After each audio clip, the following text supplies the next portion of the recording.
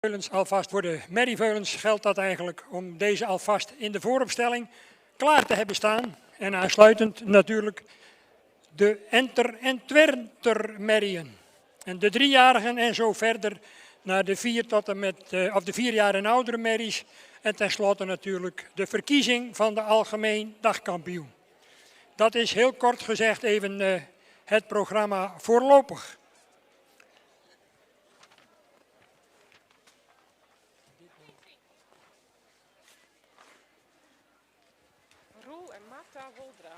Geef ik u nog een keer de nummers. De hengstveulens catalogus nummer 10 en nummer 11. Aangevuld met die van vandaag 125 en 131. En de merrieveulens van donderdag 46 en 66. En van vandaag 148 en 164. En aansluitend daarna dus de enters en twenters 166, 169, 177 en 170. Dat is dan net 2 ingangen, hè?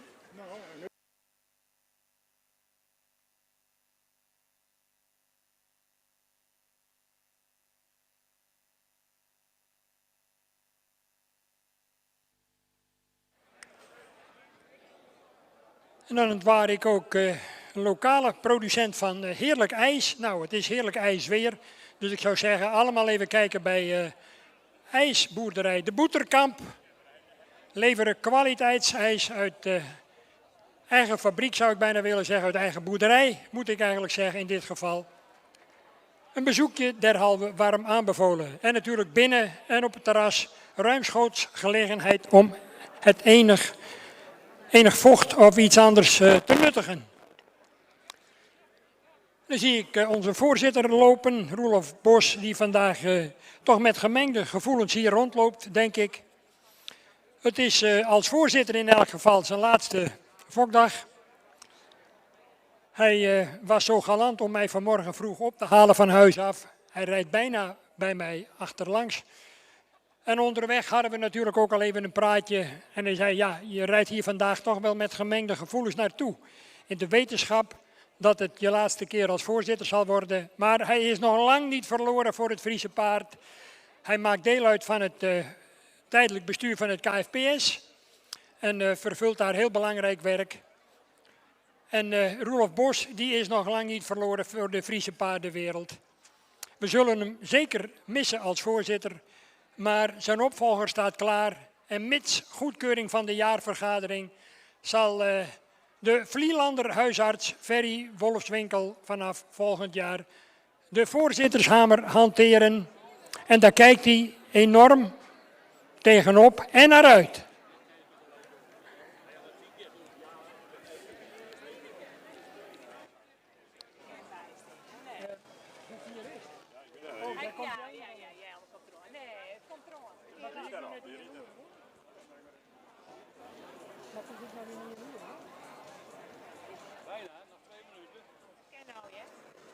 Even geduld.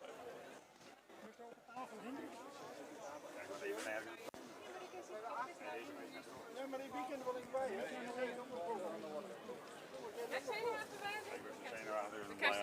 We houden die wel even mentaal. Oh. De laatste speech. Dan ben ik net vaker boven.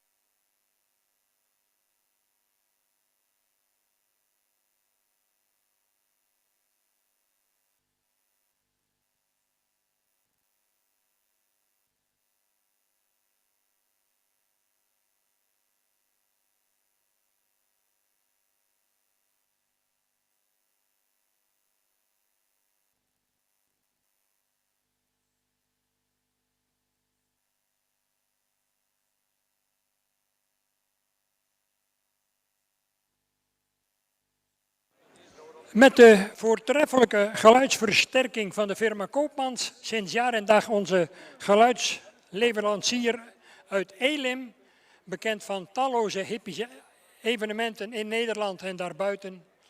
Betrokken ook bij het hippiesbedrijf in Exlo, waar straks de kandidaat Friese stamboekhengsten weer terecht kunnen voor hun onderzoeksperiode. Ook daar is Koopmans een van de mensen, ik zou bijna zeggen, de speel van dat gebeuren daar in Exlo. Samen met een aantal partners hebben zij dat hele mooie complex weer nieuw leven ingeblazen. En ook wij als Friese paardenmensen maken daar dankbaar gebruik van. Voor het onderbrengen van de kandidaat. Stamboekhengsten die beginnen straks aan het verrichtingsonderzoek.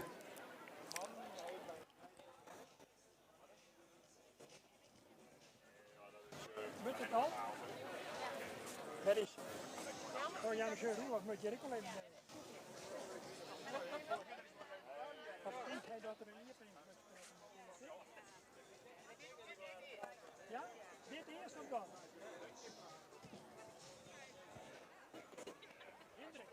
Hendrik.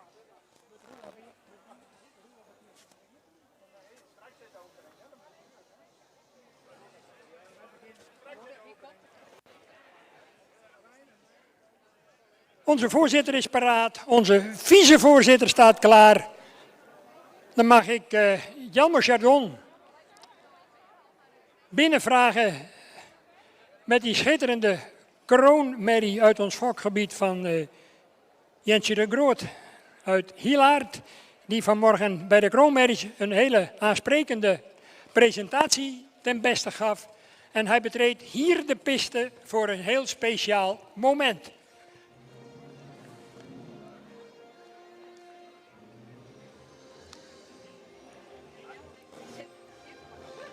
Als Jelmer zo dadelijk even op wil stellen en wellicht dat er ook even een groom aanwezig is die het paard eventjes vasthoudt. Ah, goed zo Reinder. Je stond achter mij, maar het is voor elkaar.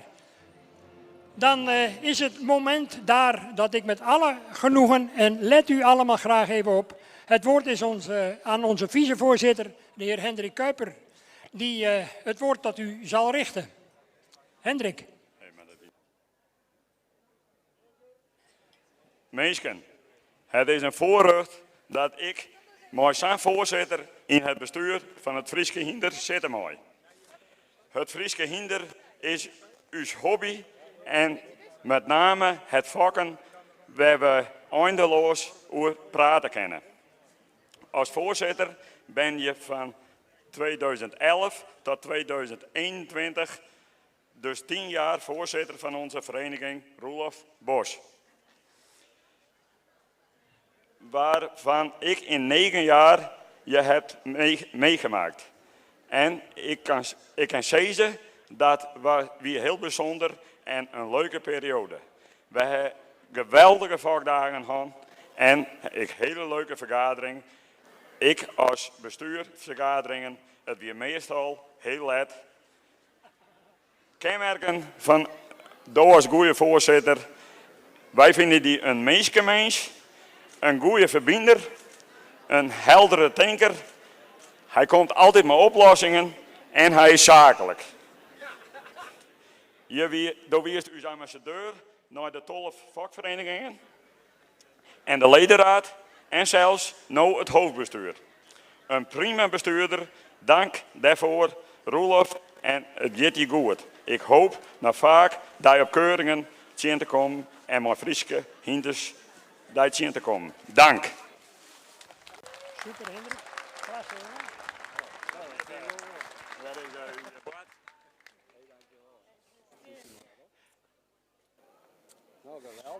Nou. Even omdraaien. Even voor het statieportret, voor het nageslacht wordt het even vastgelegd. En uiteraard voor het meedelingsblad met Johanna Faber haar natuurlijk ontzettend voor inzet.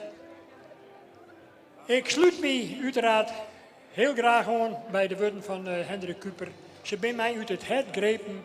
En ik denk dat Roelof hier zuiver voor wat trorek is. Heeft ik nog behoefte, Roelof, om hier even op te reageren? Is er behoefte? Ja, er is zeker behoefte. Ik hier het plant aan het einde van een midje. En dat wil ik zo horen, maar ik wil nou even heel kort zeggen dat ik hier dit nou net verwachten, want het is 1 uur en we moesten al lang los.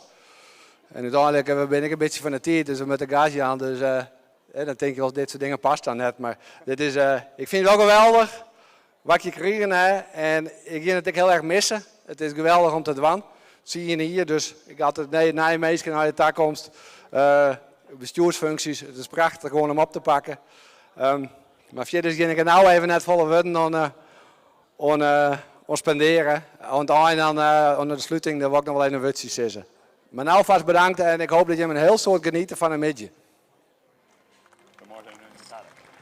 Nou, en daar staat Jelmer Chardon, je natuurlijk kleer en net voor niks. Natuurlijk betrekken we in dat dankwoord van Hendrik Kuper. Ik zie vrouw Hanna, zij zit hier op de tribune. Hanna, ik heel erg bedankt voor al die jaren. Dat stond in Roelof. Missen we woest voor de vereniging. Het was een enorme, bijzondere periode dat Roelof leiding joeg aan uw vakvereniging. Hij maakt het een ereronde en dan geven we alle even staan. Kom op! En dan hebben we uw muzikanten van Status Quo.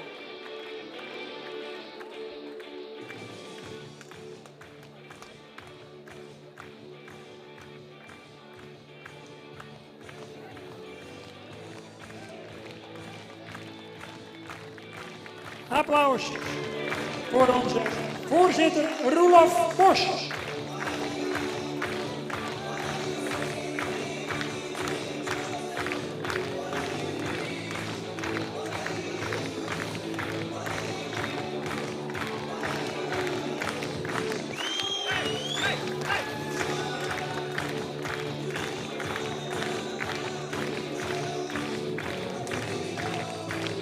Ere wie ere toekomt. Dank Roelof Bos.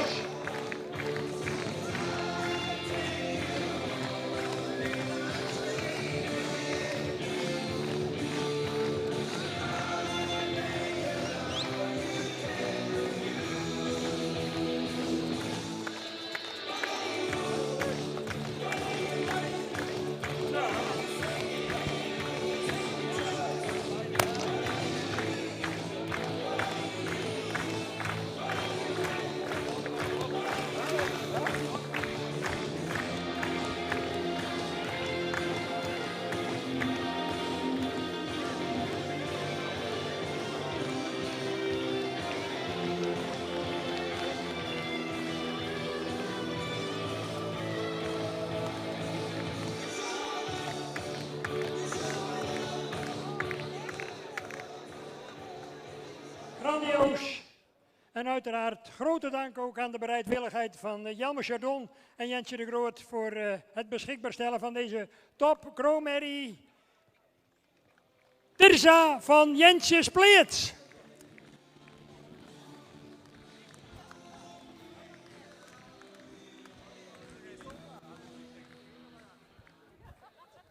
Dank u wel. Gaan we over tot de orde van de dag.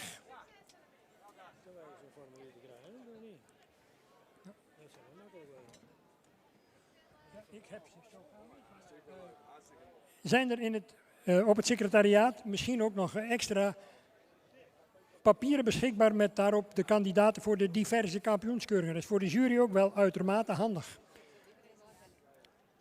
Dus als dat zou kunnen, ja, een peer maar even van elk. Goed, de veulens, zijn ze allemaal paraat?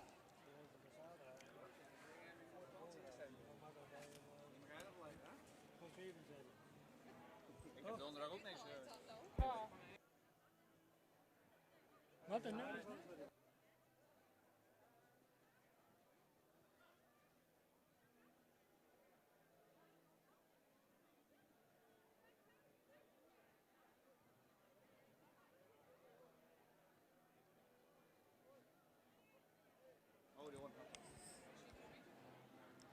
Nou, dan willen we uiteraard graag beginnen met de kampioenskeuring. Natuurlijk, dit ingelast intermezzo kost even tijd. En heeft ertoe geleid dat de eigenaren van Veulens misschien nog niet allemaal bij de entree staan. Toch een vriendelijk verzoek om zo snel mogelijk deze kant op te komen. Engstveulens, nummer 10, nummer 11, 125 en 131. De jury in dit geval voor het veulenkampioenschap, inspecteurs Corrie Terpstra, inspecteur Piet Bergsma, aangevuld met jurylid Popke van der Meulen. En zij bepalen de kampioenskansen van al die kandidaten.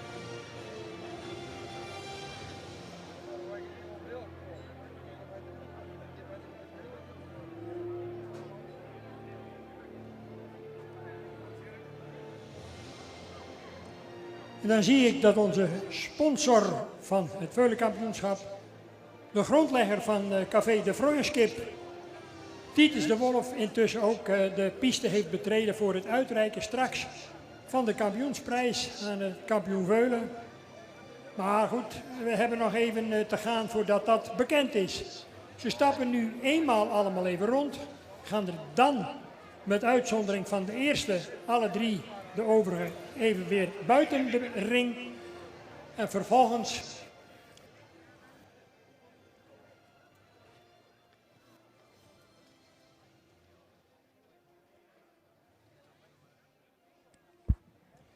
vervolgens komen jullie vanuit die hoek hier schuin naartoe gestapt richting de jury. Dan stellen jullie eventjes op, daar aan die kant. Die kant.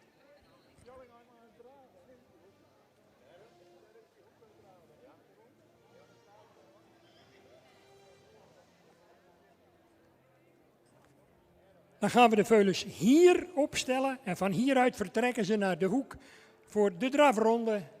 1 keer compleet rond en dan gaan ze daar de baan weer uit. Dat is de bedoeling. Als de rest het nu ook even heeft opgepikt, dan moet het vlekkeloos kunnen slagen.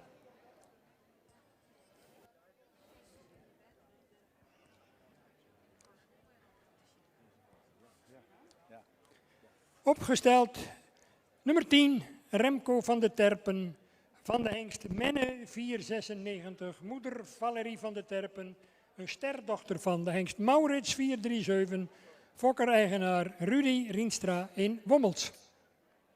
De eerste kandidaat bij de hengstveulens.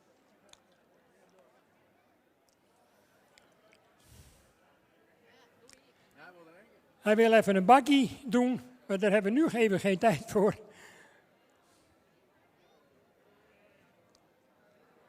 En dan gaan we eens kijken wat deze jonge Menne ons te bieden heeft op het gebied van beweging.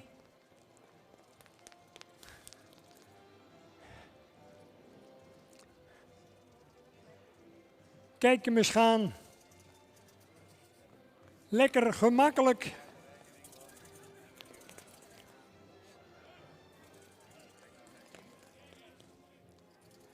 Ja, en met veulens is het nou eenmaal onveranderlijk zo. Ze moeten het maar net eventjes willen doen. En zeker ook voor de mensen thuis die nog voor de livestream zitten. Waarbij de camera wordt bediend door Adriaan Meindersma. Zeker denk ik toch wel heel aantrekkelijk om ook deze kampioenskeuring hier vandaag mee te pakken. En op die manier toch deelgenoot te kunnen zijn van de 69e Fokdag hier op Harig in Gaasterland. Nummer 11.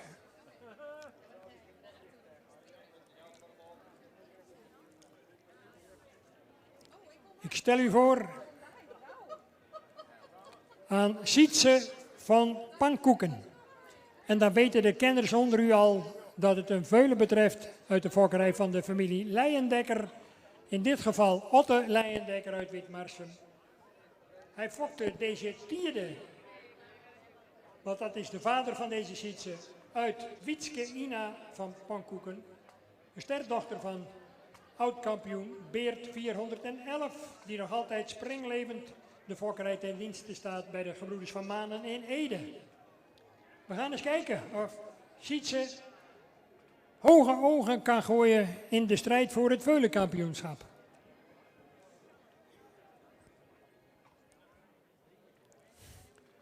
En je voelt eigenlijk wel een klein beetje de spanning zo rondom de piste, maar het staat u geheel vrij om uw favoriet of een flitsend optreden van een van deze veulens natuurlijk met een begeleidend applaus te ondersteunen. Dan gaan ze sommigen nog wel eens even beter lopen zelfs.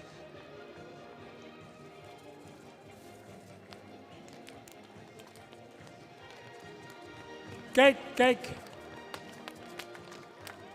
Hij kriegt het er nog toon. Een grote eer om met de zelfgefokt veulen in zo'n kampioensring present te zijn. Ja, kijk hem eens gaan. Die jonge tierde. Zeer geslaagd. Volgende kandidaat. 125 van de ja, toch wel succesvolle fokkerij van de familie Duiven-Lettinga in Hartwerd.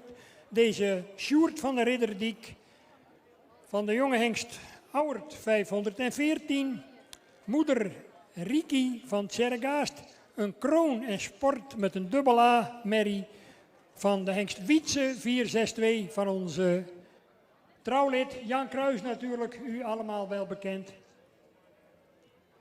En ook deze Sjoerd gaat natuurlijk proberen hoge ogen te gooien. En natuurlijk nemen de juryleden, waarvan een aantal deze veulens natuurlijk nu voor het eerst zien en donderdag niet hebben beoordeeld, omdat ze in een andere baas stonden opgesteld, nemen ze nog ook heel nadrukkelijk het exterieur van zo'n veulen nog wel even mee in hun beoordeling. En natuurlijk zijn het allemaal eerste premieveulens en toch zijn er dan weer kleine verschillen waar je als jurylid ja, soms toch wel rekening mee houdt.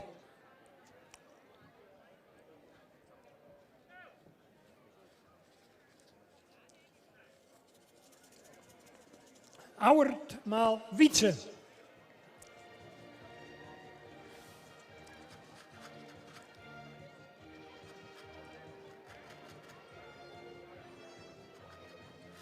Komt prachtig mooi in het front. Omhoog ook.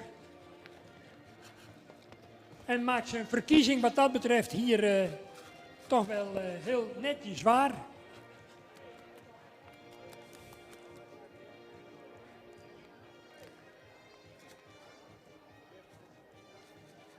En het blijft natuurlijk ten alle tijde bij het beoordelen van veulens.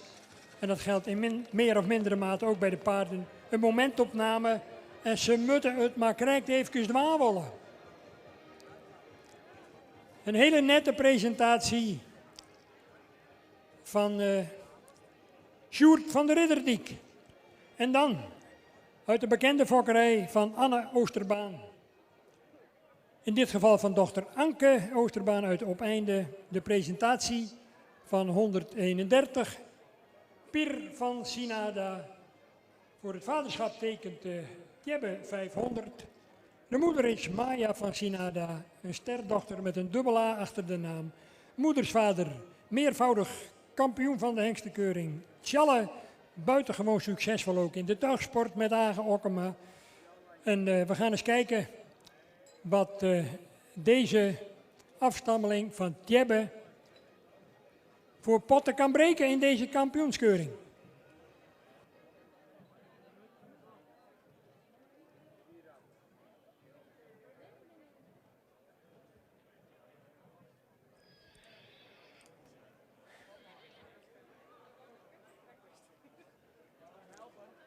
Ja, en als ik het goed heb, dan is de vader van dit veulen uiteraard ook ontstaan binnen de fokkerij van de familie Oosterbaan. En ja, het geeft nog maar weer eens even aan dat zij heel serieus en bewust met fokkerij bezig zijn. En dat kan ook bijna niet anders met een vader als Anne Oosterbaan, die op velerlei terreinen in fokkerij actief was. Prachtig boekwerk destijds verschenen over zijn levenswerk.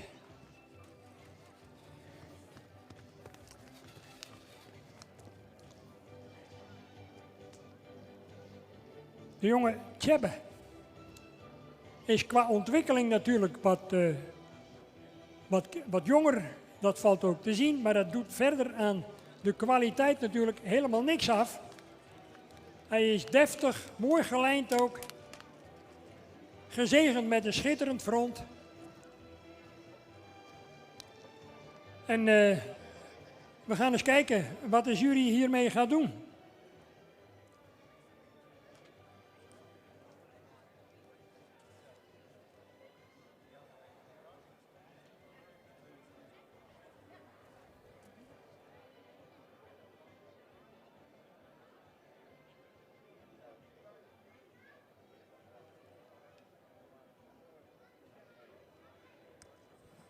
Nou, dan komen die veulens alle vier nog een keer terug.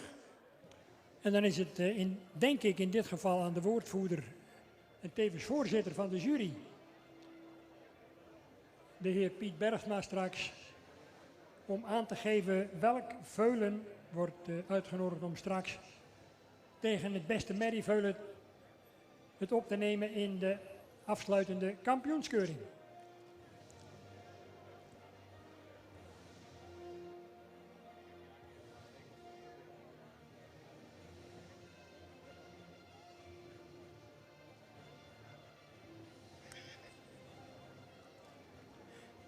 Ja, heel vaak zie je dan bij zo'n kampioenskeuring van veulens toch nog wel eens, vooral als zo'n veulen dan bijna de halve dag al op de vrachtwagen heeft gestaan, dat het hele frisse van het optreden in de morgen 's middags een beetje verdwenen is.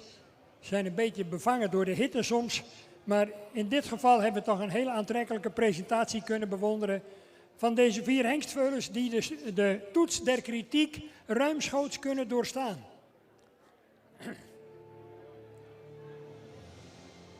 En de merrieveulens zijn allemaal al present. Ja. Piet. Ik geef het woord graag even aan de heer Piet Bergsma. Ja, dankjewel. Nou, 4 eerste premie hengstvulletjes terug. 2 die zijn een beetje wat ouder en 2 wat jongere beestjes. Je kijkt bij de veulens ook naar ras en de bouw. En dan is stap was altijd een beetje een lastige gang om te beoordelen bij de veulens. Sinds we ze vast hebben naast de merrie, is de stap toch iets beter te beoordelen. Bij deze veulens hebben we ook goed gekeken naar de stap. En dan vinden wij toch dat er 2 betere stappers zijn. Alhoewel dit toch eigenlijk alle 4 heel goed in het rastype staan, zijn de veulens en ook veulens die goed konden bewegen. Maar toch zit er verschil in. Ik wil graag nummer 125 en nummer 131 bedanken voor hun presentatie. Het zijn 2 hele luxe veulens die goed konden draven, maar toch in stap tegen de 2 grotere heren het moeten afleggen. Nou houden we over. Nummer 10 en nummer 11. Nummer 10 is een veulen met heel veel front. Een edel hoofdje, ook een goede sterke bovenlijn. Een veulen wat ook heel goed stapt, veel ruimte in zijn stap heeft. Bij nummer 11 zouden we graag iets meer kap willen zien. De veulen zou iets meer nek kunnen hebben. Wel een lange hals, sterke bovenlijn. Ook een veulen wat heel goed stapt. En dan komen we bij de draf. We maken het even spannend. Dan kijk je naar souplesse en ruimte. En een goed achterbeengebruik. Wij vonden bij nummer 10 dat hij iets minder souplesse had als bij nummer 11. En we hebben gekozen dus voor het veulen wat de meeste souplesse in de draf had en ook de meeste ruimte. Dat wordt nummer 11. Dat is de kampioen en nummer 10 reservekampioen.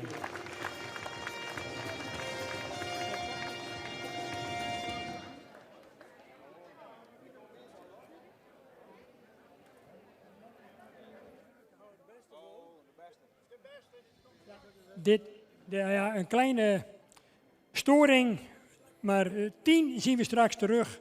Die neemt het dan nog een keer op tegen het beste merrieveulen. En daaruit kiezen wij 1 kampioen en een reservekampioen. Klein misverstand, kan gebeuren.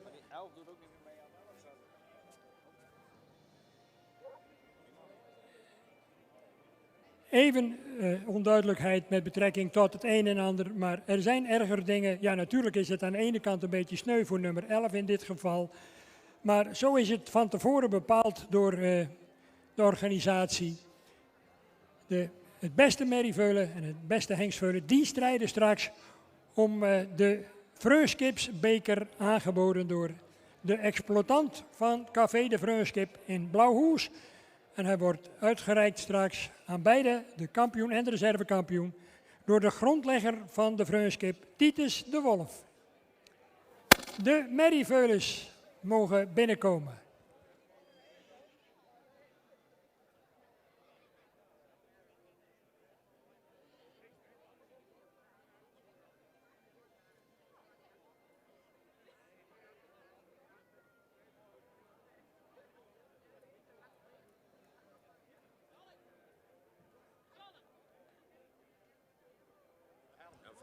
Even voor de duidelijkheid, nummer 11 komt terug uiteraard.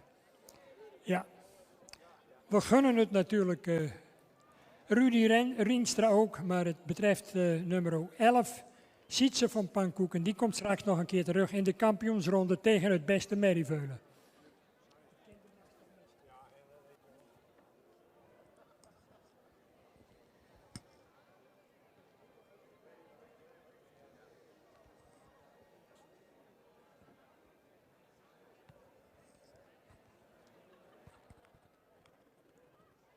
Met excuus uiteraard voor een paar kleine misverstanden en dat wordt bij deze opgelost.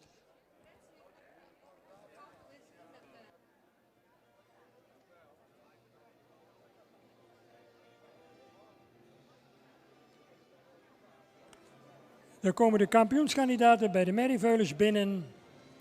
46, 66, 164 en 148.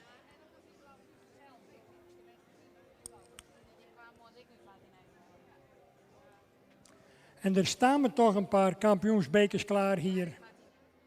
Ik denk dat sommigen om een nieuwe medaillekast of een eretrofeekast uit moeten, want prachtige ereprijzen die nog meer cachet geven aan een kampioenschap op onze Fokdag.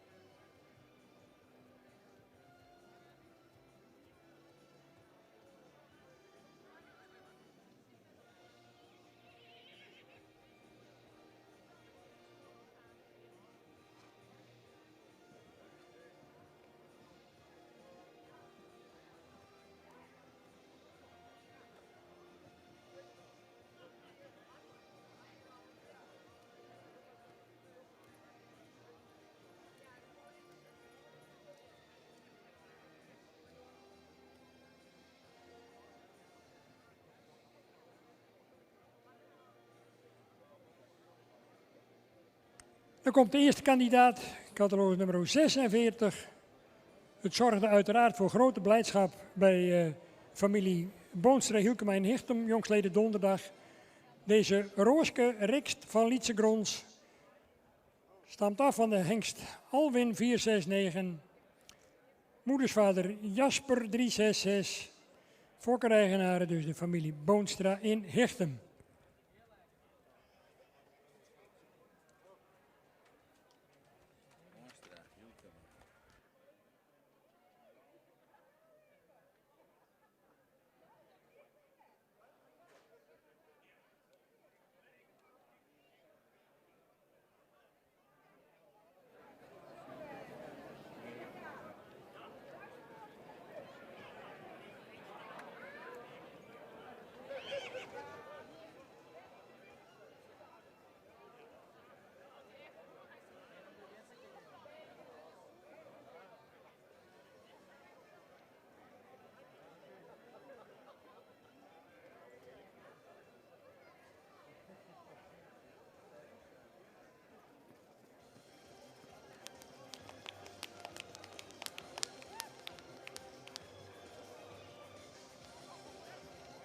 Nou.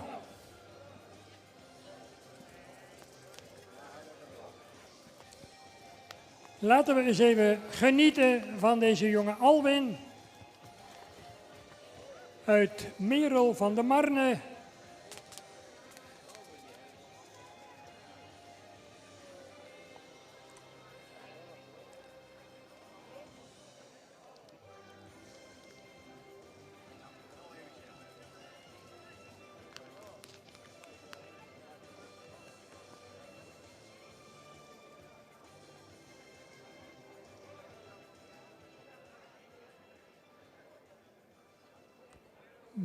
Mededeling bestemd voor de finalisten voor wat betreft het bestgaand rijpaard. In tegenstelling wat in het boekje staat, staat de finale van de hengsten en de ruinen gepland om 3:30. En gerechtigd deel te nemen aan die finale zijn de volgende nummers. Let op, 1, 2 en 5. Hengsten en ruinen dus, de catalogusnummers, ik herhaal ze nog een keer. 1, 2 en 5. En om 4:30 staan de merries gepland. En daar hebben we te verwachten 8, 9, 12, 16 en 26. Herhaal ik ze nog een keer bij de merries om 4:30, 8, 9, 12, 16 en 26. Dat zijn de finalisten bestgaand rijpaard.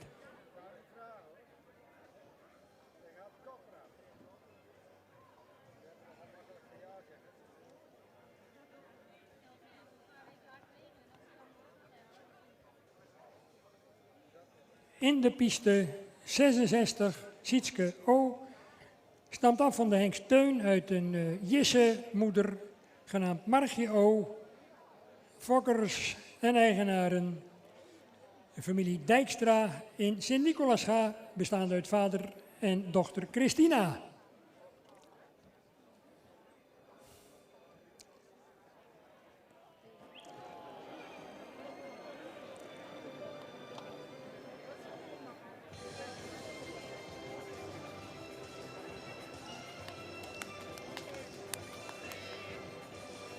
Teun 505, die vorig jaar al opviel met een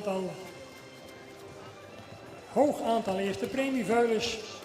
En geeft toch hier ook weer een schitterend visitekaartje af met dit mooie gelijnde veulen. En ja, dan moeten ze maar net even de draf op een imponerende wijze willen laten zien. Maar goed, dat blijft bij veulens nu eenmaal een beetje onvoorspelbaar. Maar dat die deftig en luxe is, daarover bestaat geen enkele twijfel.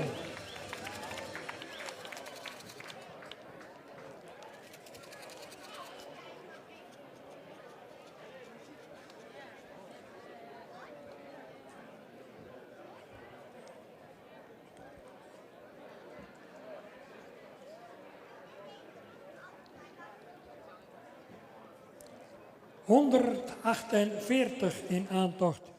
Pierke van het Ichtenveen. Vader Ulbron 502. te vinden op het Hengstenstation van Staldemersken. Kort geleden nog met een imponerende Ulbron, de fokdag, ik meen in Tolbert, kampioen. En hier dus deze Pierke van het Ichterveen uit de moeder Magda van Oostenburg, sterdochter van Hinne 427.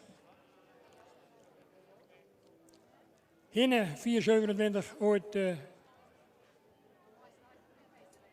gefokt in Baaksens door Herman Bos. Tegenwoordig deze Pierke en deze Magda in eigendom bij P.J.H. Andreoli in Echten.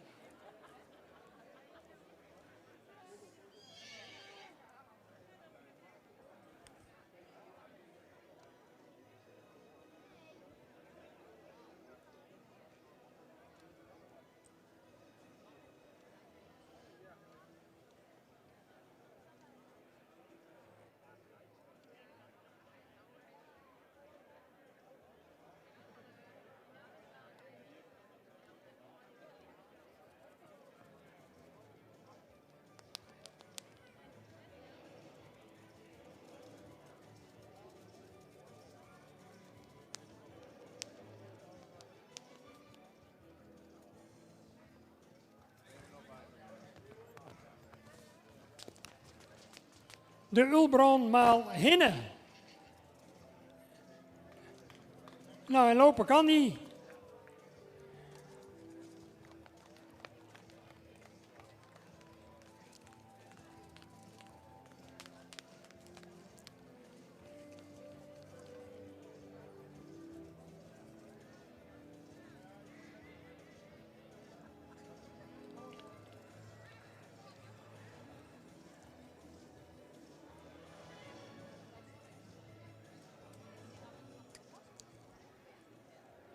Uit de fokkerij van onze vicevoorzitter komt de laatste kampioenskandidaat. Catalogus nummer 164, Sigrid K. Vader Ieme 507. Uit de fokkerij van de familie Oosterhof in Denemarken. Deze Ieme, de zoon van Tjalle. Moeder Willemien B., de sterdochter van Beert. Fokkereigenaar Hendrik Kuiper Oosterend.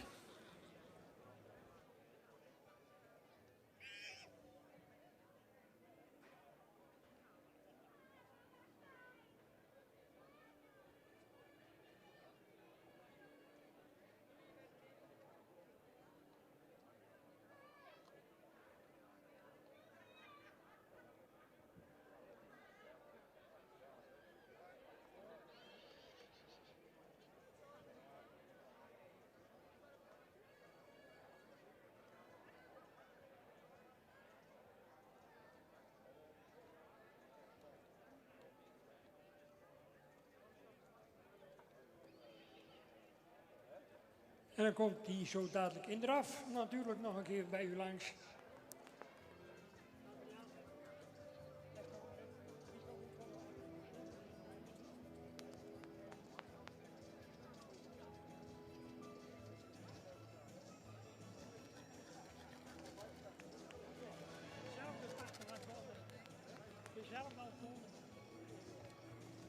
Thank you.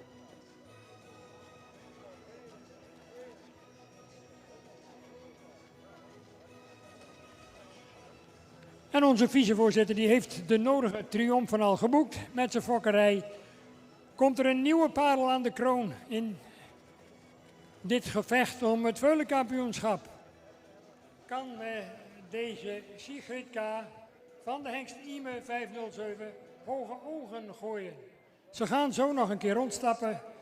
Mag ik de enters en de twenters verzoeken al deze in gereedheid te brengen voor de vooropstelling. Dit veulenkampioenschap, moet ik u natuurlijk nog wel even melden, is mede mogelijk gemaakt door de ruwvoerhandel en stalling bij S.A. de Vries uit Witmarsum. Waarvoor onze grote dank.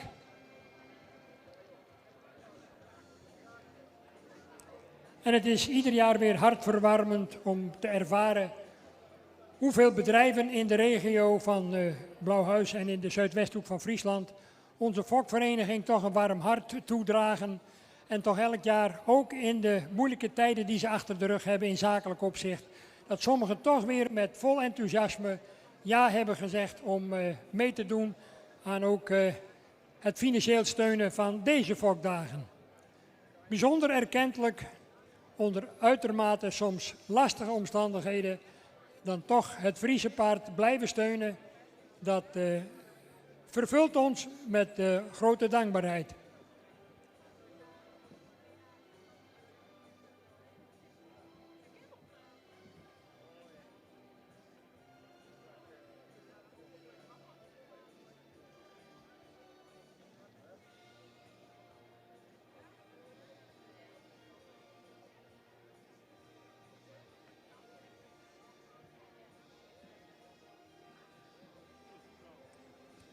Ja, en dan hebben we natuurlijk precies hetzelfde als bij de hengstveulens. Uiteindelijk zal er van deze 4 slechts 1 overblijven die het zo dadelijk dan tegen dat beste hengstveulen gaat opnemen om te betwisten de grootte van de kampioenstrofee.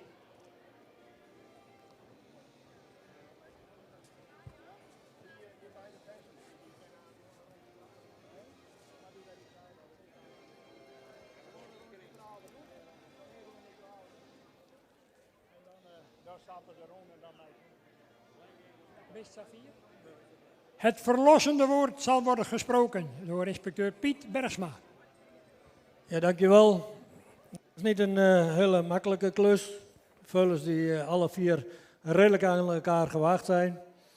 En dan ga je kijken naar de stap en dan ga je kijken van welk veulen heeft het meeste elasticiteit en is het makkelijkste in zijn draf. Want de stap waren ze eigenlijk, tenminste de 2 betere die wij eruit gezocht hadden, was de stap eigenlijk wel gelijk.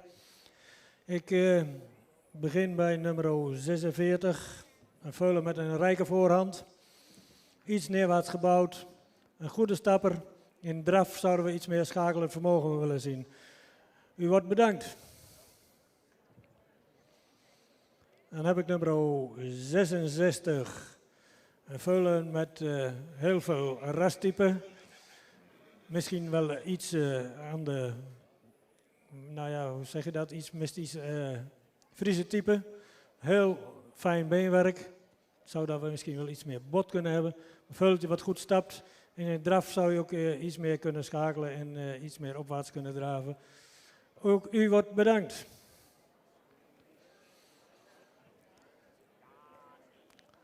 Dan komt nummer 148. U mag wel even een eindje doorlopen, dan kan het publiek het ook volgen. Nummer 148. Een veulentje met een rijk front. Zou misschien iets meer nek kunnen hebben. Sterker, de bovenlijn zou ietsje sterker kunnen zijn. Maar een veulentje wat heel ruim stapt, heel vlot stapt. En in draf kan hij goed schakelen. Heeft hij veel zweefmoment. Die mag nog even doorlopen. En dan heb ik nummer 164. Ook weer een jong veulen. Veulen met veel front. Iets op de voorhand. Rugje zou iets sterker kunnen zijn. Een kruisje wat meer lengte. In stap is hij ruim voldoende. En in draf liet hij ook goed schakelend vermogen zien. Maar we hebben vandaag gekozen als beste merrieveulen nummer 148. Gefeliciteerd.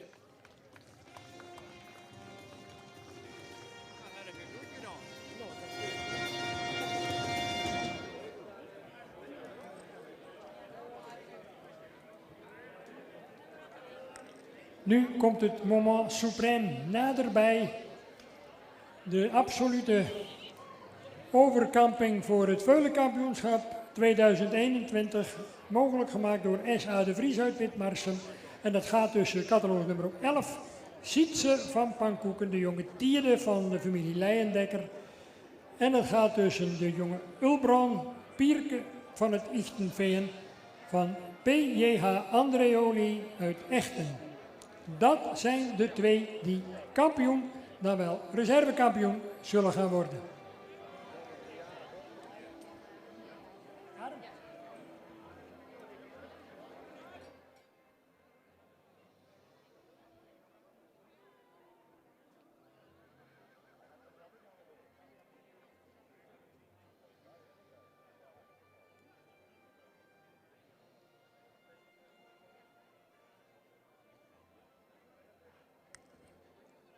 Goed, we gaan nog één keer genieten van een rondje draf.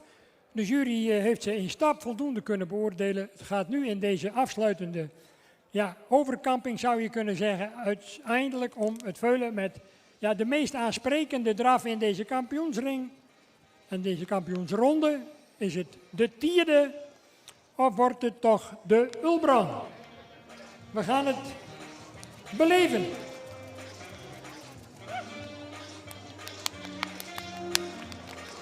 En u mag uw favoriet best een klein beetje aanmoedigen, dames en heren.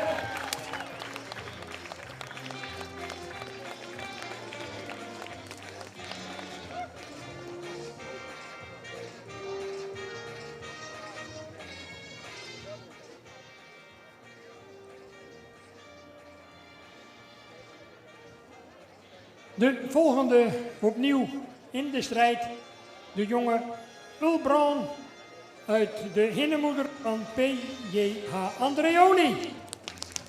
En is zij in staat om die dekselse sietse van pannenkoeken het vuur na aan de schenen te leggen?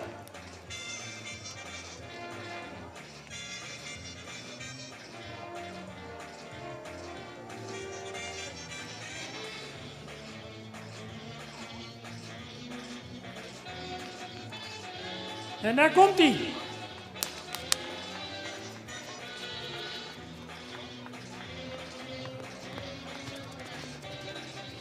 Nou, galopperen kan hij in elk geval als de beste. En kijk, daar gaat hij.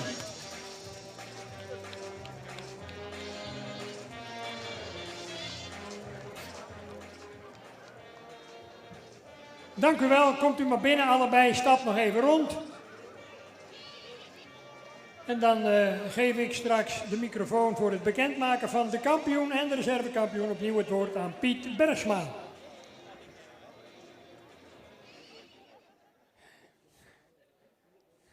En natuurlijk loopt de spanning op bij de familie Leijendekker en bij de familie Andreoli.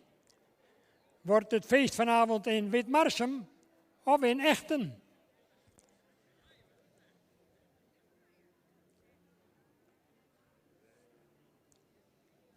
En onze lintendames in schitterend Fries kostuum, de zusjes Walinga, die staan al klaar met de ereprijzen voor de nieuwe veulenkampioen en de reservekampioen 2021 van fokvereniging het Frieske Hinder.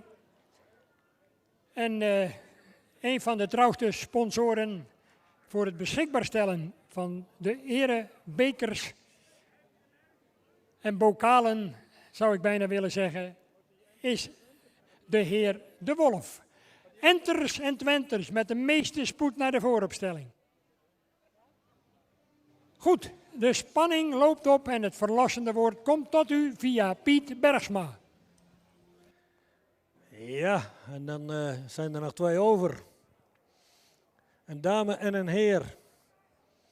Ik ga ze niet weer heel uitvoerig bespreken, maar onze voorkeur ging deze keer uit naar de mannelijke gedeelte van de veulens. Dus nummer 11 is de kampioen.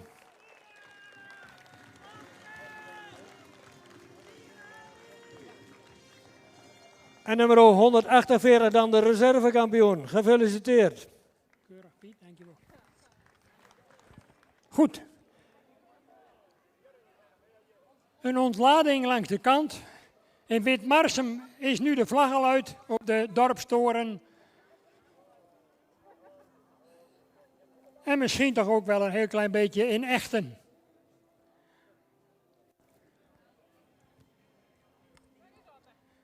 De trotse Otte Leijendekker en zijn dochter Boukje in aantocht bij de jonge Tierde, kampioen Sietse van Pannenkoeken.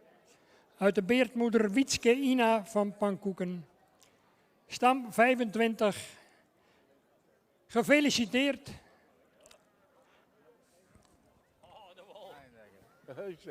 Gefeliciteerd, maar de succes.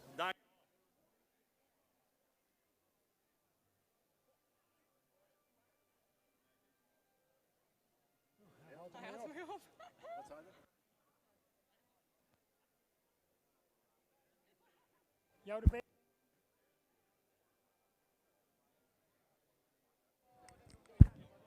Ja, even een kleine onderbreking van de stroom bij het geluid.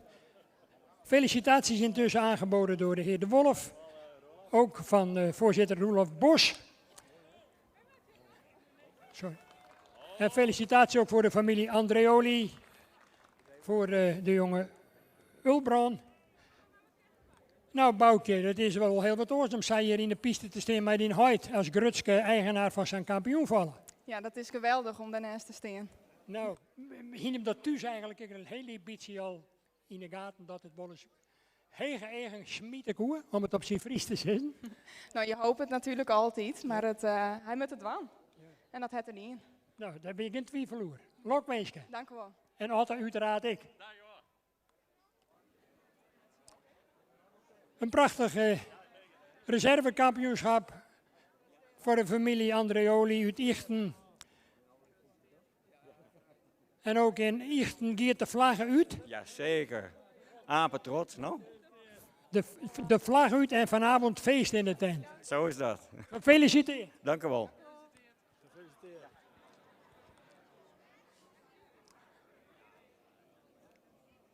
Anneke en Yvonne Walinga in Fries kostuum dragen bij dat de sfeer hier in Gasterland en in Harig bij de kampioenschappen van Fokvereniging het Frieske Hinder in Blauwhoes. De foto's zijn klaar, Johanna, voor het meedelingsbeleid. Wij willen nog graag even de valsjes een keer zien. Luwe Koopmans, even een passend muziekje.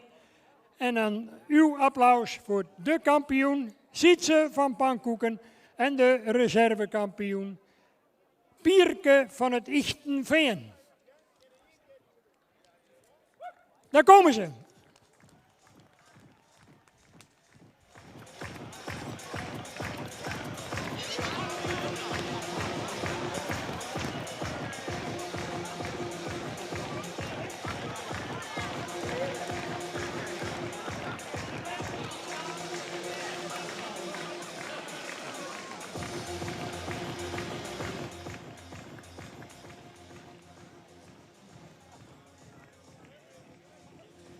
Een prachtig begin van onze kampioenschappen bij de Veulens. De schitterende kampioen, catalogus nummer 11 en de reservekampioen, catalogus nummer 148. Dolle vreugde, zowel bij de familie Andreoli als bij Leijendekker.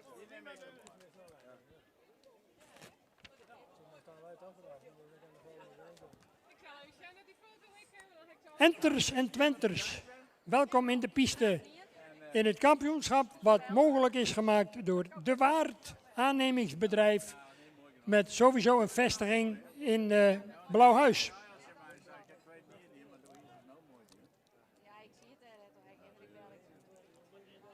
Kleine wijziging in de samenstelling van de jury. Piet Bergsma blijft staan en hij wordt ondersteund in dit geval, zou ik willen zeggen, door Manuel Gasseling en Dick Brummel. En zij gaan bepalen wie van de twee enters, dan wel de twee Twenters, naar huis gaat straks met het ereroset behorende bij het kampioenschap van de jeugd.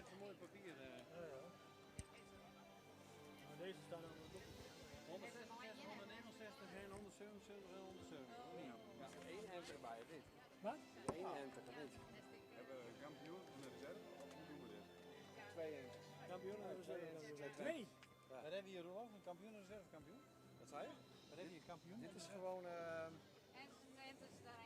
je hebt hier van de Enters en de Twentes heb je een kampioen en een reservekampioen. Ja. Ja. Gecombineerd, maar ja.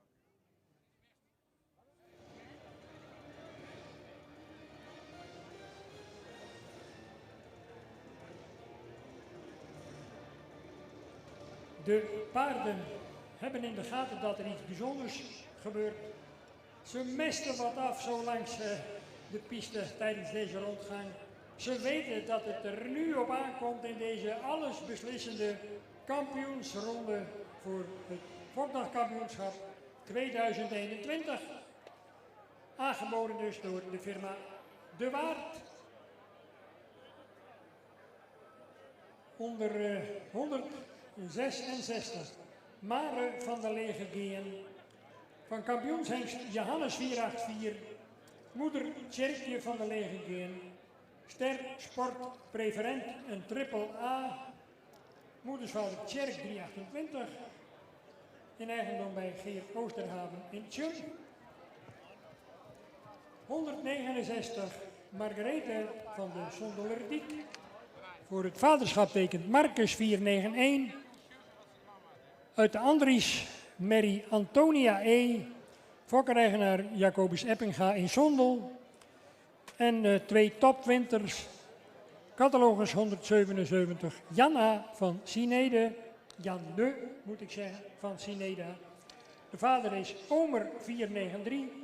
Moeder Sianka van Sinada. De kroonmerrie met een dubbel A. Moedersvader Stendert 447. Fokkereigenaar mevrouw Anke Oosterbaan in Opeinde. 170 Lieke van Oosterrijn. Een jonge Ulbron 502 uit een Tjalle moeder Jaitske van Oosterrijn. Een sterdochter.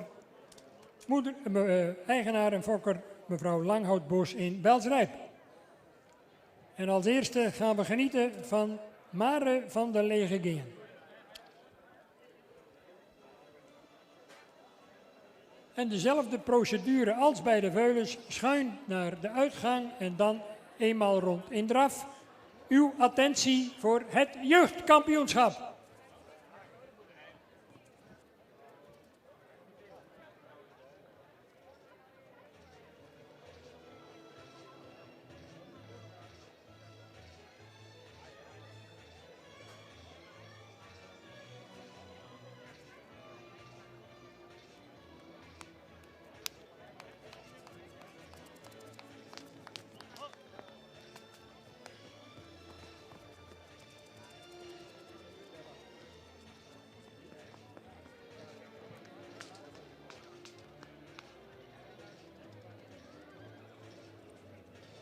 De presentatie van een prima bewegend enter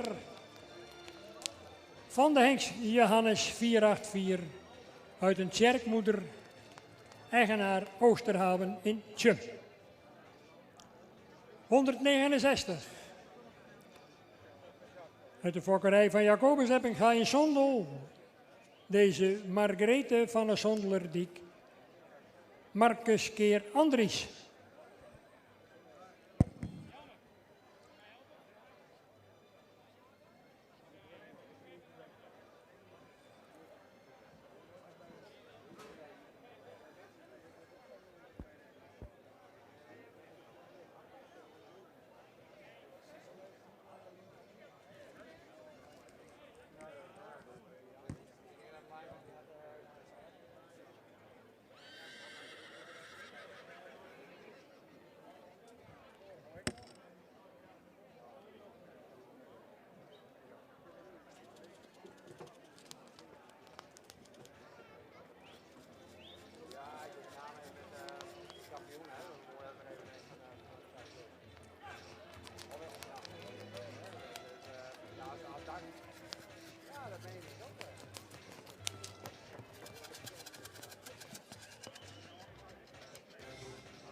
Mooie gelijkwaardige entermerrien in deze kampioensronde.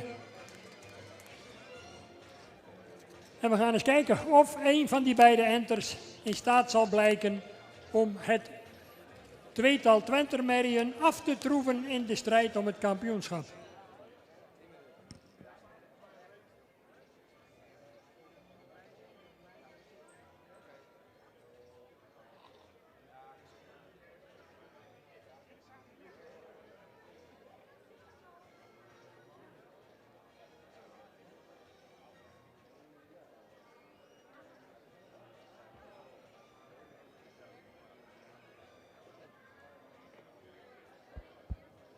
...170. Lieke van Oosterrijn. Ulbron Maltjalle. 2 tophengsten in de afstamming van deze mooie, moderne tweejarige. Fokker-eigenaar mevrouw Langhout Bos uit Wels-Rijp.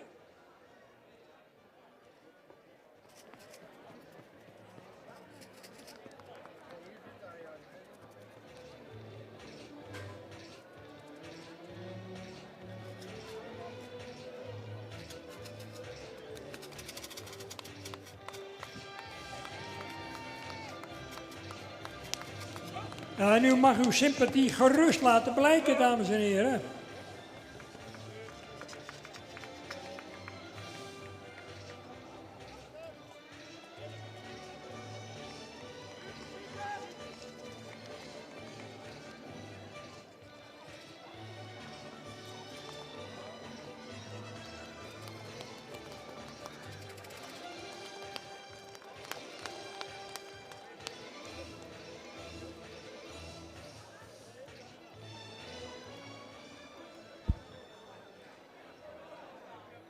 Een ideale startpositie, zeggen ze dan wel eens bij zo'n kampioenschap, dat je als laatste aan de bak mag.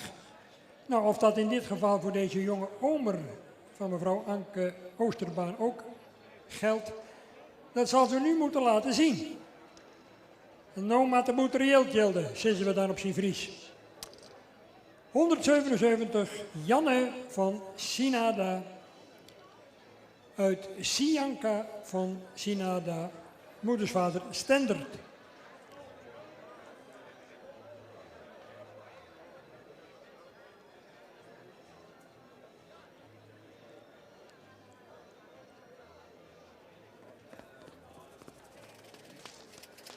De drafronde gaat beginnen. Van deze jonge Omer 493. En kan ze u bekoren?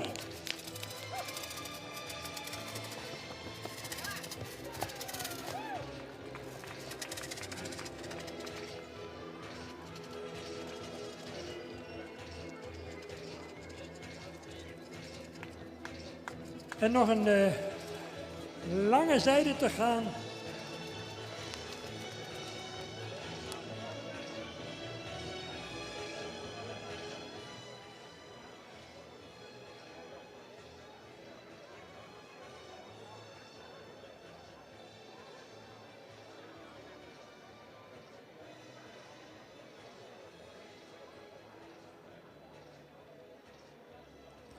Ze gaan nog even rondstappen en uiteindelijk houden we natuurlijk een tweetal over.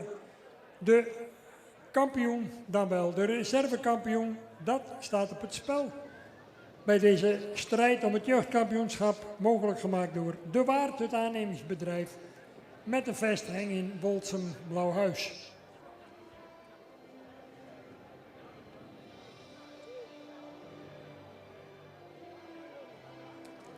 Driejarige merries graag gereed houden in de vooropstelling.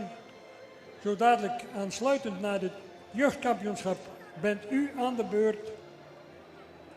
80, 84, 83, 191 en 192. Graag naar de vooropstelling.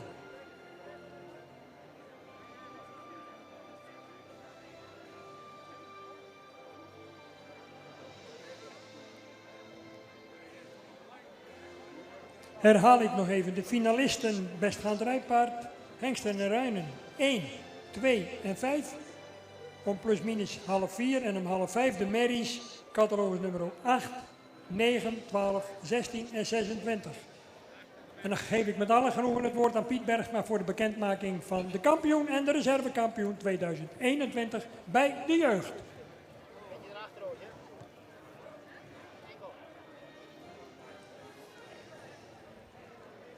Ja, en dan hebben we het jeugdkampioenschap. 2 hele luxe enters en 2 misschien ietsje rijpe twenters, maar toch heel goed in het type staande en een paar hele mooie paarden. Ik begin met nummer 166, een enter wat groot van formaat is al. Heeft een lange hals, ook een sprekend hoofd. Zou in de bovenlijn misschien ietsje sterker kunnen zijn. Maar hij liet vanmorgen ook een goede stap zien. En hij draafde vanmorgen ook met een achterbeen wat goed geplaatst werd.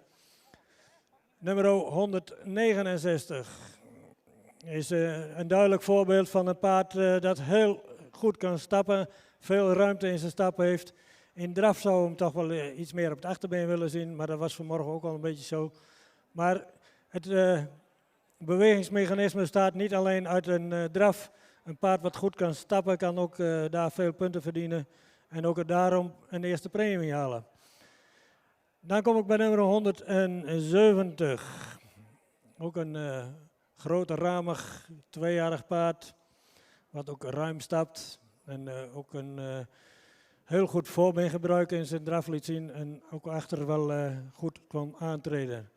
Nummer 177.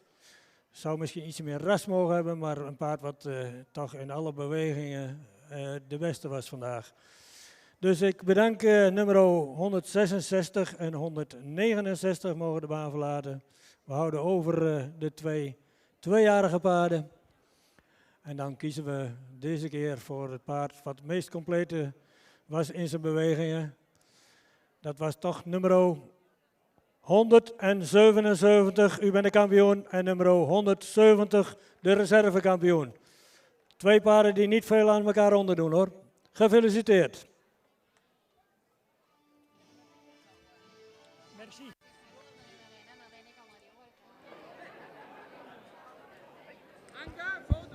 Onder dankzegging uiteraard aan de eigenaren van de Enters. Zeer eervol ten onder hier in deze sterke kampioensstrijd. Twee fraaie kampioenen, een reservekampioen en een kampioen. Het lijkt wel gewoon zo langzamerhand opnieuw een kampioenschap kan worden bijgeschreven op de erelijst van de familie Oosterbaan, in dit geval Anke Oosterbaan.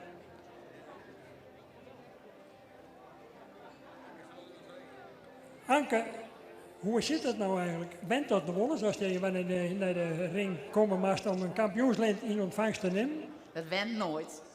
Ik ben altijd best nerveus. En ik denk van zoet lukken, gaat goed. Nee, dat went nooit. Nou, dat weer misschien beter, maar... Nou, maar heel kort samengevat, dat went nooit en elke keer is het weer spannend en dan ben je wel een hele week van slag. Nou, het is gewoon een feest om dit mooi te maken. En dat is elke keer weer prachtig. Dat mag maar weer gebeuren, zo'n hinder mag maar weer doen. Een mooie uitdaging weer voor volgend jaar, want dan komt hij als 3-jarige weer voor de sterpredicator. Zo blijf je in de spanning. Gefeliciteerd voor vandaag. Dank u wel.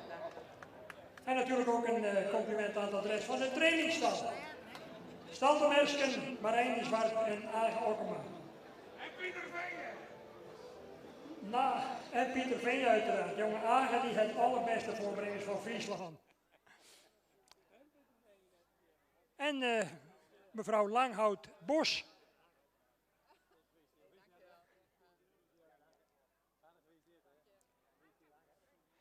Nou, toch een prachtige reservekampioen. Ja. En dan de onvermijdelijke vraag, meer dat destijds een hele bewuste keus om Ulbrand te broeken. Nou, dat maakt niet man weer even. Ja, zeker. Ja? Ja. Ja. Ja, die past daarbij. Ja, maar Job en ik worden man van avontuur. Sjalen weer wat beknapt. Deze sjalen. De mem. Nou, en Ulbrand is wat groter en wat langgerekter. En een lang voorbeen. Daarom heb ik een broek.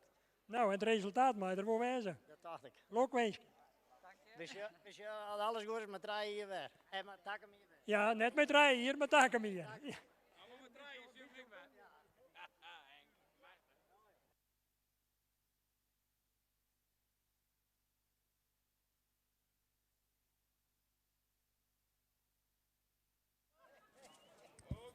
Een moment van glorie voor de fokkers, voor de trainers.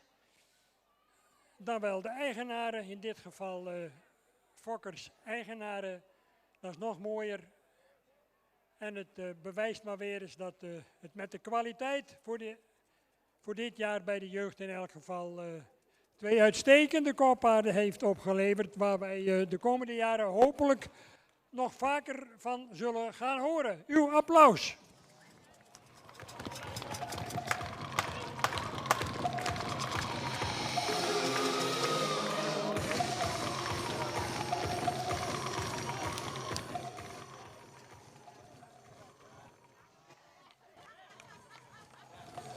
Ja, kijk eens, wat een beweging. Mooi in tempo.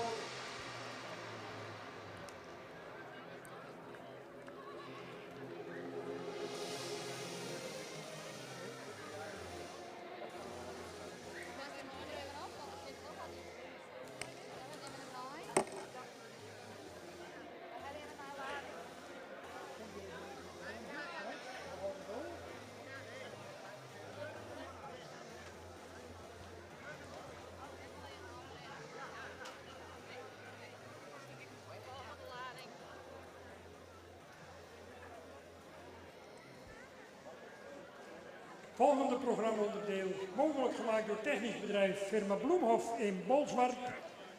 En een extra prijs van de merkencommissie, de Seens Marktprijs. Kampioenschap 3-jarigen, catalogus 80, 84, 183, 191 en 192.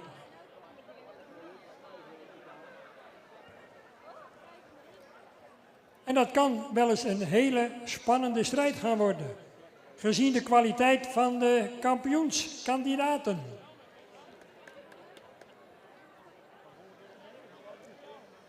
Allemaal paarden die de nodige indruk hebben gemaakt bij de presentatie, bij de opnamerubriek, zowel donderdag als vanmorgen. En laten we hopen dat het peil van die indruk ook in deze kampioensring gehandhaafd kan blijven. De dames Zwaga, Elzinga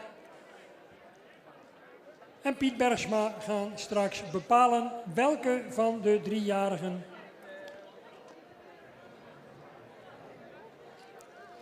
wordt gehuldigd als de nieuwe kampioen 2021 van onze fokvereniging.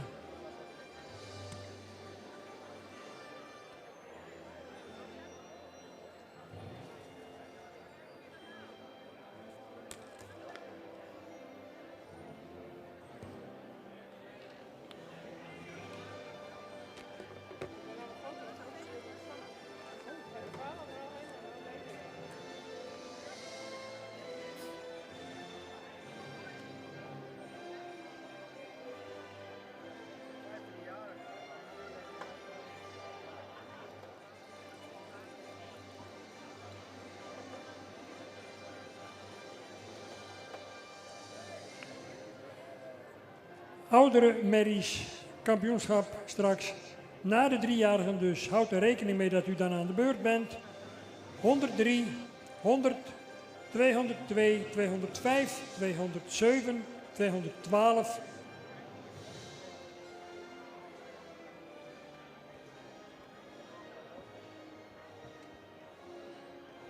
En 218.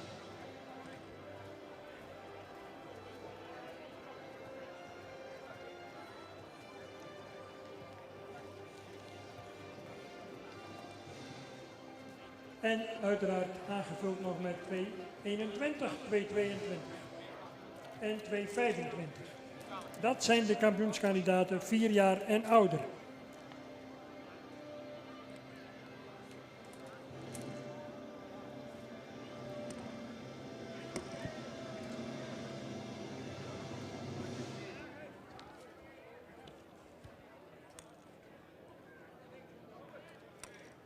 De eerste in aantocht. De eerste, de beste.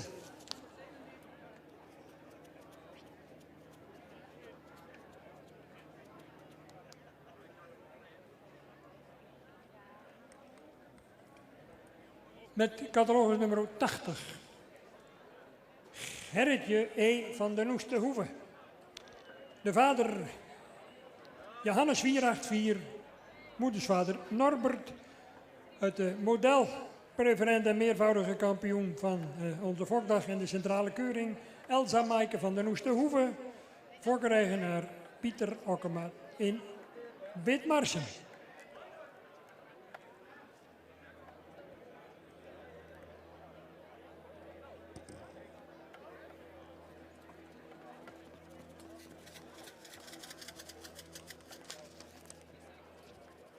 Uw attentie voor Gerritje E.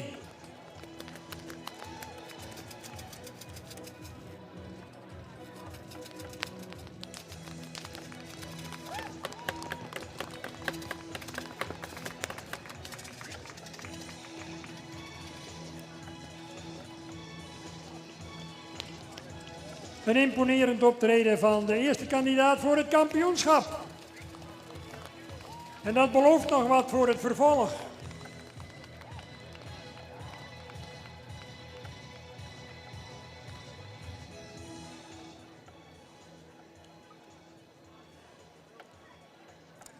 In aantocht 84. Hiske van Gallinga-Staten. Vader viervoudig kampioenshengst Jurre 495. Uit de Tjallemoeder. Fokker Johannes Oosterhaven in Tjum en in eigendom bij Geert Oosterhaven in Tjum.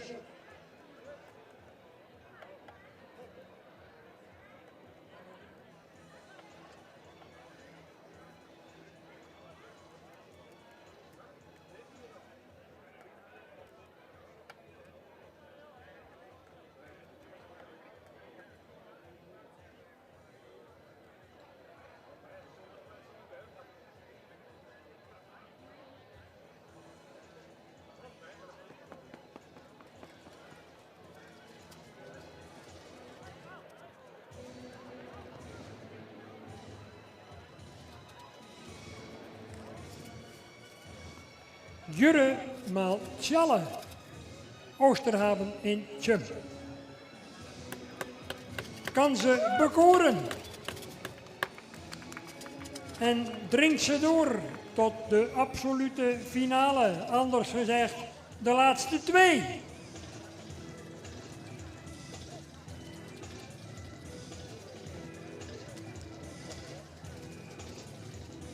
Ze moest even warm draaien. Toch een hele aansprekende verrichting in deze kampioenskeuring. Kom maar met Hester van Hilpen. De jonge Marcus uit de Kroosportmerrie Barber van Hilpen, moedersvader Wiert. Fokker-eigenaar mevrouw de Vries, bakker te Hindelopen.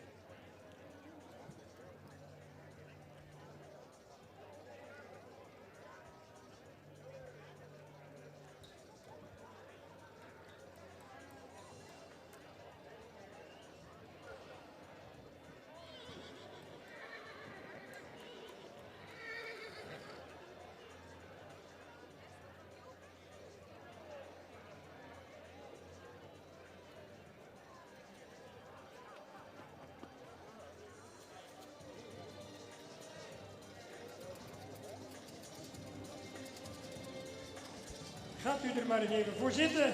Hier uit Hindelopen, vlakbij Gaasterland gelegen. Deze kampioenskandidaat, Hester van Hilpen.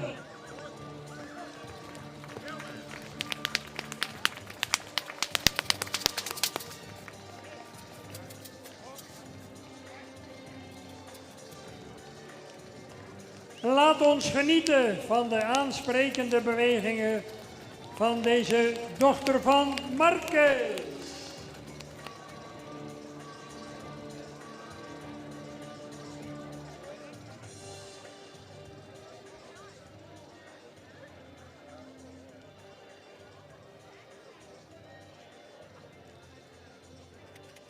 ...191 in aantocht.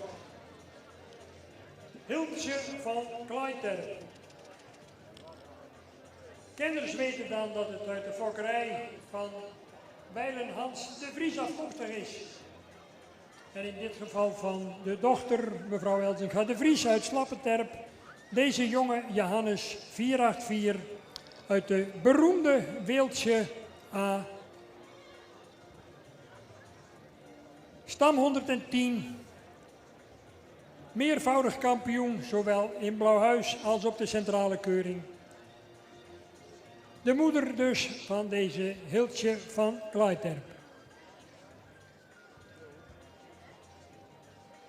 Maar ja, als je een beroemde moeder hebt, wil dat niet zeggen, en lang niet altijd zeggen, dat je ook een beroemde dochter wordt. Dat moet je dan nog wel even waarmaken. En dat gaan we in de komende minuut hopelijk meemaken. Want als het goed is, dan moet de dochter eigenlijk beter worden dan de moeder. Maar dat zal in dit geval niet meevallen. Daar komt ze. Grootramig.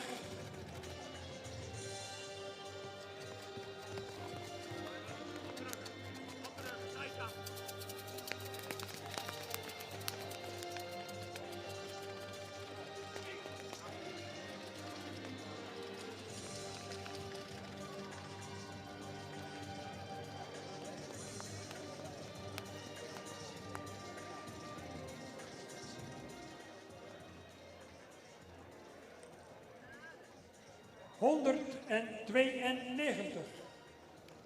Glory van het Surgeroord.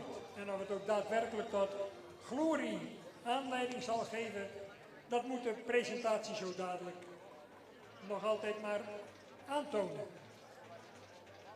Meervoudig kampioen.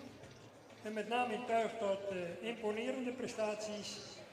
Later geëxporteerd naar Amerika. Tjalle 454, vader van deze Glory. Uit de Jaspermoeder Rikst F.V.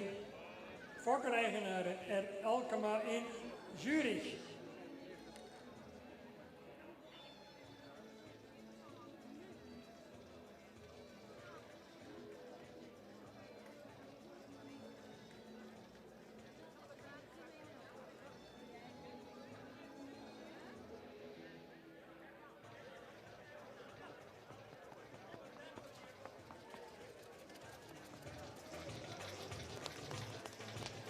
Daar komt ze. Deze jonge Tjalle. En kan ze in de buurt komen qua presentatie van haar legendarische vader.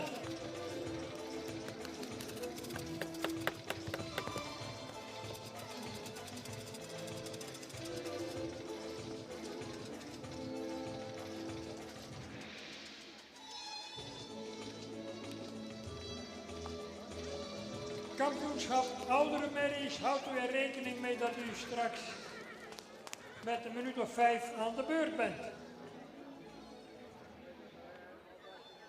Kampioenschap 3-jarigen, mogelijk gemaakt door de firma Bloemhof te Bolsward, technisch aannemingsbedrijf van de gebroeders Jacco en Freddy, waarvan met name Freddy ook een hartstochtelijk fokker van Friese paarden is. En een zeer gedreven sportman ook nog. Samen met echtgenoot Esther was hij dit voorjaar actief op de step. 2 maal achtereen op de step. 240 kilometer afgelegd ten bate van het kankerfonds. Ik neem de pet voor je af, Freddy en Esther.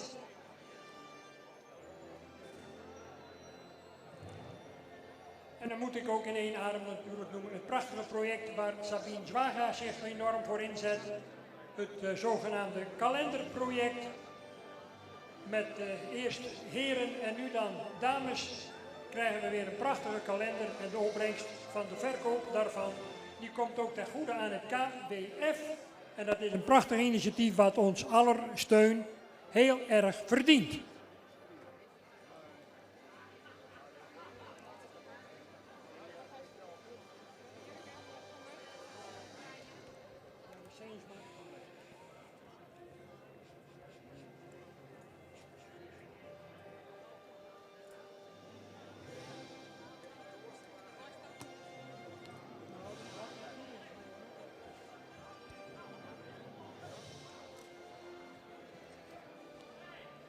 nu nog allemaal in de race. En het is grappig dat er toch nog volop discussie gaande is tussen de jury onderling met betrekking tot de kansen van diverse kandidaten.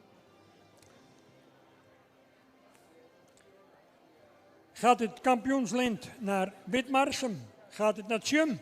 Gaat het misschien naar Hinderlopen? Of komt het toch nog in Slappe Terp terecht? En het kan natuurlijk ook altijd nog in Zurich, vlak bij de Afsluitdijk, terechtkomen. Op dit moment. Hartkloppingen langs de kant hier en daar, denk ik, bij de eigenaren, dan wel fokkers.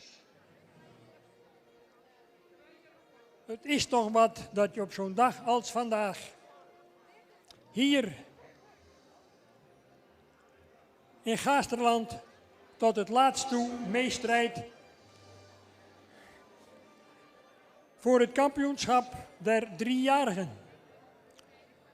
Vader Pieter voorop, vol concentratie, zoon Age volgt. En natuurlijk Tjalling de Boer, Jelme Chardon.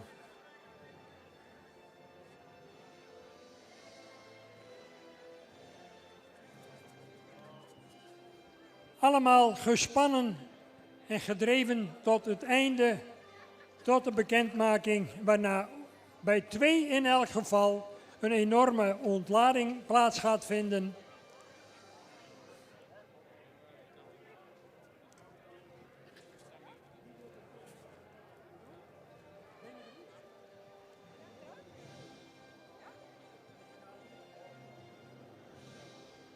De spanning is om te snijden. De discussie was toch nog wel behoorlijk intens.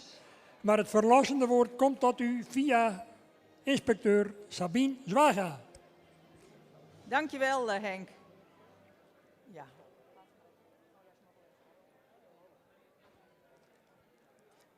Ja, wat een kwaliteit bij de driejarigen over 2 dagen Blauwhuis. We begonnen donderdag met een groep 4 merries gekeurd, 4 merries terug, 4 eerste premiemerries.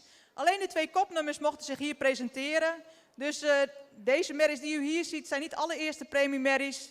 Er was nog 1 vandaag die niet lid was. En donderdag waren er dus ook nog 2 eerste premie stemmerries. Veel kwaliteit. Vandaag was dat ook weer te zien. Bijna elke rubriek alle merries terug voor primering.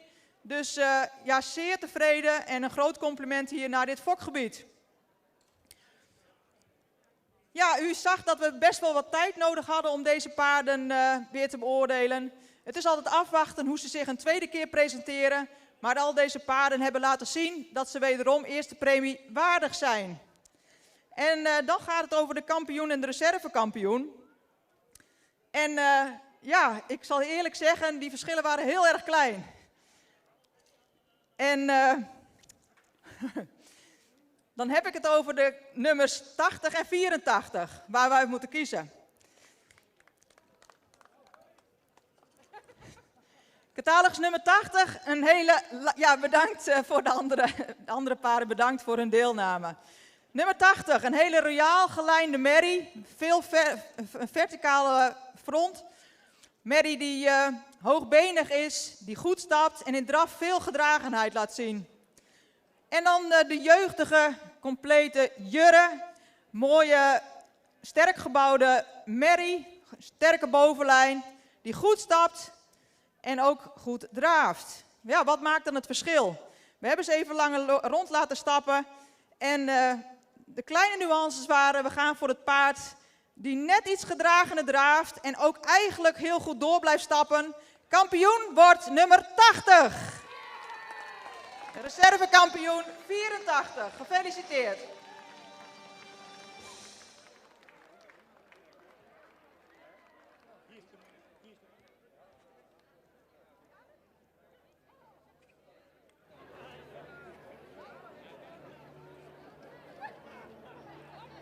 Ja, ja, wat een omhelzing, dames en heren. En wat een prachtig cadeau voor de Jitsi van Tientsi. Ze is jarig vandaag, dames en heren. En dan heb je de kampioen op stal. Dat is toch een prachtig cadeau. En natuurlijk ook felicitaties aan de reservekampioen van de hengst Jurre van de familie Oosterhaven.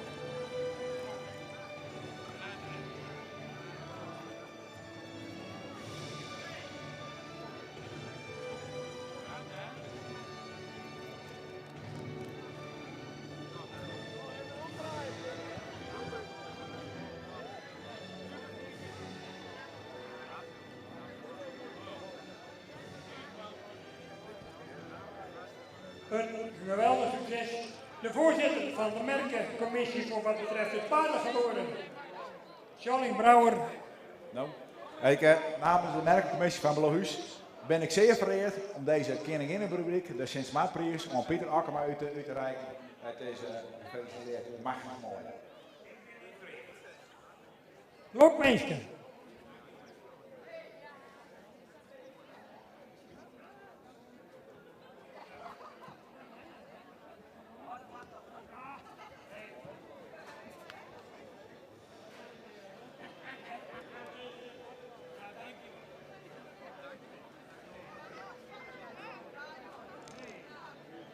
Een prachtige dag voor de familie Okkema. En dan doe ik het maar even in het Nederlands, waar we hebben een heleboel Nederlandse gasten.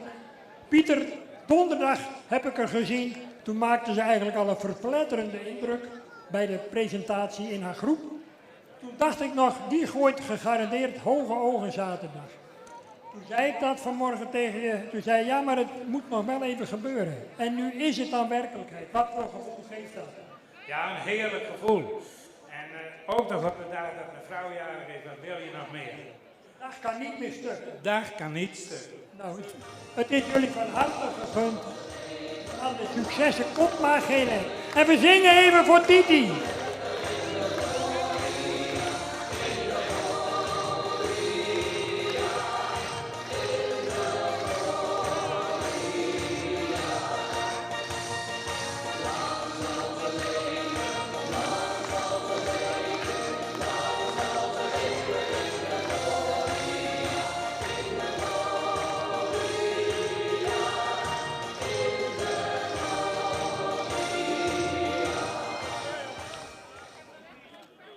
Dank u wel voor het enthousiasme vanaf de kant en natuurlijk ook felicitaties aan de familie Oosterhaven voor de reservekampioen. Dat zal je maar gebeuren als jonge fokker, dat je de nalatenschap van vader zo prachtig mooi een vervolg weet te geven. Zeker, je zat het altijd best wel heel dichtbij geweest met goede hinders. Het is jammer, het is heute je het bijwijzen kan, dus dat rekkert me best wel. Maar ik ben het hier een grootschap. Nou, dat is mooi en er is alle aanleiding voor. En ik wens je hiermee te commanderen alle succes van de vrouw. Dank u wel.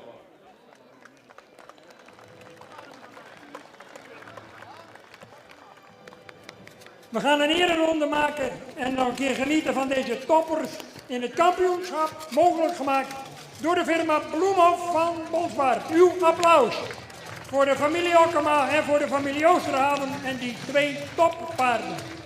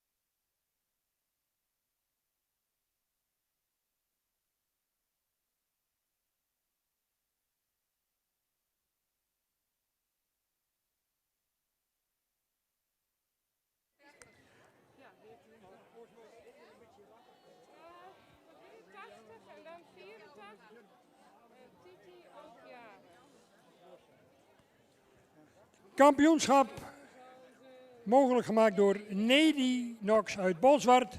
En zij zijn flexibel in roestvrij staal. Het bedrijf van ons contactcommissielid Niels de Vries en zijn vader Gerrit.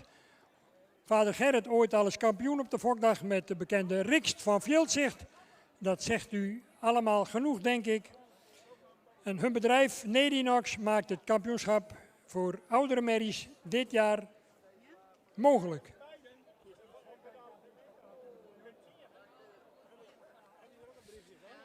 Graag in de vooropstelling of in de ring. Kom maar 100 en op catalogus volgorde. Alvorens 100, dan 103, 202, 205, 207, 212, 218, 221, 222 en 225.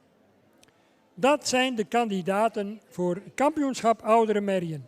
En dan hebben we aansluitend natuurlijk nog het Fokdagkampioenschap algeheel voor 2021. Waarin alle kampioenen nog een keer binnenkomen.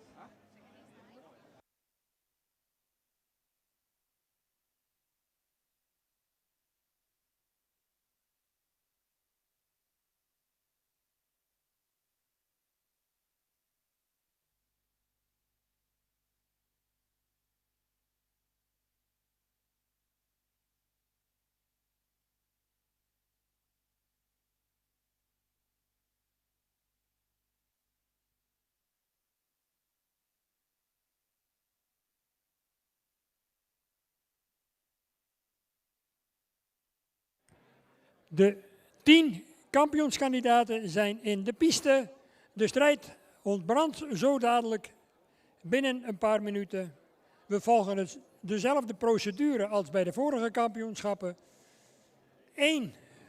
100 blijft even binnen en de rest verlaat de piste. En dan weten de heren voorbrengers en assistenten precies wat hun te doen staat.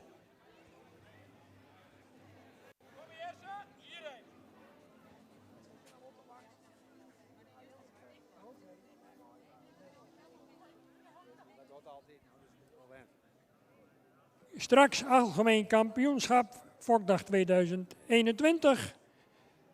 Alle kampioenen tot dusver gevallen mogen daarin nog een keer hun opwachting maken. Te beginnen bij de Veulens. De kampioen Twenter, de kampioen 3-jarige, de kampioen van de 4-jarigen die hier uit deze groep zal komen. En dan zal uit die collectie de algemeen Fokdagkampioen dienen te komen.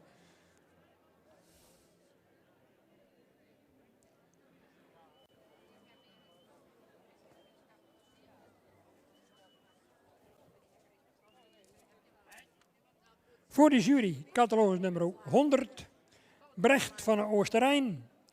Een jonge Hessel 84 uit een tjallemoeder genaamd Jaitske van Oosterijn.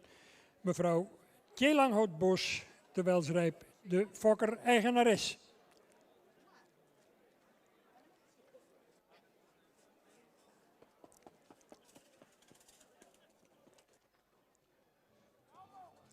Hessel maal tjalle.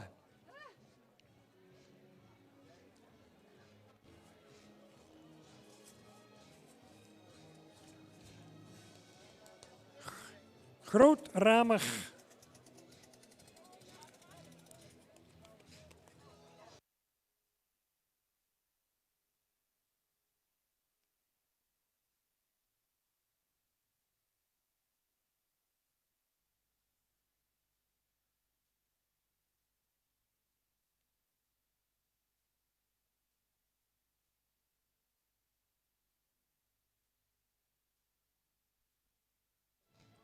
...103. Femia van der Zwijg.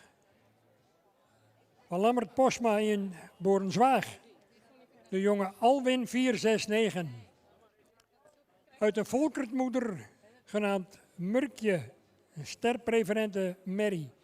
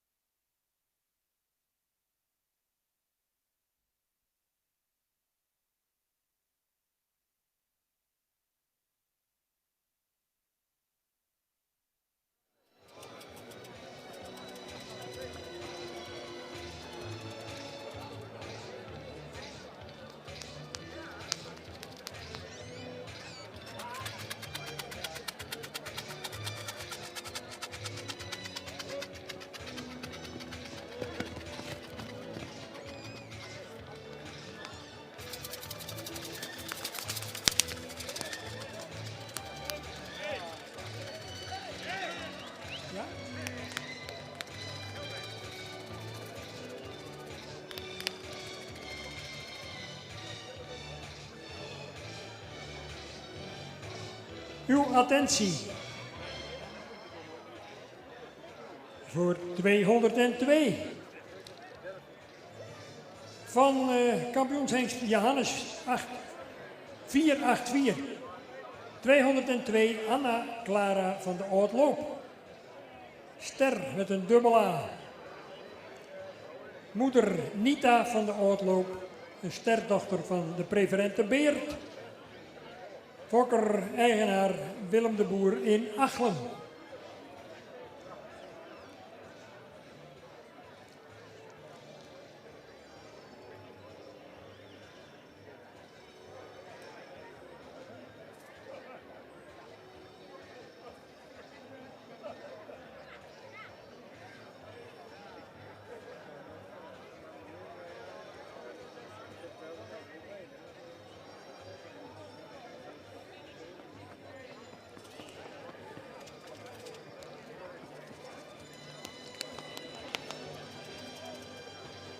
Een mooie, sterke groep kampioenskandidaten. In dit kampioenschap van de oudere merries.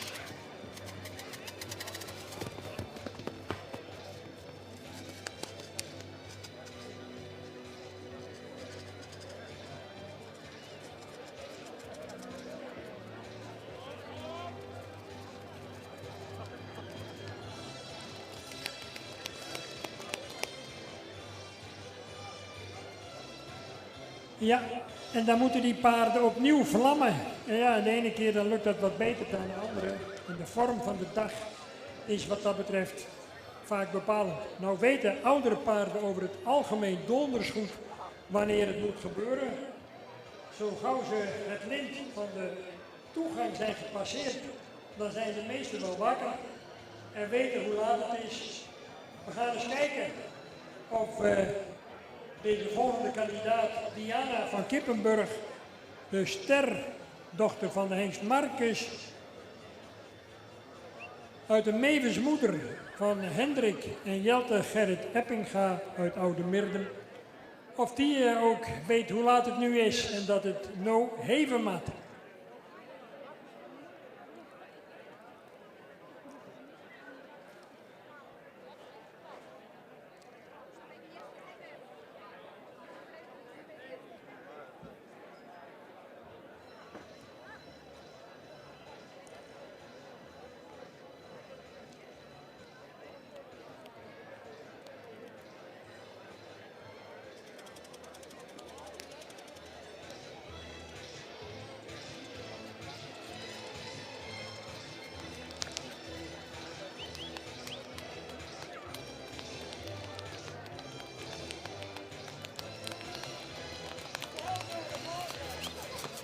De gebroeders Eppinga in eendrachtige samenwerking te trachten er zoveel mogelijk uit te halen in deze allesbeslissende kampioensronde.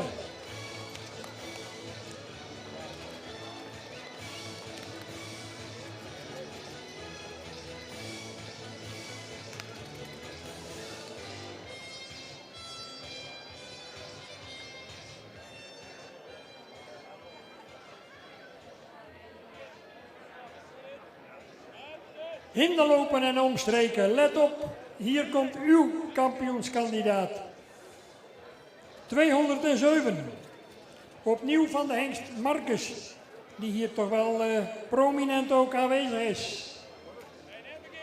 In dit geval de afstammelingen van die tophengst. Fleur van Hulpen, ster dubbel A, 207, Marcus keer Wiert. Mevrouw R. de Vries Bakker, Fokker, eigenaresse.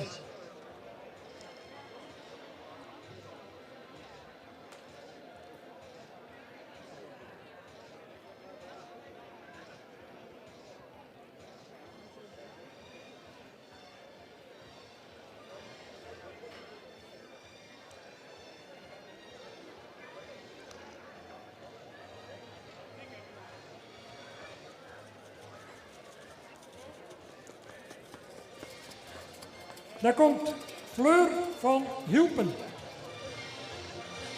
En maakt ze er een fleurige dijk van. Dat maakt no barre.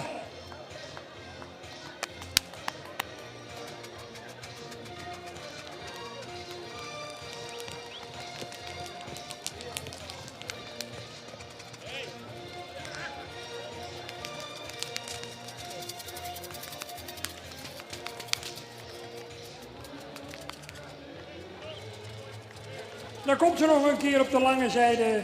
Fleur van Hielpen, Marcus maal 4.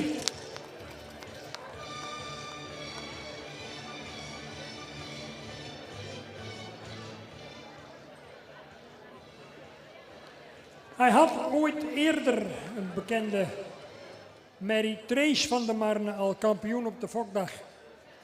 Gaat hij dat kunststukje herhalen? Ik heb het over Douwe van Voeken uit Bolsward. Topfokker. En deze Esther van der Marne, de stalnaam van Douwe van Voeken uit Bolsward, die stamt af van Johannes 484 uit de kroonmerrie met een dubbel A, Iris van der Marne. En moedersvader is in dit geval Norbert 444.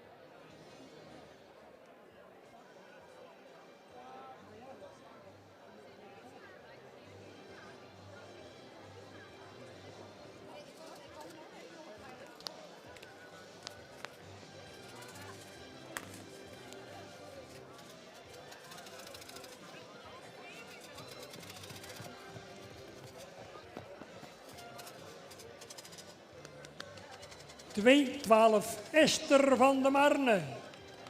Mooi van formaat zeker ook. En kijk eens of die kan lopen.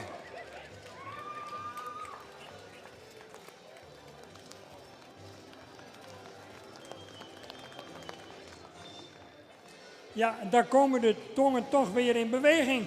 Als er eentje voorbij komt die een beetje beter dan gemiddeld loopt. 2-18 zal zijn kans nu moeten grijpen. Schoutje van de Heermar. Vader Stendert 447. De moeder, een dochter van Onne 376. Genaamd Jelbrich van de Heermar. Ster. Fokker-eigenaar. Meindert de Boer in Koudem.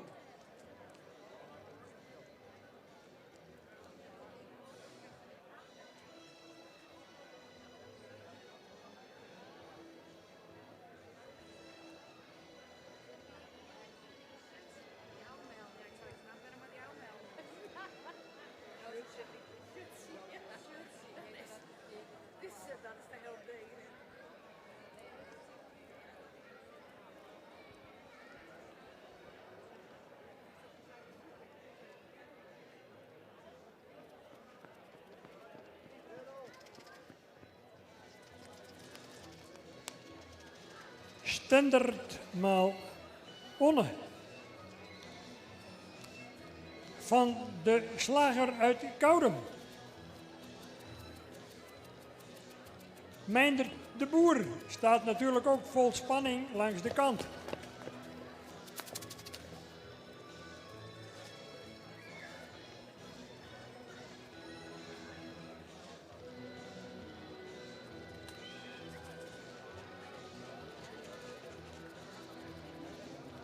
Veel power toch ook in de presentatie en de draf.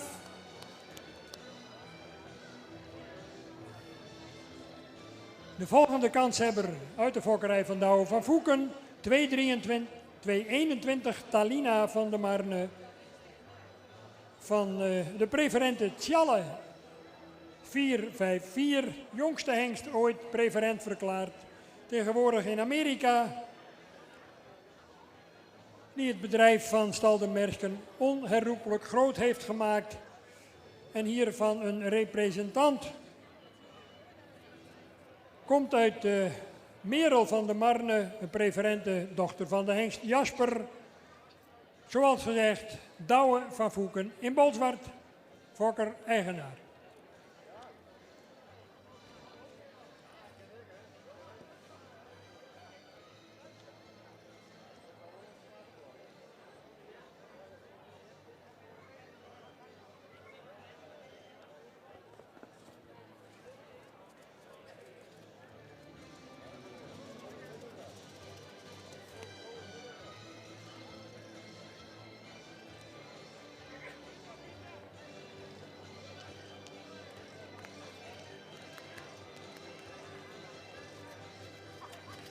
Talina van de Marne, Tjalle keer Jasper.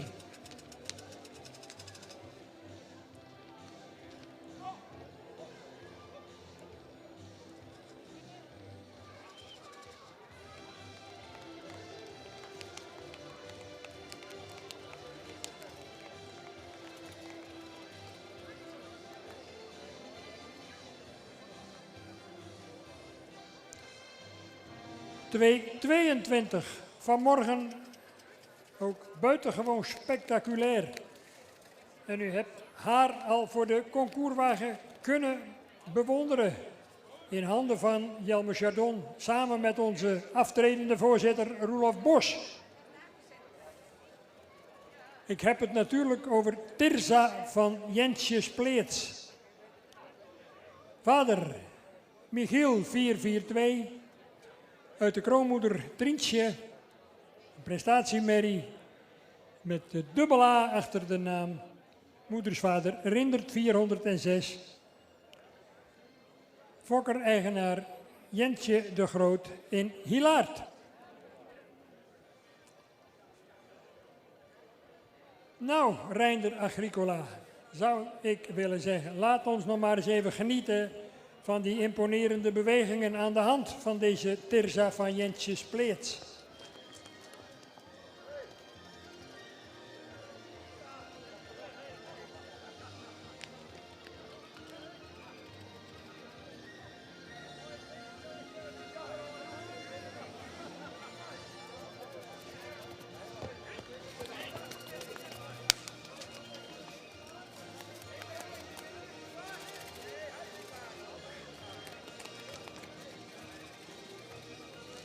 Dan komt ze nog een keer op de lange zijde.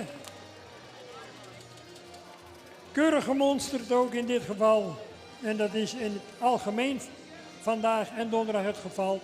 Paarden worden top gepresenteerd door de voorbrengers. In samenwerking met de trainers en de trainingsstallen. Dan hebben we nog één kandidaat met het hoogste predicaat wat we kennen in onze fokkerij in het Fries Paardenstamboek.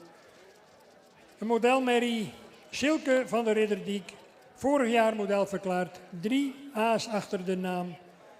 Vader Eibert 419, zijn leven lang bijna staande bij Jellesma in Rotsergaat en laatst nog bij Obbe van der Weijden in Ansem.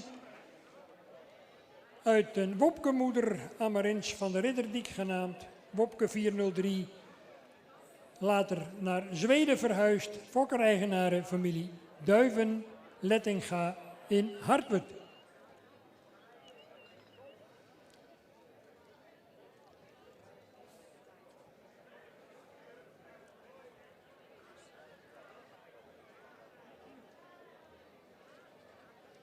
Acht jaar oud, een hele rastypische merrie ook. En we gaan eens kijken of zij zich in dit geweld, in dit kampioenschap staande weet te houden met een aansprekende verrichting.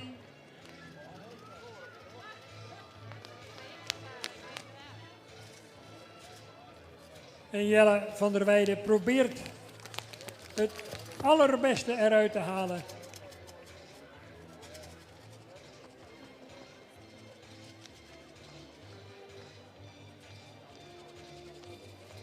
Prachtig hoe die trainingsstallen ook in zo'n kampioenschap met elkaar samenwerken om de paarden zo optimaal mogelijk aan de jury en natuurlijk ook aan u als publiek te tonen.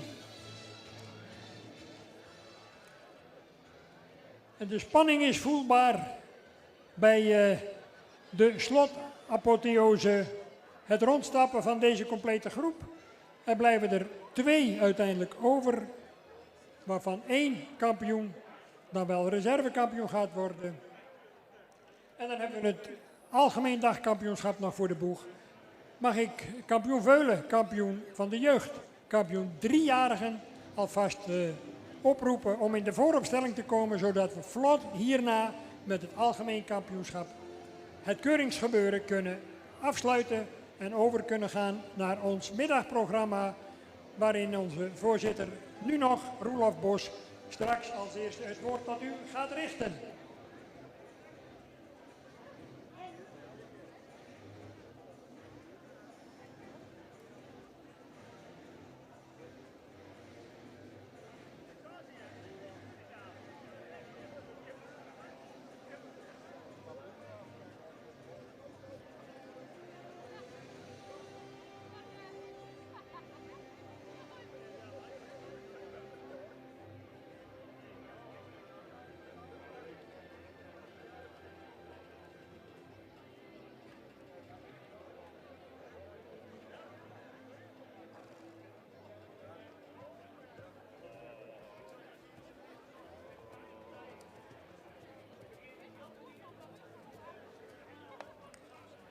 Het woord is aan Piet Bergsma om u de uitslag mee te delen.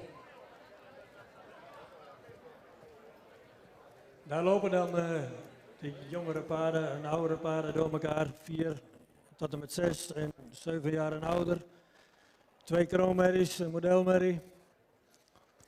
Het zijn stuk voor stuk allemaal goede paarden, ook die goed konden bewegen, goed stappen en goed draven. Allemaal eerste premie waardig. Ik begin bij nummer 100. Paard wat voldoende edel in zijn hoofd is. Zou in de bovenlijn ietsje sterker kunnen zijn. Paard wat goed stapt en ook goed draaft. Maar we kiezen vandaag voor een andere kampioen. Dus u mag de baan verlaten. Nummer 103. Ook een paard met veel front. Ietsje zwaar in zijn hals. Sterke bovenlijn. Iets hellend in het kruis. Paard ook wat goed stapt en goed draaft. Maar toch kiezen we vandaag weer voor een andere kampioen. U mag de baan verlaten. Nummer 202. Paard wat iets edeler in zijn hoofd mocht zijn. Een lange hals, een sterke bovenlijn, iets hellend in het kruis. Stap die iets takmatiger kon. In draf was het paard goed. Maar toch kiezen we ook vandaag voor een andere kampioen.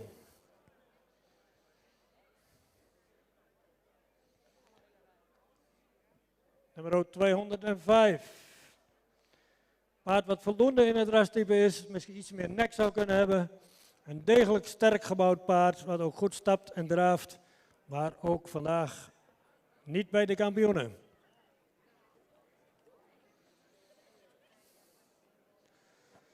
Nummer 207. Een paard met een edel hoofd, verticale hals, sterke bovenlijn. Ook goed stappend en dravend. Maar helaas, ook deze mag de baan verlaten. Nummer 212, een grote ramig paard. Een verticale hals, die misschien iets meer lengte mocht. Sterke bovenlijn, iets hellend in het kruis. De stap was vanmorgen ook al wat beperkt. Nu eigenlijk hetzelfde. En waar gruwelijk kunnen draven, ook vandaag vanwege de stap, niet bij de kampioenen.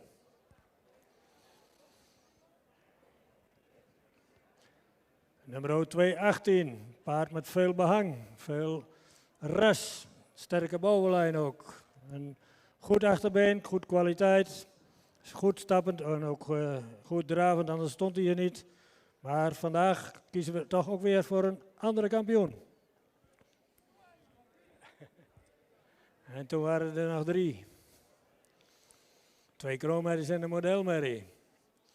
Wie gaat het winnen? Nummer 221. U mag nog even binnen blijven. Ook nummer 222 laten we deze keer binnen. En dan mag nummer 225. Ook een mooie modelmerrie. Een paard met veel behang. Ook veel ras. Zou iets in de bovenlijn iets sterker kunnen zijn. Goed stappend en ook goed dravend. Maar we kiezen vandaag voor de 2 kroonmerries. Tja, er waren er nog 2. En dan kies je nummer 221, een jeugdig merrie. Zou iets meer lengte in zijn voorbeen kunnen hebben misschien, maar een paard wat heel goed stapt. En ook met veel veer en ook veel activiteit in die stap. Nummer 222, een edel hoofd, iets naar voren gebouwd. Sterke bovenlijn. De stap zou iets meer activiteit kunnen hebben, maar hij kon wel gruwelijk draven.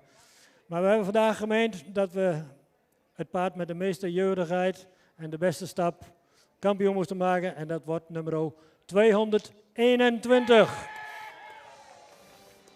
En dan is natuurlijk nummer 222 de reservekampioen.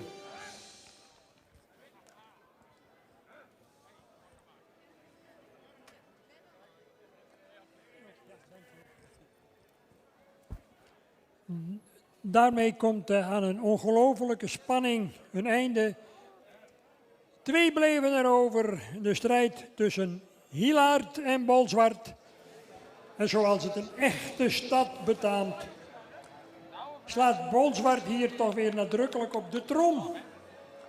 En mag Douwe van Voeken opnieuw een kampioenstitel bijschrijven aan zijn toch al rijk gevulde prijzenkast. Van harte proficiat, Douwe van Voeken, met je Talina van der Marne.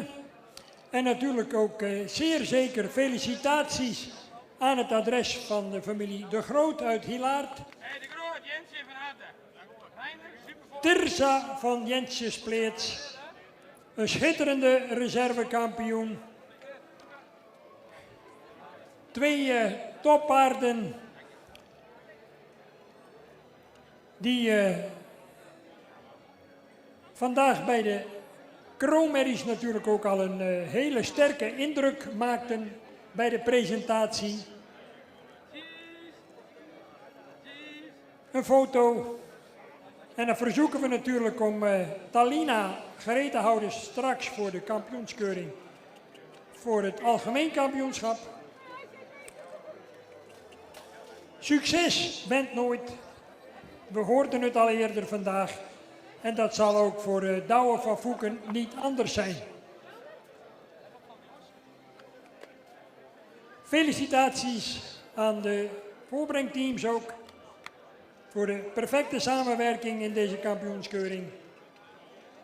En dat resulteert in 2 hele aansprekende kampioenen, waarvan 221 zo dadelijk nog een gooi gaat doen naar het dagkampioenschap, het algemeen kampioenschap 2021.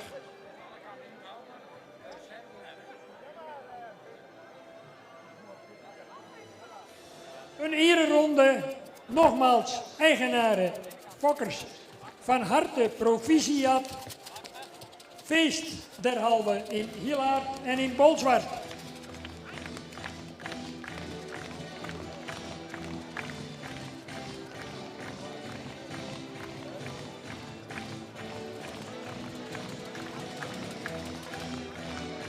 Nedinox in Roestvrijstaal, dank voor het sponsoren van dit kampioenschap, 4 jaar en ouder.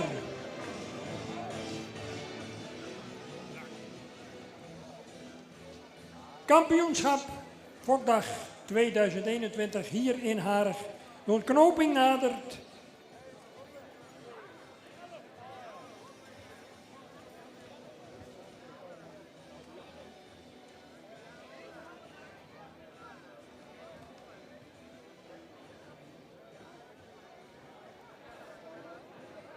Van de Veulens, catalogus nummer 11. Enter Twenters, 177. 3-jarige, catalogus nummer 80. En zojuist de kampioen van de 4 jaar en ouderen, 221. Dat zijn ze die nog in de strijd zijn.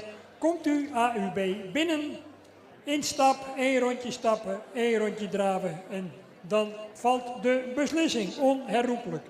In dit kampioenschap, wat gesponsord is door Patura, de nieuwe sponsor van de Fokvereniging. En uiteraard de traditionele pannen, het wandbord van het KFPS, dat beschikbaar is gesteld uiteraard volgens de traditie van het Fries Paardenstamboek.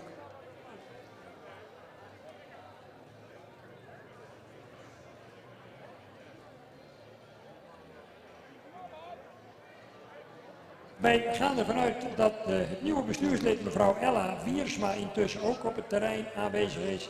En we zouden heel graag willen dat ze zo dadelijk bij de uitreiking van het wandbord ook even hier op het middenterrein komt om in dit geval voor ons, voor de eerste keer dat ze namens het bestuur de ereprijs uit gaat reiken aan de nieuwe kampioen 2021. Wordt het Sietse van Pankoeken of Janne van Sinada?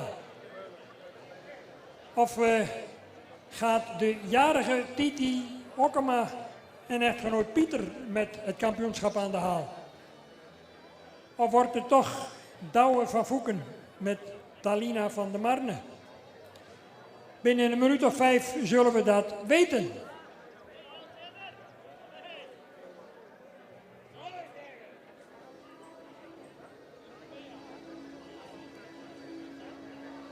Na het openingswoord van onze voorzitter gaan we ervan uit dat de familie Staldemersken met Hengst Wieboud klaar zal staan met een paar veulens, waarbij, naar ik aanneem, Age Okkema zelf via de microfoon u enigszins zal onderhouden over het gebodene.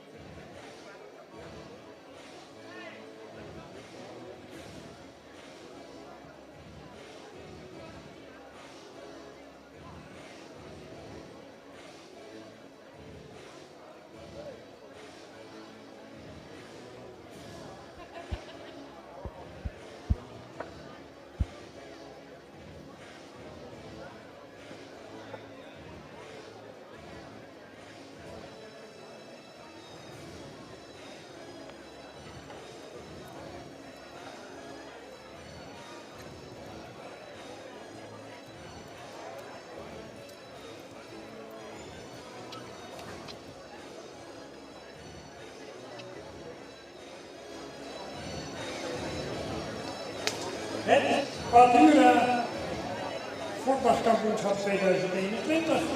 De firma die actief is, de Duitse firma die actief is in Nederland, de markt wil veroveren in materiaal ten behoeve van de veehouderij en de paardenhouderij.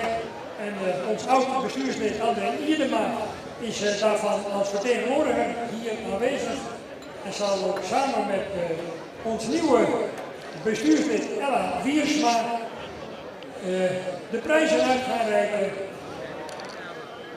Uw attentie nog een keer voor die hele aansprekende Sietse van Pankoeken, die het natuurlijk tegen al dat volwassen geweld hier vanmiddag op moet nemen nu in deze kampioensronde. Maar alleen al wil men bij Staldemersken Wieboud even klaarmaken. Die is straks na het openingswoord van voorzitter Roelof Bos aan de beurt.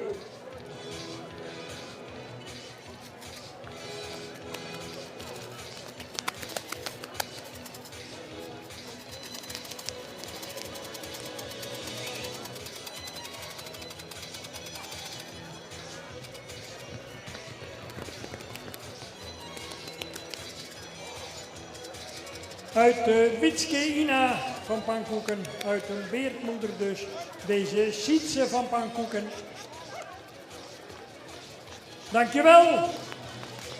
Kom maar op, Marijn de Zwart, met Janne van Sinada, de omermaal stender van mevrouw Anke Oosterbaan. U mag meteen in draf overgaan bij de binnenkomst, Marijn.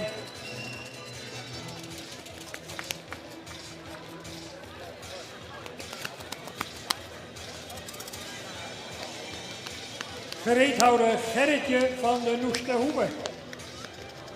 En daar komt hij, die grootramige, 2-jarige dochter van Omer van Anke Oosterbaan. En gaat hij de Fokdagtitel opeisen. Loopt met veel gedragenheid ook.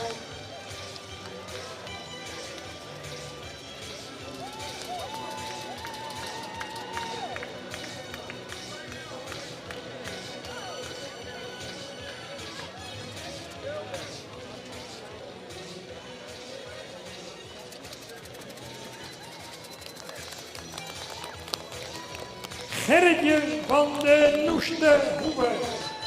Van Pieter en Kiki Okkema. En gaat het Friese volkslied straks voor hen klinken. Laat u zich maar eens even horen. Is dit de mogelijke nieuwe Fokdagkampioen?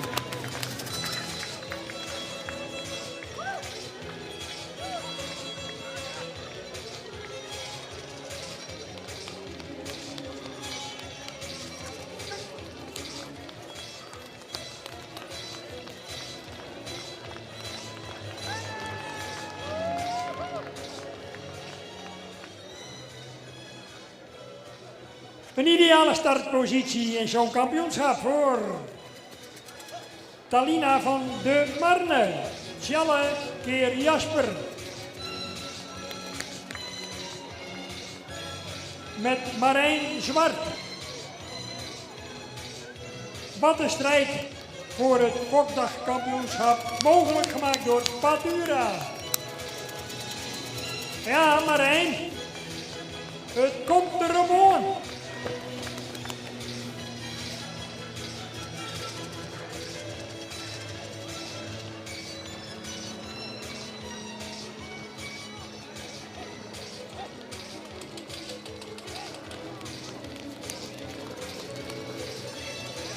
Komt u maar binnen in stap en dan zal zo dadelijk de beslissing vallen.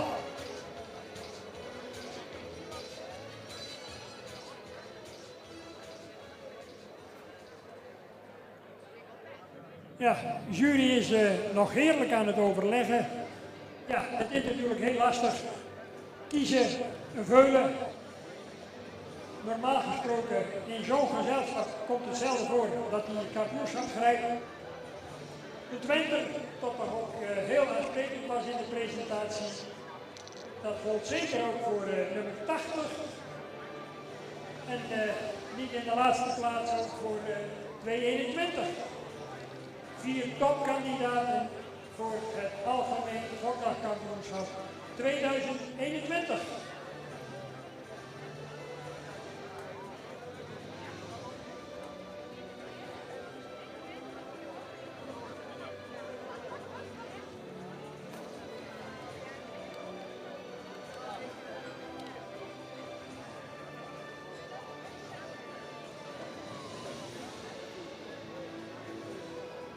KFPS-inspecteur mevrouw Sabine Zwaga zal zo dadelijk het verlossende woord gaan spreken in de bekendmaking van de nieuwe Fokdagkampioen als opvolger van Sianka van Sinada, de laatste kampioen uit 2019, toen de tijd nog in Blauwhuis van mevrouw Anke Oosterbaan.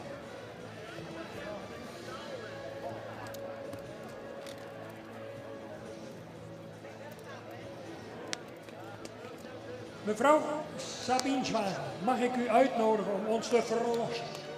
Ja, alweer. Dankjewel, Henk. Ja, een prachtige kampioenskeuring hier ter afsluiting van 2 prachtige fokdagen van het fokgebied Blauwhuis. Nummer 11, Hengstveulens, die zich wederom opvallend goed presenteert in de stap. Heel correct gebouwd veulen.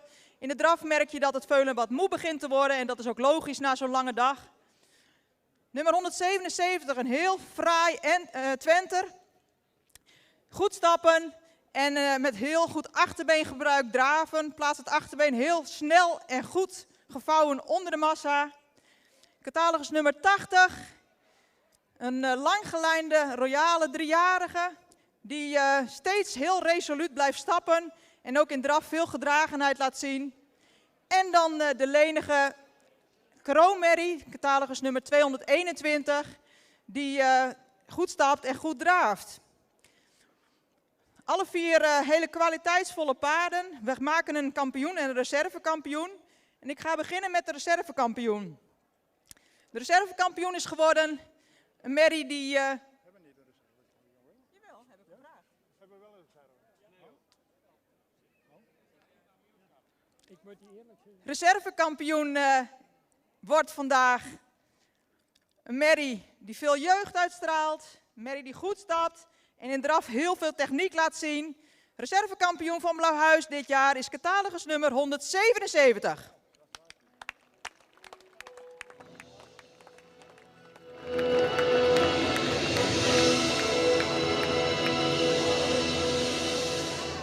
En dan de kampioen van dit jaar. Heeft u zelf ook al een favoriet?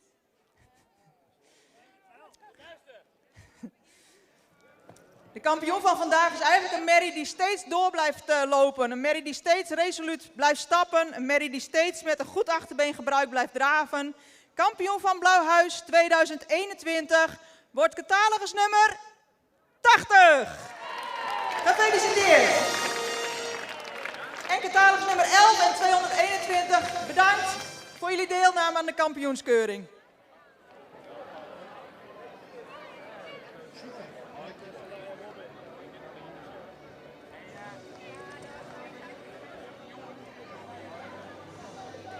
Wat een ontlading en wat een prachtige strijd voor het algemeen Fokdagkampioenschap. Het geeft de verjaardag van Titi Ockema nog meer glans. En u bent vanavond allemaal welkom in Witmarsum om het mee te vieren.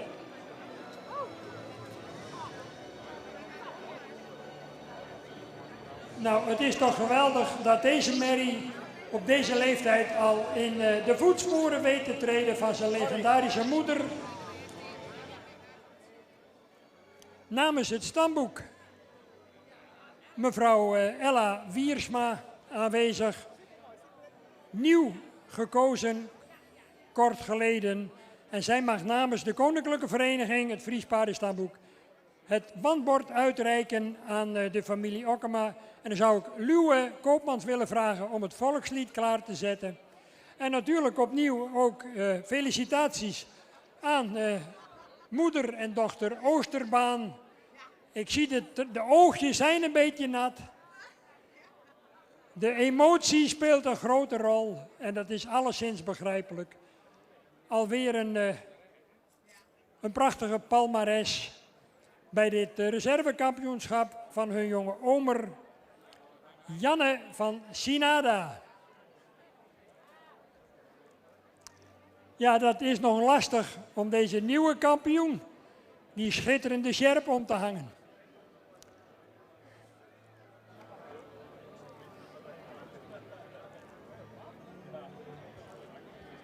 Het stiet er wel schitterend mooi op, Pieter. Kampioen Fokdij 2021.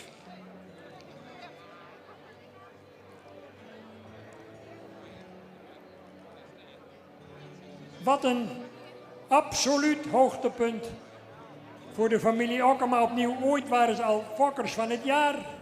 Gehuldigd tijdens de hengstenkeuring in Leeuwarden. Ze beleefden grote triomfen met Elsa Maaike van den Oesterhoeve. Een goedgekeurde dekhengst, de Rommert 498. En zo kan ik nog wel even doorgaan.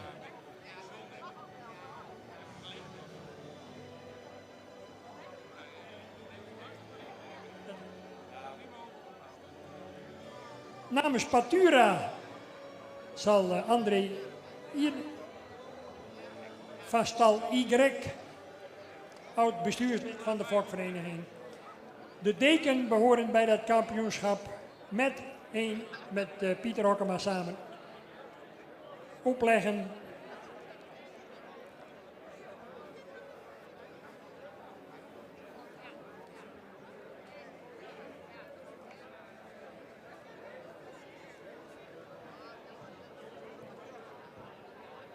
dan willen we graag toch even de zaak een beetje netjes hier opstellen voor de ereloge. Mag ik ook Pieter Veenje verzoeken met de kampioen om hier op te stellen. En de familie Okkema natuurlijk daartussenin.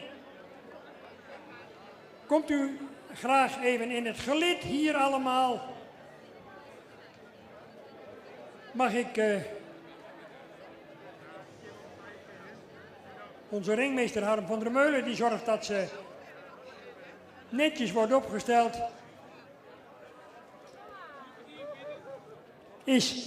Zijn de fotografen tevreden? Nou zou ik Luwe Koopmans willen vragen. En ik vraag uw attentie de kampioen op gepaste wijze te huldigen middels het ten gehore brengen van ons Friese volkslied. Luwe Koopmans.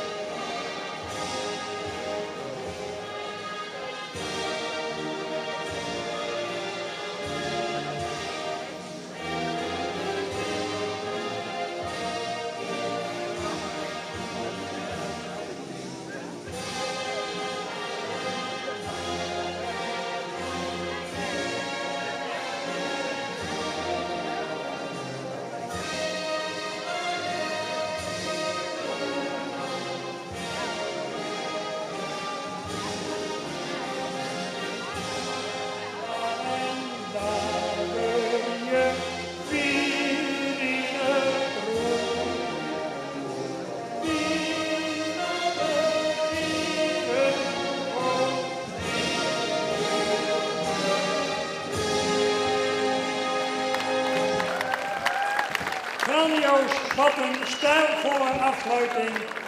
Dank voor uw enthousiasme. We gaan nog een keer genieten van een afsluitende ereronde.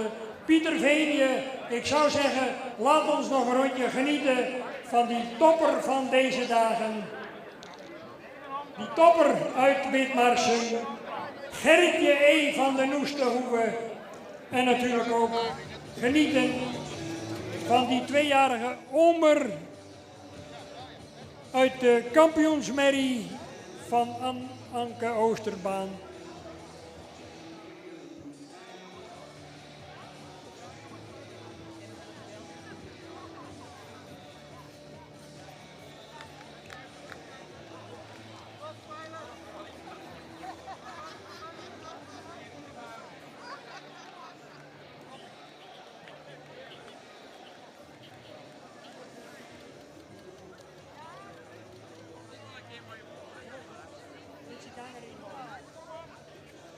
Tempo. Nou, hebben we een aansprekende kampioen of niet? Laat u maar eens even horen. En een imponerende reservekampioen. Marijn, zet hem maar in beweging.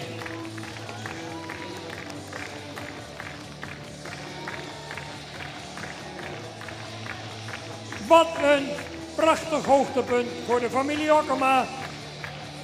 En die geweldige Gerritje E. van den Oesterhoeve.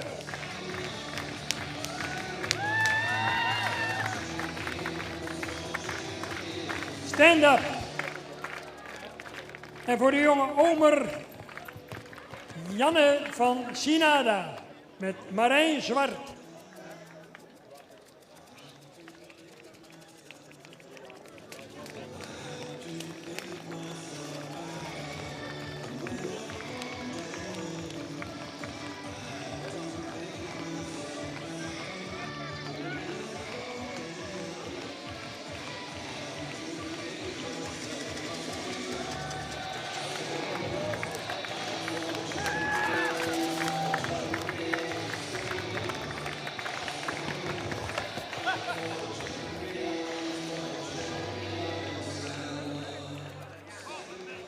De kampioen, de naam van de merrie, komt nog op de paardendeken te staan, wordt me even gemeld door de vertegenwoordiger van Patura, zodat het een blijvend aandenken is aan deze schitterende kampioenskeuring hier in Harig.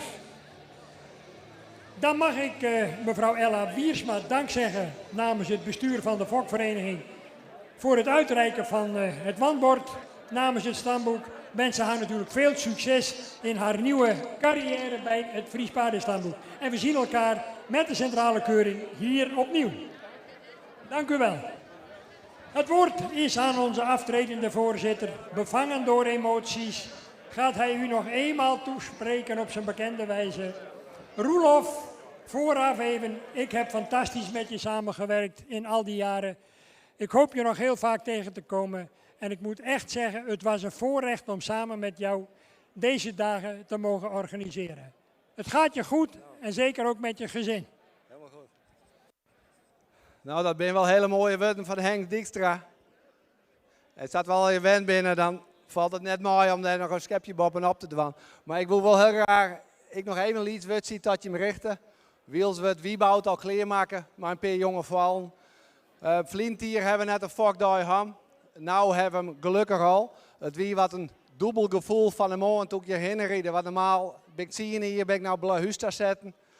Kwamen we in het café Frunskip, kwamen we al hier bij elkaar. Maar de wethouder van gemeente Zuidwest, hielden we dan de opening. En dat weer dit hier net staat. Nee, dit hier gaan we naar Gasteloon, gemeente Frieske Marren. Eerlijk zijn hebben de wethouder, dit hier ik net, maar dat wie ik net helemaal plant, dat wie in orenzetting. Ja, alle vanwege COVID hebben we toch oors inrichten. Wij zijn blij dat we dienen, hè, dat we jullie wel even zo wist van hoe komt het al hier. Nou, wij gewoon zijn, wij willen wel alles doen dat we zo volle mogelijk mensen bij elkaar herkennen. En dat is volgens ons heel goed slagen op een goede manier. Dus ik denk dat de sfeer er is. Het is oors dan Blauhuis, maar de sfeer hier er gewoon zeker. En wij moeten gewoon maar snel heel blij zijn dat we dat van hier gewoon mogelijk maken konden. Ik wil net zeggen dat dat hier Blauhuis net is, want dat zeiden we van de morgen. Er zijn een aantal dingen te geren, maar de merken, het grote feest, dat is wel Blauhuis. En Blauhuis is Blauhuis. En wij vinden als bestuur Blauhuis, moet ik Blauhuis blauwen. Dan hebben we de kerk op achtergrond. We hebben ons wat minder waar, dat om ons heen gaat. Dat spant er dan ik wel eens om. Die jaren heb ik mooi maken.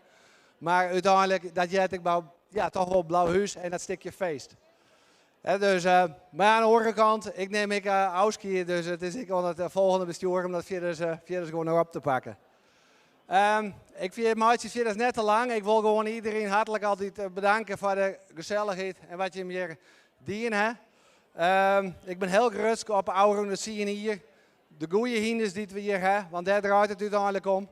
Mooie fokclub, enthousiaste mensen, goede fokkerij erachter. We hebben de kwaliteit, die hebben we nog, dat hebben we Youth aan laten. Wat een fantastische kampioen hebben we hierbij rennen, die ik wel heel op de centrale keuring gooien kan.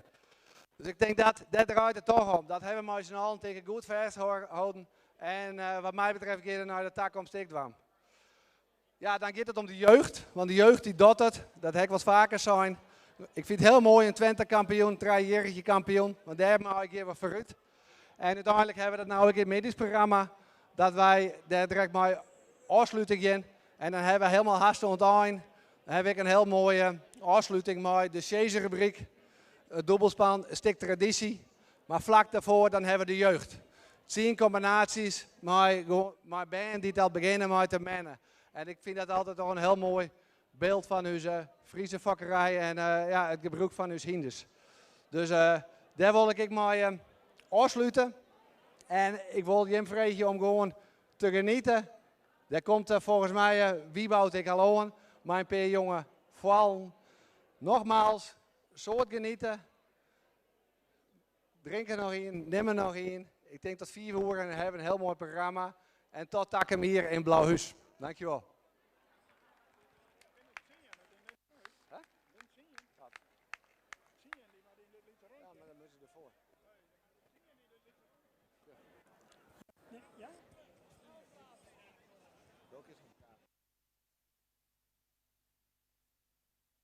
Dank Roelof Bos voor de grote bijdrage aan de geschiedenis van onze Fokdag en onze Fokvereniging. In kleiner comité zullen we nog wel eens erop terugkomen op de jaarvergadering. Mag ik u aankondigen de komst van de hengst Wieboud 511, Sport AAA, uit stam 34.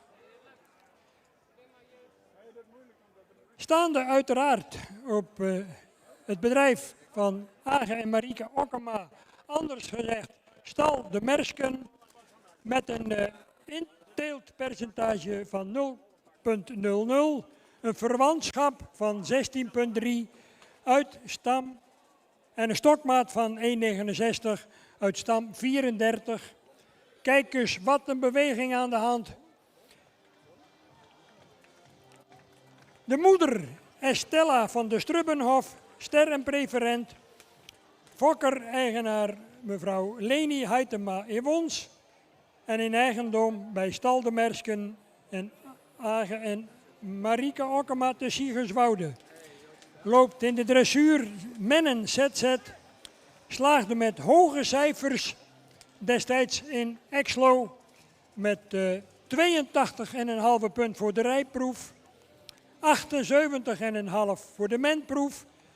En met een schitterende 81 punten voor de showproef. Een hele talentvolle jonge hengst.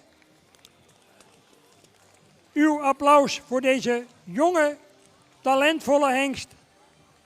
Geboren in Wons. En mogelijk gemaakt door Stal de Mersken.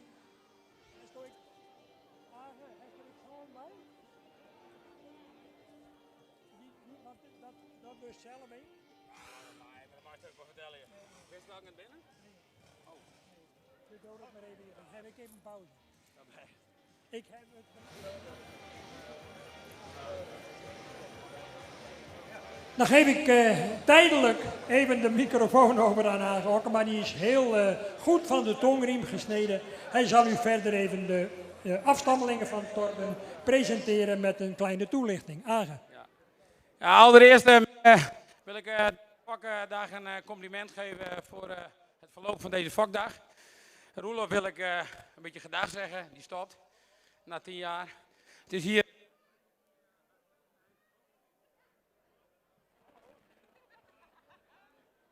Hallo? Ja, het is een mooie aangelegenheid om hier naar zo'n hengst even te tonen. Wieboud is een hengst die kocht ik als vullentje. Ik denk een paar dagen oud. Ik zei tegen Leni, gun mij deze hengst. Hij is laag verwant. Mooie tarben uit een doeken. En het was een veulen met heel lang voorbeen erin. Ik heb hem toen een jaar uitgesteld voor de verrichting. Marieke heeft hem gruwelijk goed opgeleid. Mooi kalm over de rug. Lekker een jaar thuis rondgestuurd. En toen als 4-jarige naar de verrichting. En wat jullie nu zien, gewoon een mooie langgeleide hengst. Die goed stapt, gitzwart is en dat ook aan de vullers doorgeeft. Ik zou zeggen, Marijn, nog een erenrondje en dan zullen we even 2 vullers pakken.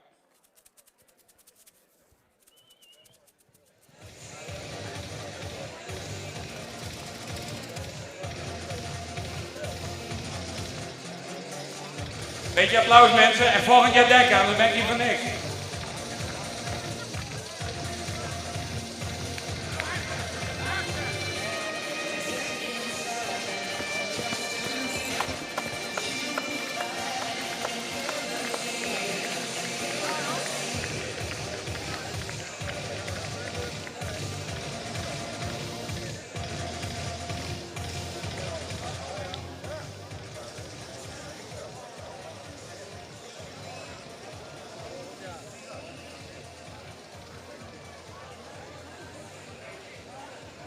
Ja, allereerst, laat me los jongens, laten we maar gaan.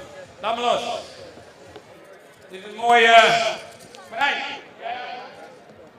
Dit is al wat een oude veulen. Dit is een wieboud uit een Reinder. Mooie hengstenveulen. Deze heb ik zelf weer aangekocht. Maar veulen met formaat.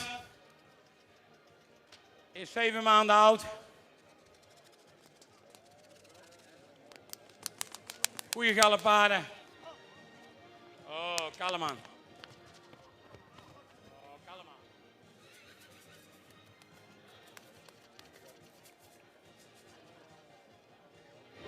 Nog een rondje.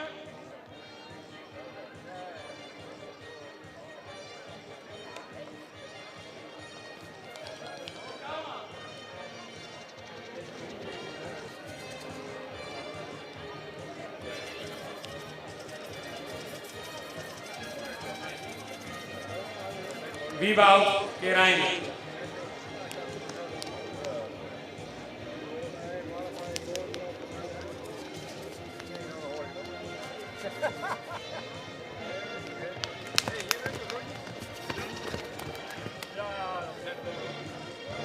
Zo, de volgende inkomen. Het is een Wieboud keer IJzer, gefokt door grote vriend Gooitsen. Gisteren een tweede premie gehaald met een 8 op de draf. Zal die van IJzer hebben, zul je allemaal wel zeggen. Oh, kijk hem eens gaan, hè. Hier. Nou, deze had even mee moeten doen op het kampioenschap, jongens. En dan gaat Piet Bers nog net weer de tweede premie. Piet, waarom gaat je deze nou een tweede? Hey, Piet. Ik snap het niet. Snappen jullie het? Een mooie eerste premie willen. Kijk hem gaan, hè. Hier. Hier doen we het voor, mensen. Front, houding en applaus. Super mooi. Toch een mooie combinatie, Jelmer. Uit een IJzer. Hier. Komt hij nog een keer voor jullie? Ik zou zeggen bedankt voor de aandacht. En als jullie heel veel dit komen volgend jaar nog een keer. Ja, dit is mooi, Roelof. Heerlijk, mooi dag. Roelof, niet mooi? Ja. Kijk hem gaan. Hey, kijk hem gaan, hè. Wieboud, ja, laat voor hem en lopen. Dankjewel. Dankjewel aan Rob Magdalene, aan sprekende presentatie van het tweetal aankondigingen van Wieboud 511. Is Leni Heijkemaker nog op de tribune? Ach, zou je even willen komen? We hebben nog een aardigheidje voor je, Leni. Jij als fokker van deze hengst. En je hebt ongetwijfeld genoten van je eigen fokproduct.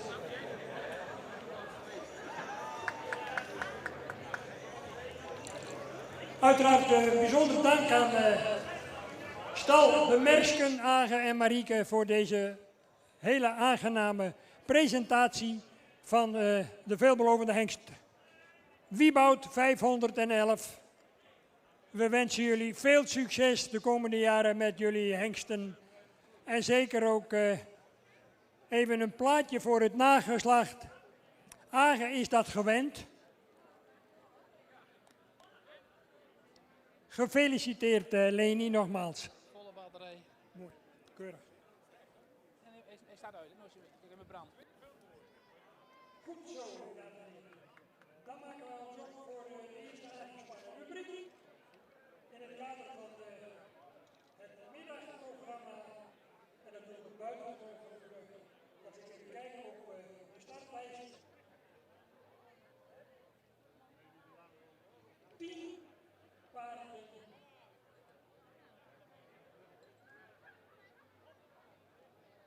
Dan mag ik de rijders uitnodigen om in de volgende volgende binnen te komen.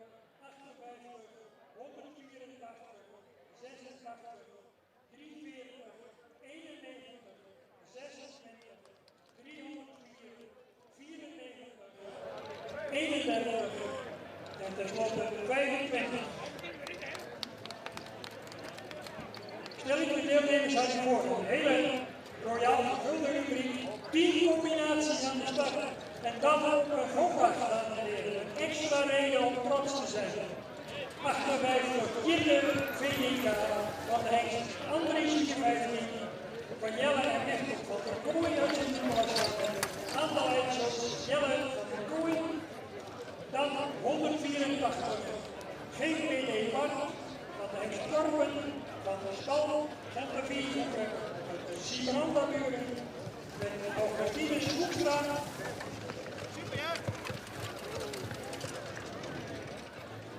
Vervolgens de 86 vader, de Torben, de Tegenbouwstra uit Sint-Nicolasstad, 340 fietsen,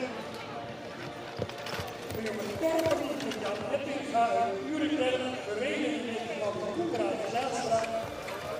91, Suzanne van de Boer van Terschelling met Hendrik Leppinga.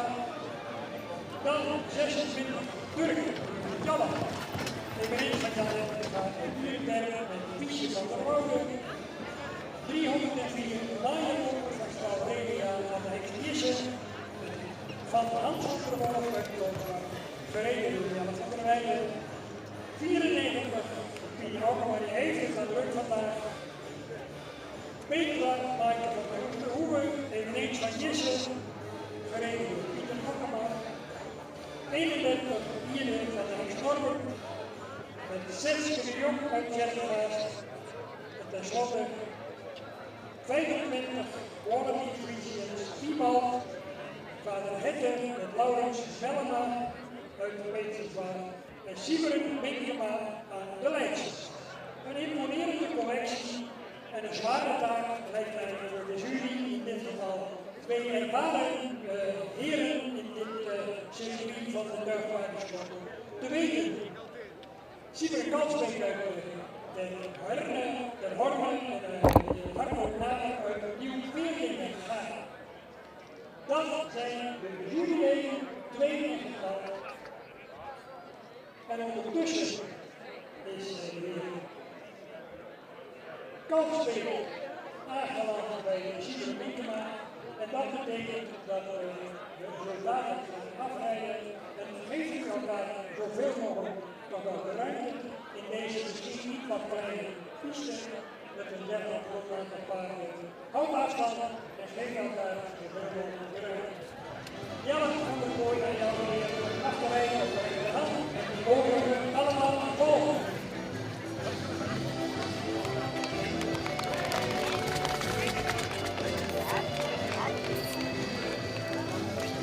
En net als op een echte wedstrijd zijn de heren natuurlijk ook gebruikt om hier de winst te krijgen. Bij deze sterk gezette rubriek in Gaasland.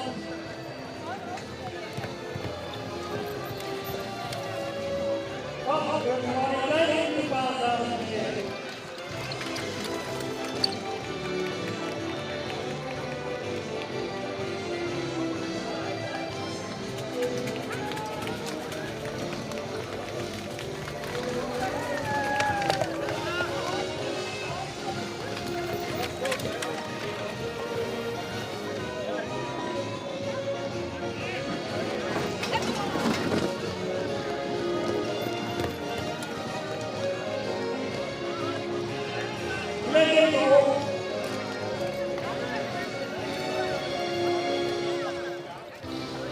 Ze zijn intussen op aanwijzing van de vereniging van de Reulen van hand veranderd en gaan over op de linkerhand. En dan zal ons daarom de eerste selectie aanbrengen.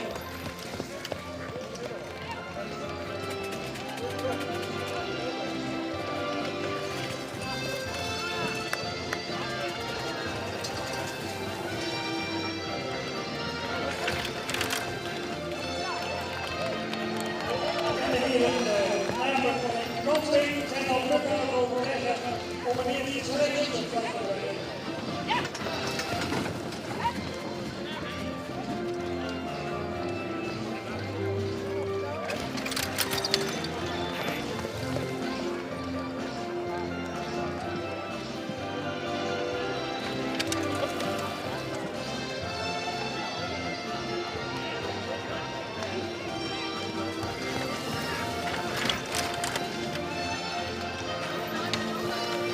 Opstellen. 58. Oh, de geluidspiste, helaas. Opstellen over 58, 184, 91 en 26. En 25 heeft ik tussen de baan verlaten.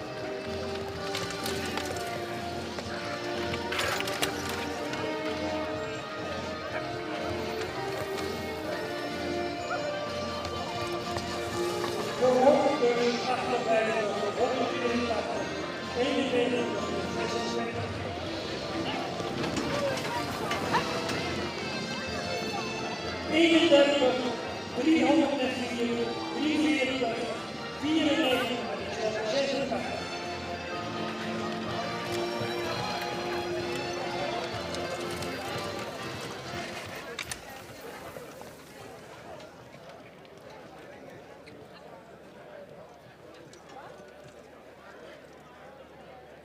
Nou, daarmee is een klein beetje tekening in de strijd ontstaan. Maar natuurlijk is de strijd nog niet gestreden. Ik mag op aanwijzing uiteraard van de jury de eerste 4 binnengeroepen opnieuw uitnodigen, zodat in de finale het allerbeste uit deze overgang uit die maanden te halen. En om dan de prachtige positie van het een beetje te verbeteren. We gaan eens kijken of dat gaat lukken. Of blijft Jelle van der Mooie onbekend en kwam. Of slaagt nou Martine Zoekstra erin met zijn VVD-bank om een vuur na aan de scheren te leggen. En ook Henk Wetten gaat veel verdienen en ervaring in het rijden van Friese tuigwaarden. Denk maar aan het viervoudig kampioenschap en het model iets. En dan tegen die band min of meer hier naar de Raadland. De 26 fietsen van de bouwwegen die de heren misschien ook nog last tegen maken.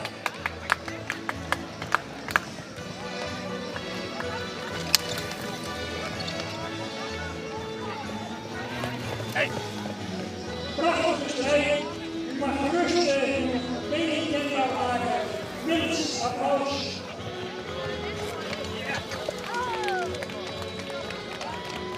En de strijd is snel.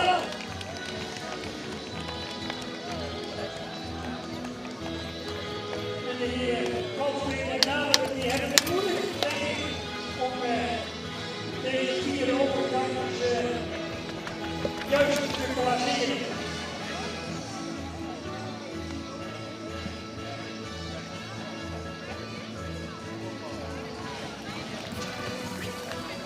Nou, een geweldige uitslag. De winst die gaat naar Martine Zoekstra met VVD-bank. Jelle van der Kooi, Vierstad tweede. Met Ditte VVK. Dan de enige dame bij deze overkamping. 26 fietsen van de vrouwen. Prachtig brons rijdt zich tussen alle. Ja, tussen deze gevestigde orde zou je bijna kunnen zeggen. En tenslotte natuurlijk geniet, maakt nog maar foutjes tegen de doorrijden. En ja, als het dan ook nog net in de van de jury gebeurt, ja, dan ben je gezien, maar toch een hele prachtige 4e plek voor Hendrik Eppinga. En daarmee kennen we de uitslag. Ja. Ik mag gewoon even Schwierenburg tussen de beide heren en de dame met de heren. Ja, Augustinus, ik ken eigenlijk goed mooier. Ja, dan stiet op het paraplat en de kerst en hier blijft weer heen. En ja, Jelle, daar is veel onbekeerd voor, want die kent alleen de verkeerde kant. Dus wie het aanstaat? Ja, laat het weg. Dat is een leuke strijd, dus misschien het ooit weer wel. Maar die helft keer om de meeste Augustinus en het is hij niet voor te keren. Dat bedoel je alleen maar weg. Leuk mensen jullie nou. Ja, Jelle. Ja, dat was geen hoop. Dat is kophoop. Dat is ook nog niet. Ja, en dan met die heel even. Dat was een beetje pijn of valt het niet? Nee, ik heb lekker gereden en dat is voor mij wel het belangrijkste. Ik probeer eruit te halen waar je eruit kunt halen. En ik weet dat het niet zo heel goed paard, dus ja, ik ga het voor worden. Dat vind ik het fijn dat het misschien gewonnen heeft. Sportief, sometimes you win and sometimes you lose, zeggen we dan in Nederland. En dan moet ik natuurlijk een dame die voor mij eigenlijk persoonlijk sowieso een beetje onbekend is, toch ook even een compliment maken met deze prachtige derde plek voor onze medaille. Nou, en ik heb natuurlijk al vaak gereden, even running gehaald en ja, daartussen al die gevestigde namen hier een derde plek krijgen, dat hoort wat voor de toekomst. Ik hoop het. Ik heb voor Jan en ik de kans gekregen om te rijden. Vorige week was de eerste keer, de tweede keer, de derde plek. We gaan hopelijk nog heel lang en vaak van je genieten. Succes! Dank je. Goed, jullie bedankt in elk geval voor deze rubriek. We zien elkaar straks nog weer uiteraard. We gaan nog een keer netjes afrijden op de rechterhand. Een muziekje van Uwe Koopmans en een nieuw applaus voor deze topperzintuig hier in Haarlem. En dan gaan we weer dansen. Ook met die Jelle van der Weijden, Maya Opperverstaan fietsen en Jan met Koendra. Met Koendra, Zijlstra aan de lijst. Pieter Okkema, de tweede amateur van de Hoeven. 86. Babel, mijn grootste.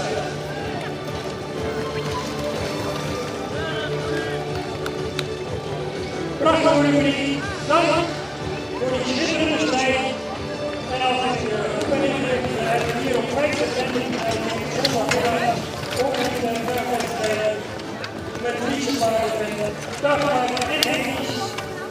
Dus bij deze uitgenodigd om dat spektakel bij te gaan.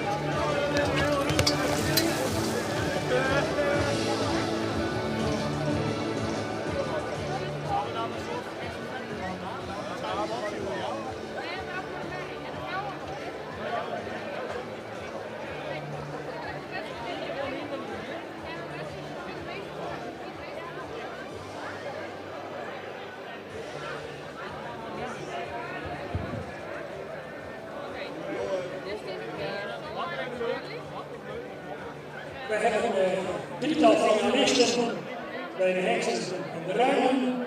Vanmorgen dus beoordeeld door de dames.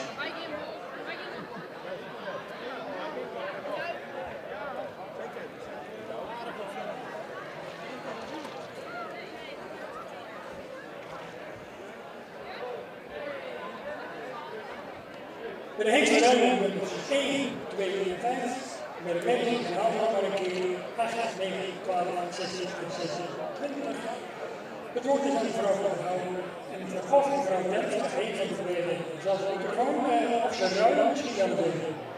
Veel plezier bij deze finale en bij de prijsuitreiking. Helemaal goed. Hallo dames en heren, wij hebben met veel plezier de Westfalen Rijpark paard gestudeerd. De combinaties komen weer al. Er waren 3 voor de prijsuitreiking geselecteerd. Er is 1 die doet zometeen nog tuigen in Amazone, Leslie Agricola, dus die is bij deze presentatie.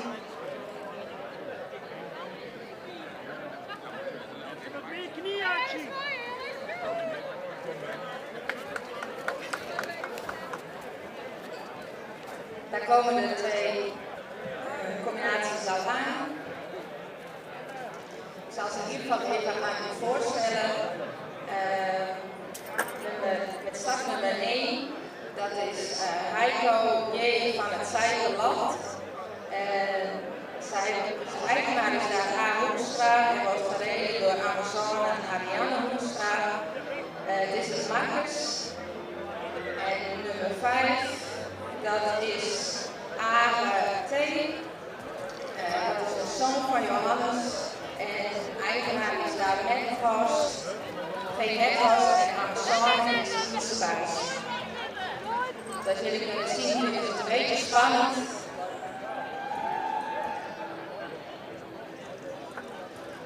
Nummer 1, Heiko is nog maar 3 jaar. En Age is 5 jaar oud.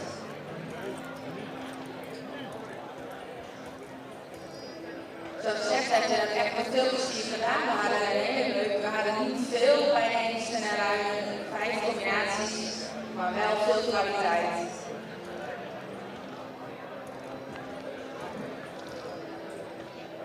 Ik weet niet of de Amazones het vertrouwen al los. Dan mogen jullie, als jullie willen, wel gaan graven. Dan kunnen jullie mooi jullie paarden tonen en presenteren aan dit mooie publiek.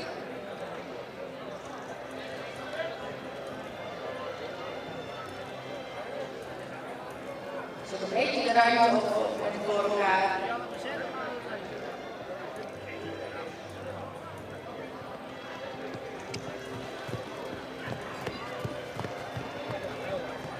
Er zijn paarden met veel activiteiten bezig, heel veel technieken ermee hebben. Wij waren aangenaam verrast. Ze hebben alle twee mooie verdragenheid in de draf. En heel veel, in onze optiek heel veel mogelijkheden door te groeien tot hele leuke sportpaarden. Mag je zo dan eens de hand veranderen, precies een beetje doorschakelen, een keer naar voren. Je kunt wel een beetje zien het verschil al. De ene is 3, de andere is 5. De 5 jaar die voorop lopen, 5 jaar lopen iets gedragener. Alle twee mooi ontwikkelde hengsten.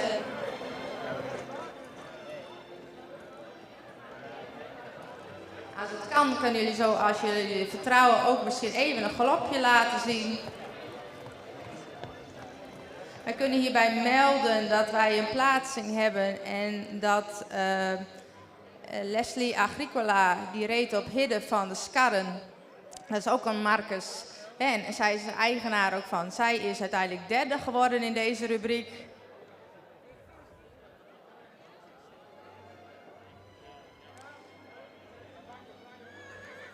Ilse, misschien kun je een beetje schakelen naar voren en terug, want dan kan je op paard heel goed.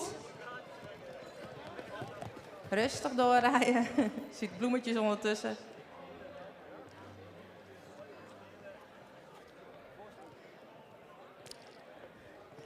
Nummer 3, Heiko, is een hele mooie, elegante, rassige hengst. Heeft voor een 3-jarige al best veel gedragenheid en balans. En ik geloof, ja, nu vindt hij het natuurlijk wat spannend. Maar dat viel ons ontzettend op. En had ook een hele goede stap.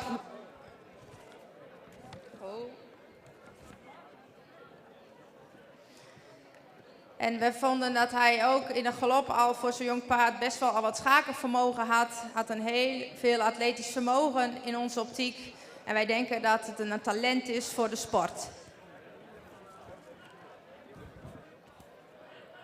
Dan komen we bij nummer 5, Age, een zoon van Johannes. Had ook een hele goede stap. Heeft een hele fijne manier van draven, die eigenlijk al heel veel verzameling toont. Hier kunt u ook zien, zoveel gedragenheid in de galop. Dat is best bijzonder. En voor de verdere sport, in onze optiek, voor het doorwerken naar bijvoorbeeld hogere dressuur, denken we dat dit paard heel veel aanleg heeft en heel veel talent. Daarvoor kunnen we dan ook zeggen dat voor ons is op dit moment Age de winnaar van deze rubriek. En hij is duidelijk puntenverschil nog, maar je moet wel rekening houden dat nummer 1 nog maar 3 jaar oud is en ook heel veel talent toont. Dus de winnaar is van deze rubriek AGT van Ilse Bijlsma. Gefeliciteerd. Ja, jullie kunnen we opstellen.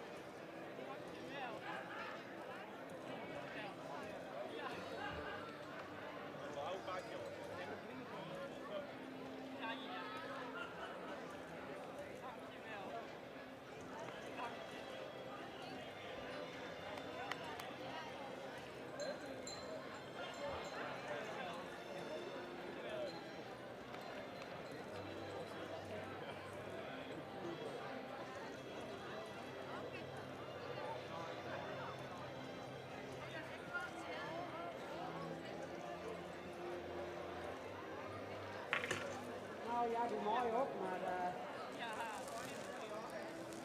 Ja, maar ik ben sponsor en ik wil graag die prijs kwijt. Deze rubriek is gesponsord door Leni Utsela. De rest is Leni Finish Paarden. Zij reiken ook mooi de prijzen uit.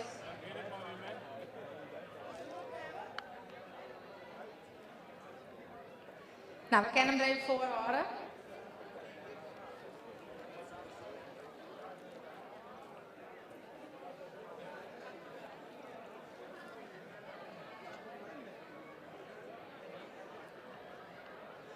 En voor nummer 1 is natuurlijk ook een mooie prijs, een mooie deken. Jullie kunnen de prijzen straks afhalen bij het secretariaat. En nog even een ereronde, denk ik zo. Ereronde op de rechterhand.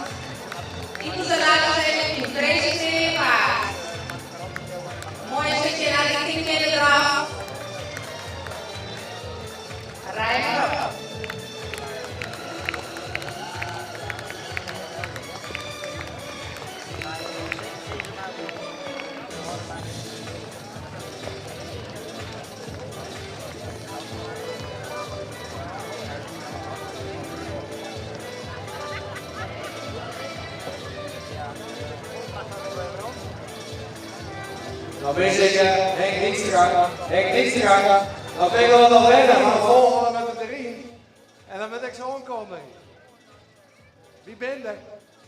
Nee, we gaan nou verder met de open klasse. Dit is weer nou.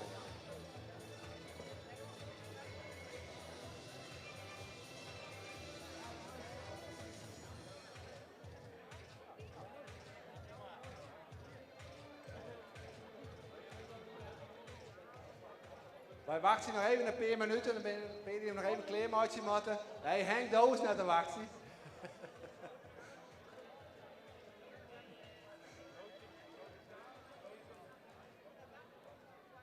Komt er.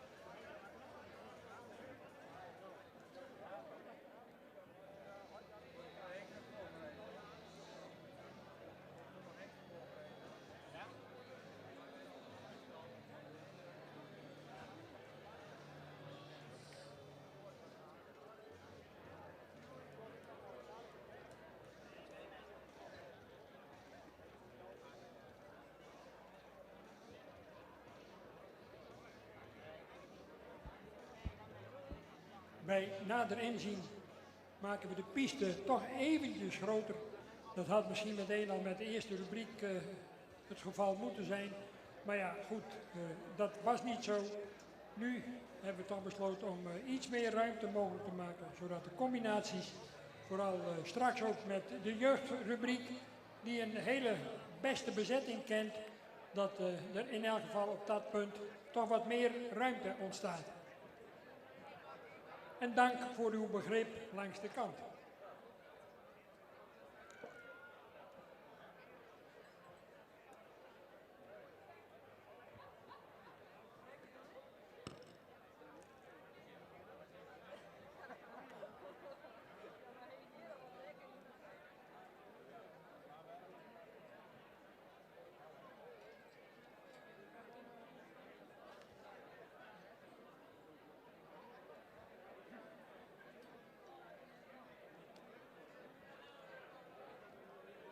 Ik ben u nog even schuldig dat de eerste rubriek mogelijk werd gemaakt door Dek en KI-station De Terpen in Wommels van Rudy Rienstra en de Noesterhoeve de Witmarsen van Pieter Okkema.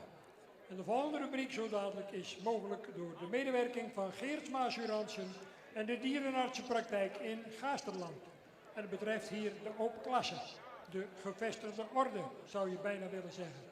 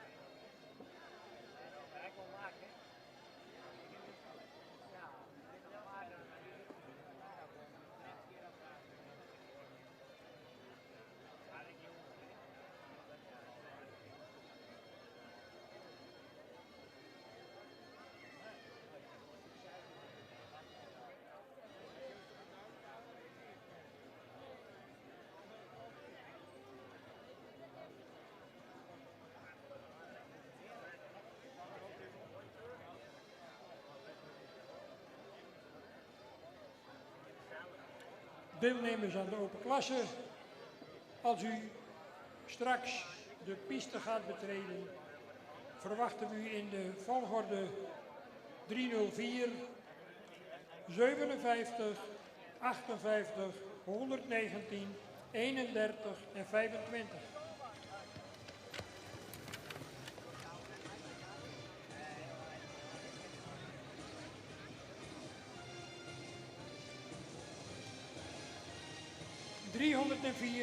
Jillekjen van der Weidehoeve. De vader is Tjalke 397 met Jelle van der Weijden uit Jerkert. 57 Stal Couperus Sneeltje van de hengst Maurus 441 met Erik Couperus uit Oude Mirdum.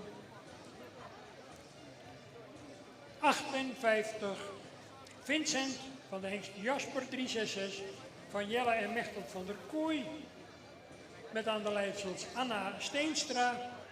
119 Feitse GL van de hengst Aan 416 met Leslie Agricola uit Schaarsterbrug. 31 Marcus van de hengst Mevis 438 van Frits de Jong in Tjerkgaast met aan de leidsels Setske de Jong. En last but not least Sven B. van de hengst Wiemer 461 van de combinatie Minkema-Schreuder in Friese Palen. Voorgesteld door Sieberen Minkema.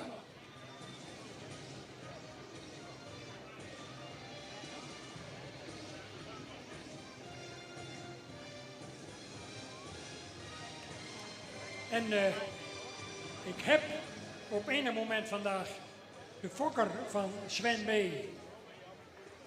Jannie Bosma hier ook zien staan. Misschien is ze nog wel aanwezig om even van haar oogappel te genieten in tuig die door topmenner Siebren Minkema hier in deze rubriek zo dadelijk voorgesteld gaat worden en daarbij zeker tot de kanshebbers behoort. Maar hij zal geduchte tegenstand ondervinden van de rest, onder aanvoering van Jelle van der Weijden, die ook wel weet waar Abraham de Moster haalt. Erik Couperus, Anna Veenstra, Leslie Agricola, allemaal geroutineerd, evenals Setske de Jong. En aan het eind van de rij, Siebren Minkema. Inspectie door de heer Naber, Harco Naber in dit geval uitgevoerd. En samen met mede-jurylid Siebren Kalsbeek uit Ter Horne gaat hij ook deze rubriek plaatsen. Uw attentie, dames en heren, voor de open klasse, mede mogelijk gemaakt door Geertsma Assurantie en dierenartsenpraktijk. Graag gedaan.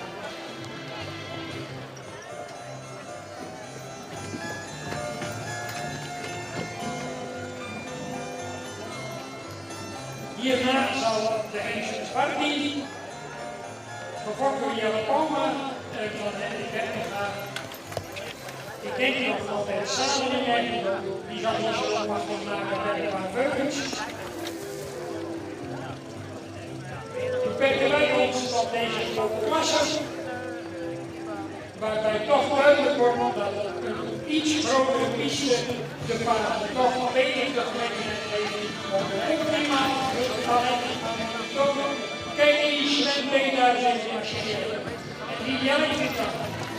De felheid die straalt er vanaf. Op aanleiding van haar van der Meulen, van anderen, Anna Veenstra, 58, Leslie Agricola, met die al alles goed Vijfse Real, waarmee hij al zoveel triomfen heeft behaald.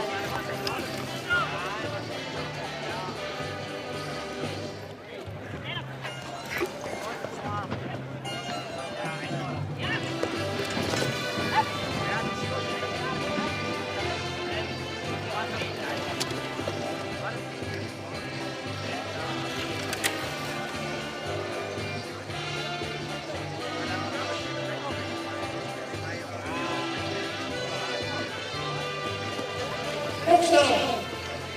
Voorlopig 25, 9 en 300, 119, ja, 119 en 304. Vervolgens 57, 58 en 31. Ik herhaal 25, 119, 304, 57, 58, 31. Krijgen maar de enige gelegenheid om op adem te komen.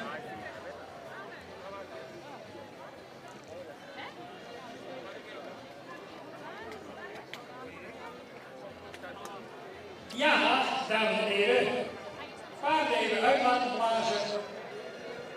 Ook de rijders, de menners, ook even de gelegenheid geven. En dan gaat zich nog een spannende ontknoping in deze klasse voltrekken. Tussen 1 dame en 2 heren. Te weten, Siebren Minkema, Leslie Agricola en Jelle van der Weijden. Dames en heren, de finale van de open klasse.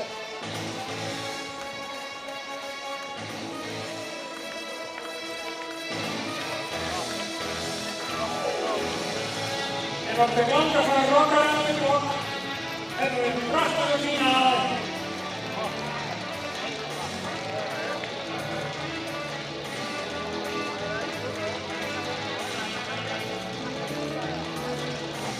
Siebren Minkema, Leslie Agricola en Jelle van der Weijden.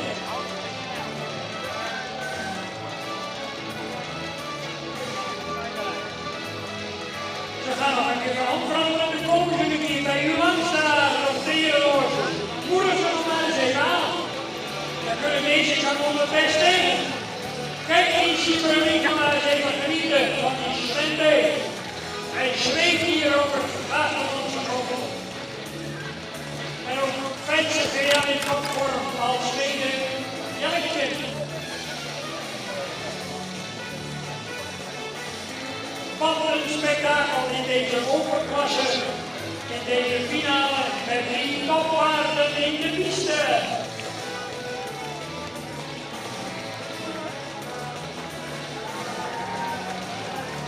En de winst die gaat naar Simon Minkema. Dan Leslie Agricola en tenslotte Jelle van der Leyen.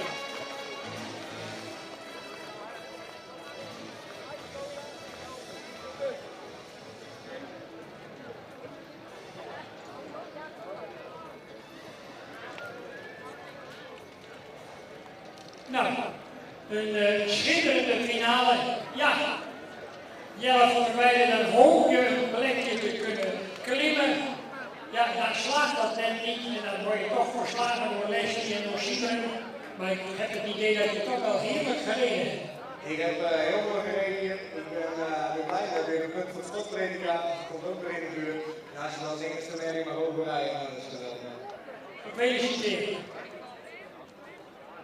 Opnieuw zo'n paard met uitzonderlijk talent voor de terugsport uit de volkerij van Jelle Bauma. Derde vandaag hier. En ja, Leslie, dan zit je toch wel heel dicht tegen het oranje aan. Dan lukt dat net niet. En wat is dat dan aan? Word je dan zenuwachtig? Nee, ik word niet zenuwachtig. De beste wint, zo is het. Zo simpel is het. Nou ja, denk ik wel. Oké, nou zijn we het eens. Gefeliciteerd in ieder geval. Ja, Simon Minkema, al vaker bij mij aan de microfoon geweest in de afgelopen jaren. Vanmiddag eerder geslagen in deze week. En dan denk ik uit een soort van bescherming die hengst vanuit de wedstrijd. En dan kom je terug met oude bekenders en weet je eigenlijk al alles heeft gewonnen wat erin valt. Ja, smaakt dat dan nog altijd net zoals de eerste keer? Nou, alles smaakt altijd weer goed, maar ik moet even op een ander paard komen. Kijk, ik heb vanzelf gekozen op het paard, want het was te druk voor mij in de baan. En ik dacht, ik ga naar een klein wedstrijdje doen met te rennen. En dan moet ik gelijk met 12 mensen, 12 aanspanningen, dus dat ging, ik denk dat het niet.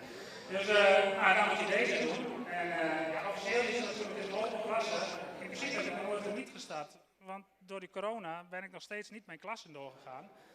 Maar ze laten de klassen vrij, dus ik denk, nou ja, dan kies ik voor Sven B in de open klasse. En ja, hij wordt elk jaar nog beter, het is gewoon een wonderpaard. Werkelijk, dit is gewoon top uit. Fantastisch om te horen, het is ook een paard waar wij als publiek ontzettend van genieten. En we hopen hem nog heel vaak in topvorm met jou aan de leiders aan te treffen. Veel succes. Dankjewel. En ik wou nog even, ik weet niet wie verantwoordelijk is voor de bodem, maar die is fantastisch. Nou, daar sluit ik me van harte bij aan. Goed gesproken, Simon Minkema. Een compliment aan de organisatie met deze schitterende achterbergbodem naar ik meen. Uiteraard ook uw applaus voor die fantastische winnaar uit de volkerij van Jannie Bosma in Makkum. Sven B. voegt hier de volgende ereprijs aan zijn toch al imponerende carrière toe. Dat geldt ook voor Fijnse VL met Leslie Agricola, Jelle van der Weijden uit de volkerij van Jelle Bauma, met Jelletje van der Weijdenhoeken, Erik Couperus met Neeltje, Vincent met Anna Steenstra, Marcus met Zetske de Jong, een imponerende groep met een fantastische winnaar, een lust voor het oog. Hij komt nog een keer voorbij voor de herenloge en belonen met een ovatie. Simon Minkema.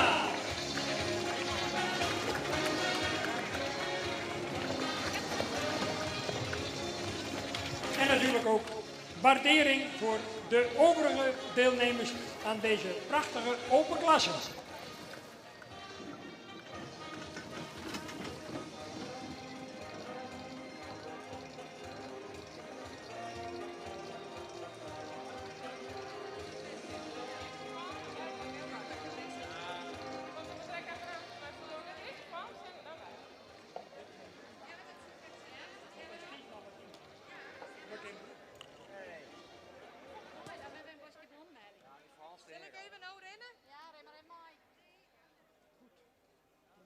finale van de merries. Of eerst de band. Nee, dan krijgt de band. En dan de finale. Ja. En dan finale merries. En dan goed. Bepalen wij ons tot het volgende programmaonderdeel. Niet in uw programmaboekje terug te vinden. Ik mag u nog een optreden aankondigen van de goedgekeurde hengst. Bardi 509. Die straks als afsluiting van de presentatie van een tweetal veulens hier in de piste komt. Staat hier natuurlijk vlakbij aan de overkant van de manege op het station van Hendrik Eppinga. En hier hebben we dan een hengstveulen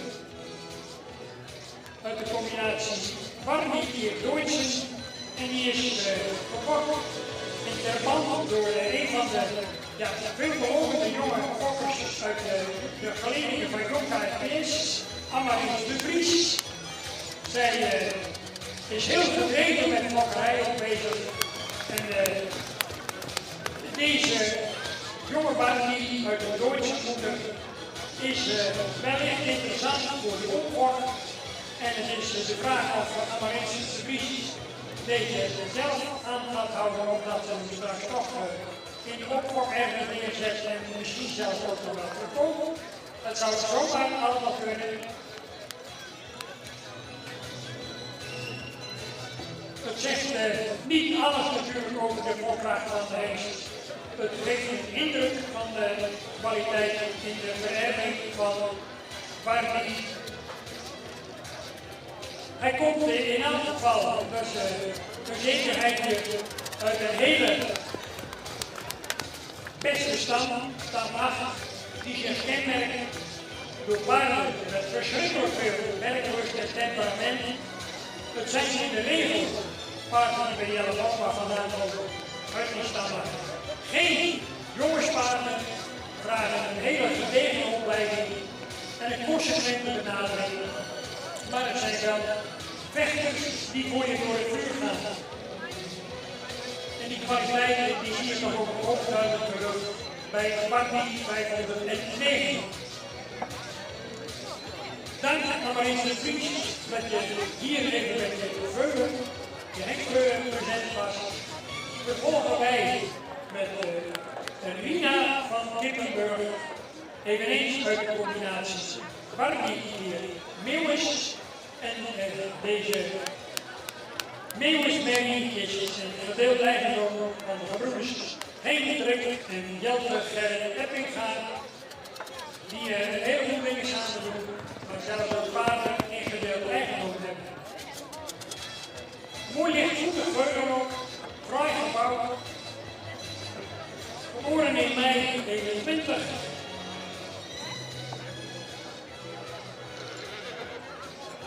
Geveulen met een mooie opzet ook, fijn meewerken en blijmoedig in elk geval in haar optreden.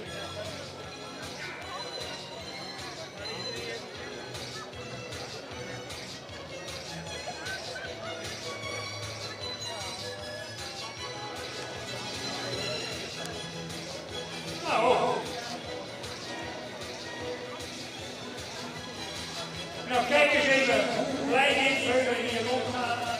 Een heel aansprekend grond en veel beweging ook. Een mooi veulen dat we in de komende jaren toch weer in Nederland mogen verwachten.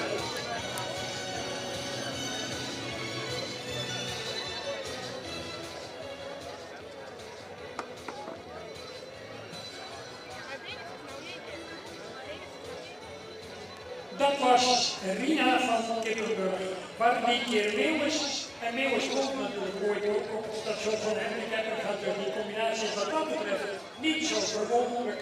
We hebben genoten in elk geval van dit prachtige Bardi-veulen, evenals Rinkelen ADV als eerste. En dan ontwaar ik, dat is toch wel een hele aangename verrassing, in de verte de hengst. En in dit geval niet aan de hand, maar voor de wagen. En dat stellen we buitengewoon prijs Hendrik Eppinga, dat je zoveel moeite getrokken om deze tophengst even aangespannen aan ons te laten zien. Uw attentie uit de fokkerij van Jelle Bouma.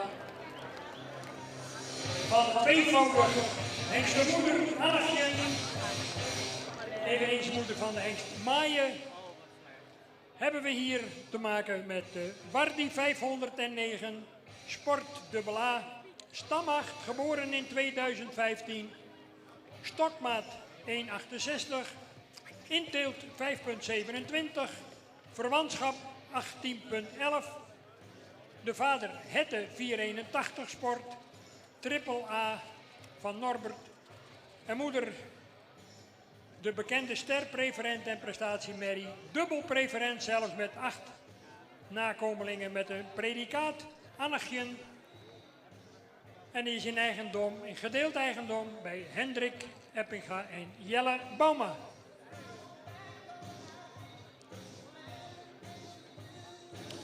Ik geef u de cijfers nog even destijds bij de goedkeuring in Exlo. Voor de rijproef 82 punten, voor de menproef 84,5 en voor de showwagen een imponerend cijfer van 87,5 punten. Een tuigtopper in potentie.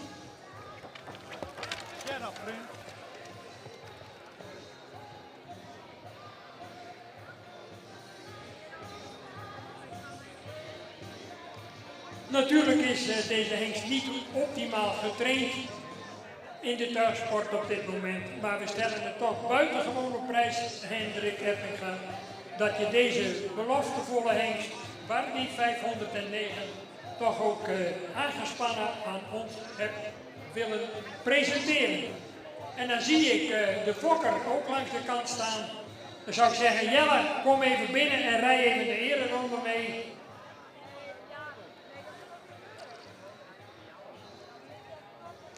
Ere wie ere toekomt, het is weinigen gegeven om tweemaal een goedgekeurde stamboekhengst te fokken. Dat is ten aanzien van Jelle Bouma zeker het geval. En het zal hem deugd doen dat de hengst hier door Hendrik aangespannen gepresenteerd is geworden. En ja, ik wil u nogmaals in herinnering roepen de geweldige viervoudige kampioen Ietsjen uit dezelfde fokkerij van Jelle Bouma, waarmee Hendrik Eppinga 4-maal kampioen fokmerries wist te worden. Een hele aparte merrie die ook een hele aparte aanpak vraagt en vroeg. En Hendrik was een van de weinigen die die hengst optimaal naar dat hogere niveau wist te brengen. Paarden met ontzettend veel werklust, niet voor iedereen even gemakkelijk hanteerbaar. Ik zou zeggen, een applaus voor Hendrik Eppinga en Jelle Bouma, de gezamenlijke eigenaren van deze Wardi 509.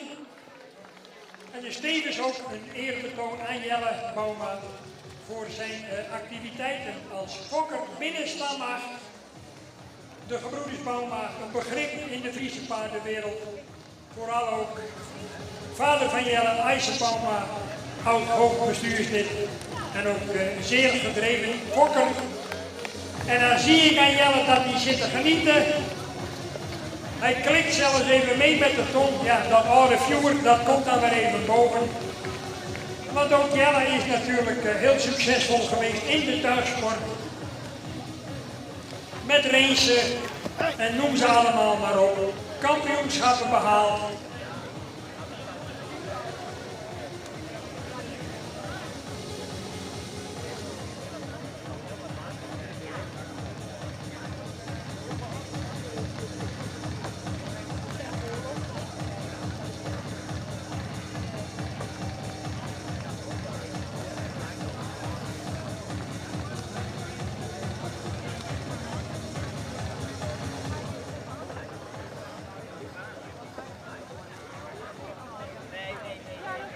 Dank Hendrik Eppinga dat je ons hebt laten genieten van opnieuw een stamboekhengst.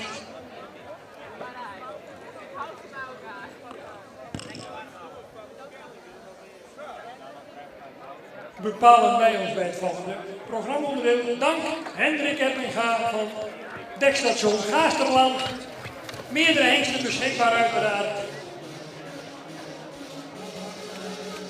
En dan gaat hij nog een keer met Barty 509.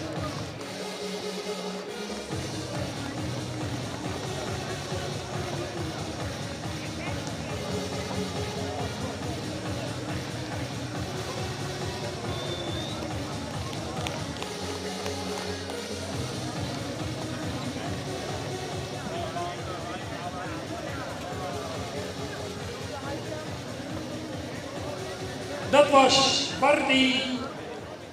Wij vervolgen het programma zo dadelijk met de jeugdrubriek. En daar is tevens een stijlprijs in het geding. Vriendelijk verzoek aan de jury om plaats te nemen in de piste, de heren Kalsbeek en Naber. En van jullie wordt ook verwacht dat jullie de stijlprijs toekennen aan een van de deelnemende jeugdleden. En ja, ik kan zonder overdrijven, denk ik, gerust zeggen dat we overdonderd zijn voor de aangifte.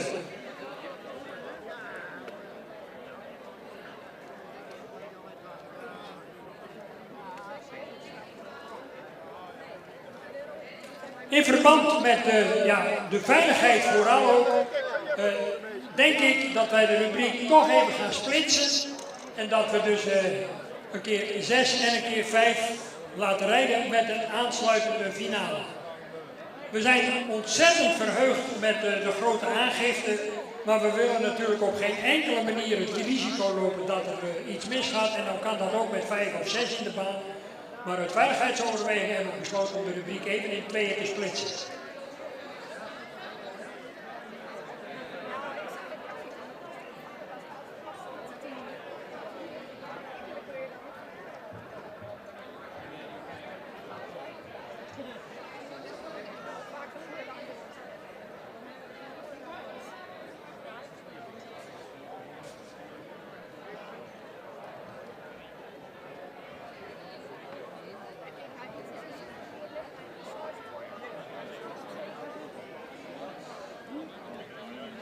Dan gaan we zo dadelijk beginnen. Let even op het voorterrein. Tot en met 58. Dat is de eerste groep. Vervolgens komt de tweede groep. En van elke groep worden er 2 uitgenodigd om in een afsluitende finale de eerste prijs te betwisten. Dus we beginnen zo dadelijk met 98, dan 10, dan 184, dan 94 en 58. Dat is de eerste groep. En de rest komt dan in de tweede groep aan bod.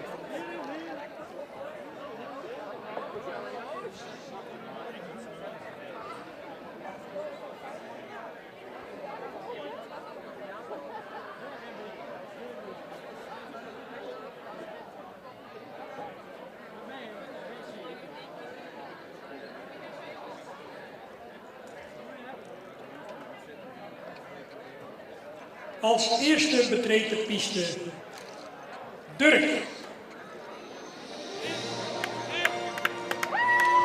De jongen Tjalling van Stal de Mersken uit Siegfriedwoude.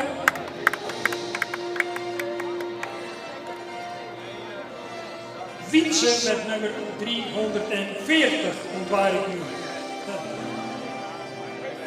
Okkema. En Ela Okkema is 9 jaar jong, dames en heren.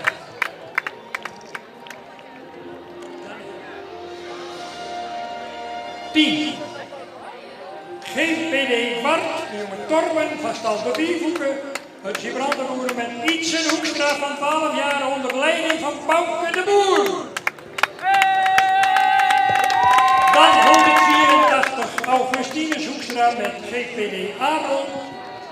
Die stamt af van de Hengst Jouwe met Jelte Hoekstra, 14 jaar jong.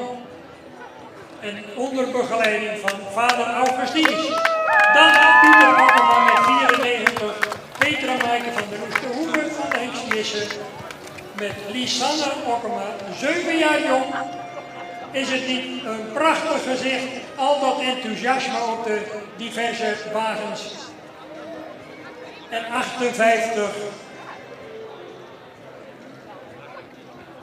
Jitte VDK van de hengst Andries van Jelle en Mechtel van der Kooi met Jildo Hoekman, 10 jaar jong, met begeleiding van Ria Hettinga.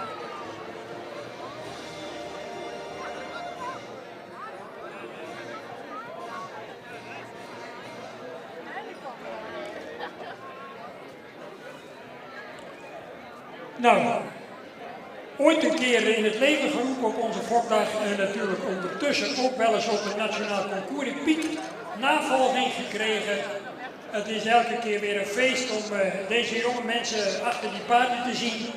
Het is voor een heleboel een eerste kennismaking en ja, we hopen natuurlijk allemaal dat ze enthousiast blijven en ook op termijn een aanvulling kunnen betekenen voor de geledingen van de diverse rijdersverenigingen. En in dit geval zeker voor de Friese. Goed, ik ga ruimte maken, want onze ringmeester geeft het sein tot afrijden. En dan gaan we eens kijken wie van deze eerste groep, eerste 2 moet ik zeggen, straks terug mag komen voor de finale. Ik zou zeggen, laat uw enthousiasme langs de kant maar even horen. En geniet met mij van deze eerste groep.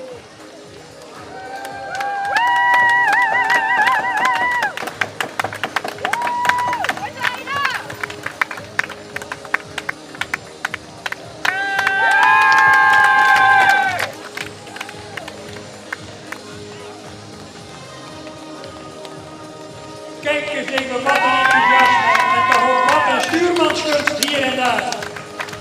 En die pakers en vaders en gastdocenten zou ik ze bijna willen noemen. Die genieten met volle teugen. Kijk die Bouke de Moeres, als had hij voor de eerste keer op zo behaald. Het is fantastisch. Dit is de toekomst, dames en heren. Laten we hopen dat de vereniging het Friese Tuigpaard ook dit tot haar takenpakket gaat rekenen. Want hier moeten we het van hebben met elkaar.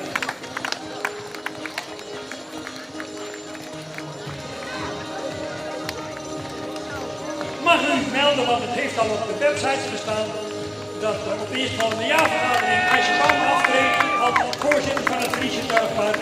En dat hij indien de vergadering instemt opgevolgd gaat worden door Mechtel van der Kooi Jonker. Dat is de nieuwe voorzitter voor het Friese Tuigpaard.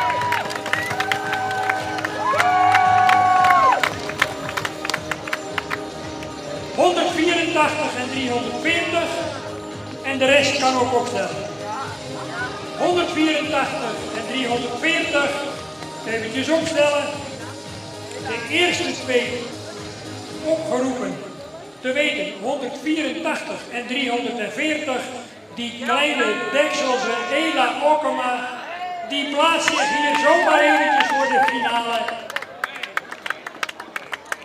Samen met Ietse Hoekstra, zij komen straks terug voor de finale en een prachtige derde plek voor die pakerzin van Pieter Okkema. Die kleine Lisanne. Kijk eens even, een verrassingspakket voor alle deelnemers. Nou, Lisanne, nou heeft het een geweldig mooie dag, of nee? Ja. En heeft ik vaak oefenen bij paker Pieter thuis? Ja. Het is geweldig om te zeggen. En kreeg net in de finale, maar het is hier wel heel prachtig mooi, maar een tweede prijs. Geweldig, gefeliciteerd.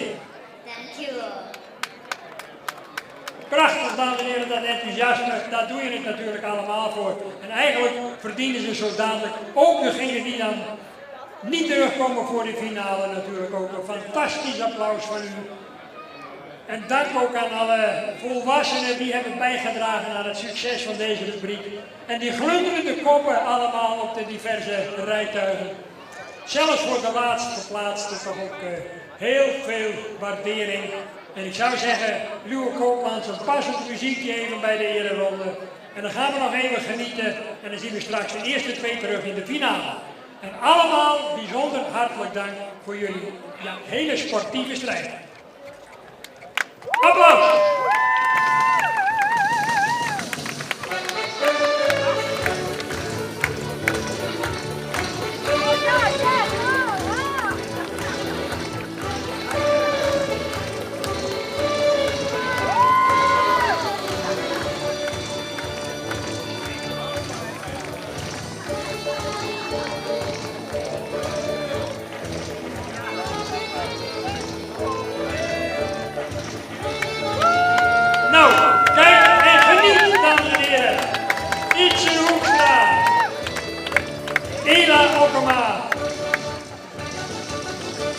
Sanne Okkema. Ietsen Hoekstra. En Jelte zien we straks natuurlijk terug. En zeker ook applaus voor Lieke Huizinga. Nee. Voor Jildau Hoekman natuurlijk.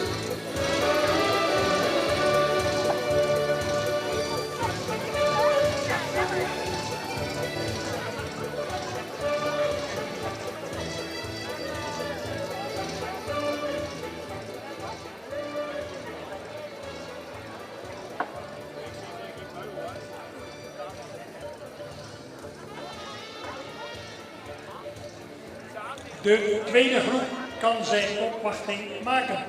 Misschien moet er hier en daar even gewisseld worden.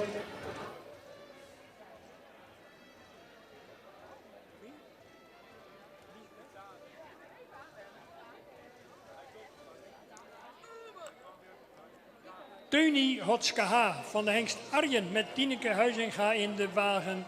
En hij wordt voorgesteld door Lieke Huizinga, 11 jaar jong.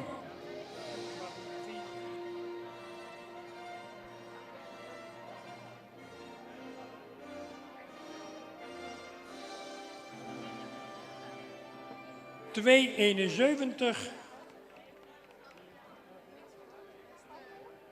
Falco, een jonge Tonjes van de combinatie Van Dijkhuizen en Griffioen met Wietske Huizinga. En naast haar zit Angela Hoekman. Frits de Jong met Marcus van Mewes. Met Anne-Grete Atsma onder begeleiding van Pake Frits.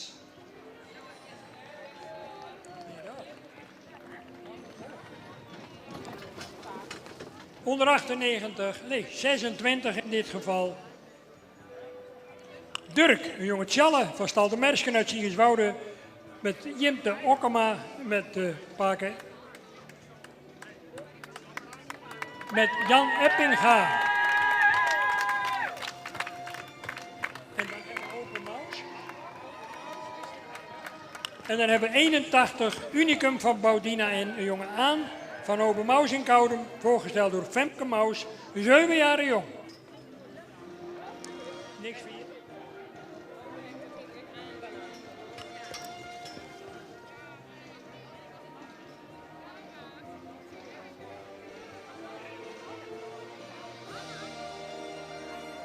Inspectie is begonnen. Stelt u maar op allemaal.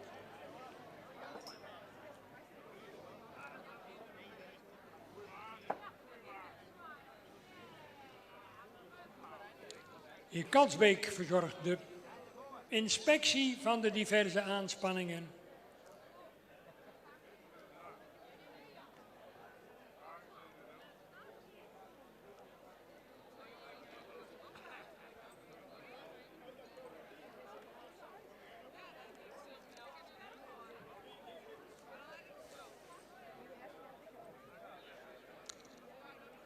Nou, ik denk dat het heel verstandig is geweest om de groep even te splitsen, zodat ze allemaal optimaal de gelegenheid hebben om hun kans te grijpen, zou ik bijna willen zeggen, in dit spektakel. Want het is natuurlijk nogal wat. Dan ben je 7 of 8 of 9 jaar oud of 10 of 11 en dan mag je zomaar rijden op zo'n groot concours in Piek. Nou, daar kom je niet alle dagen over, dat weet ik wel zeker.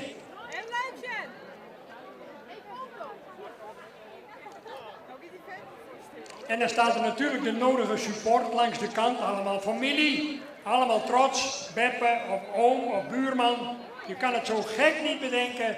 Tuigpaardensport maakt emotie los en laat het ook alsjeblieft zo blijven. Daarom houden we er toch ook allemaal van.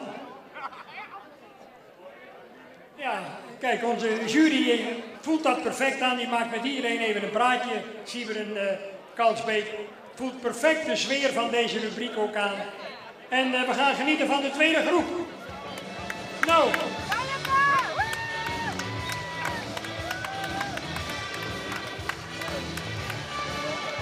En ook uit deze groep blijven er 2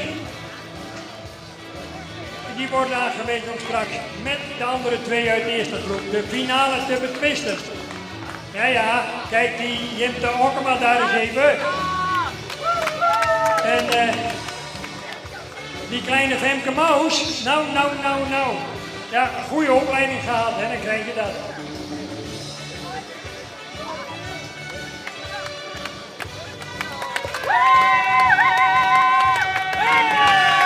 Ja, het is duidelijk waar de meeste support staat.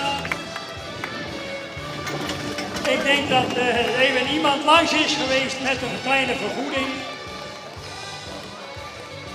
Ja, dat zou toch wat zijn, zeg. Als we straks in de finale die kleine Jimte Okkema ook nog zien. Maar dan moet hij tegen zijn zus opnemen. Nou, dan krijg je een echte familiestrijd. Het zou zomaar kunnen. En Frits de Jong geniet ook volop. Samen met Anne-Greta Atsma. En die is al 16 jaar. En Paker Jan, die geniet. Obermaus geniet. Tineke Huizinga geniet. En ook de jeugd die de paarden rijdt, die geniet volop. In deze rubriek overal is ook een stijlprijs beschikbaar. Die wordt straks bepaald door de jury ook.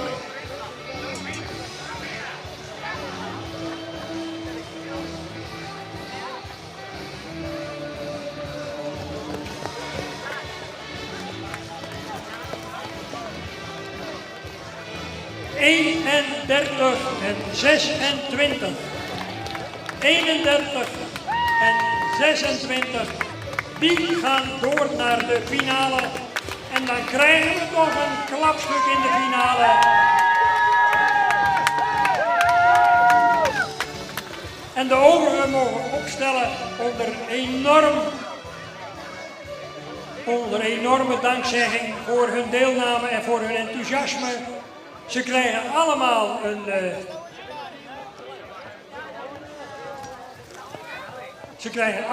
een tas met inhoud, mogelijk gemaakt ook door dierenartsenpraktijk van Baard tot Klif in Koudem en dierenartsenpraktijk Het Groene Het in Wommels. De sponsoren van deze jeugdrubrieken. 2 in getal. En dan voorspel ik u een hele spannende ontknoping als we straks de broeder-zusterstrijd krijgen tussen de Jimte en Ela. En dan komt het erop aan. Dan staat de familie hier op het spel. Je zal het toch maar beleven, Jimte, dat je het gaat verliezen van Ela. Nou, dan heb je een hele slechte week voor de boeg. Maar we gaan het zien. Nou, Paker Ober die geniet van zijn liedse Femke, zo'n hieruit, en jong wat ik eigenlijk zeggen.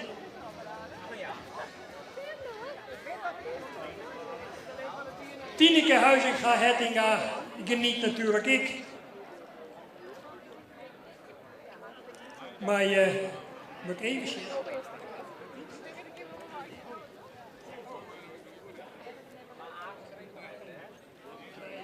Liesbeth, ja, prachtig. Mijn maaienbonken van Stalredia, mijn Elbrecht de Boer, 11 jaar jong. Ja, en daar zijn we bij 174. Of 255, het is maar net wat je wil. Je kan alle kanten op. En dan is dit Teunie Hotske Haan. Van Paker Titus oorspronkelijk. Nou, ik vind dat je het geweldig gedaan hebt, Lieke. En een heerlijke tas, jongen. Er zitten allemaal verrassingen in. En ik weet niet of Paker nog langs de kant staat. Aha, hij zit er nog wel, jazeker. Ja, dat doet een mens goed, hè. En chique, prachtig. Wat een deelname van de Hettinga-familie hier in deze jeugdrubriek. Super. Een afsluitende ereronde. Frits de Jong en Anna-Greta Atsma, die zongen straks voor ons. En dat hield ik voor Paker Jan, maar Jimte Okkema.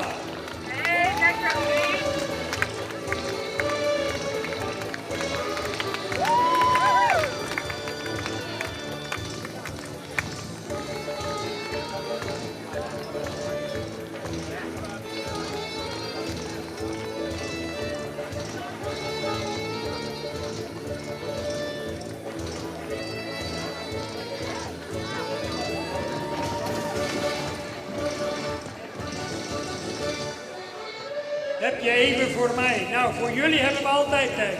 Een lust voor het oog, deze jeugdrubriek. En we hebben nog een hele mooie finale voor de boeg. Maar voor het zover is en die 4 kandidaten voor de eindzege binnen zullen komen, mag ik als eerste zo dadelijk toch nog 58 even binnenroepen. 58. En die krijgt een speciale vermelding. En ik zou graag willen dat de combinatie 58 de piste even gaat betreden. Het gaat hier natuurlijk over Kitte VDK van de hengst Andries van Jelle en Mechtel van der Kooi uit Sint-Nicolaasgaard. En deze Kitte wordt voorgesteld door Jildo Hoekman, 10 jaar jong. En dan geef ik, als ze zo dadelijk op gaat stellen, voor de ereloge. En de dienst doet Groen Jelle van der Kooi, die staat al gereed. En dan geef ik het woord met alle genoegen even aan de woordvoerder van de jury in dit geval, de heer Sybren Kalsbeek. Dank u wel, Dijkstra. Wij hebben allemaal bekeken. Wie de jeugd heeft in de toekomst. Ze doen allemaal hun best. Er zit toch verschil in. Jildau die zit zo mooi, alleen rechtop, zelfde zweep. Ik denk dat het haar moeder is die ernaast zit. Grijpt helemaal niet in. En keurig gereden. En de rest ook allemaal proficiat, maar er moet toch één de winnaar zijn. Dankjewel, Sybren Kalsbeek. Compliment voor Jildau Hoekman. Nou, dat moet toch wel...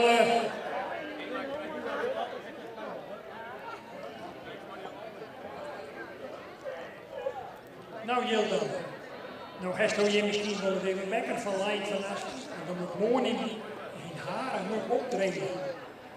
Nou, wie is ik zenuwachtig? Maal niet? In dat boven, hè? Ja. Nou, ik vind dat het geweldig is. Dat is een hele soort oefenen tussen. Nee. Wat? Zit je hier nou van de eerste achter? Ja. Nou, zus, dan kom je en dan kun je er even opzetten en dan ben je gewoon even de staalprijs. Nou, dat is toch een aardig hit. Jongen, nou dan mag je toch even langer opdoen.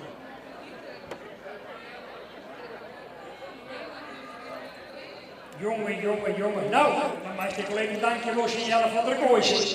Dankjewel. Maar is net een pracht. Gefeliciteerd en dan maar goed van nagenieten. Super die presentatie. Nog even een mooie ereronde. En Johanna maakt er nog even een mooi fotootje. Er komt mooi even in het maatje de winnaar van de staalprijs. Ja, met z'n allen, hè?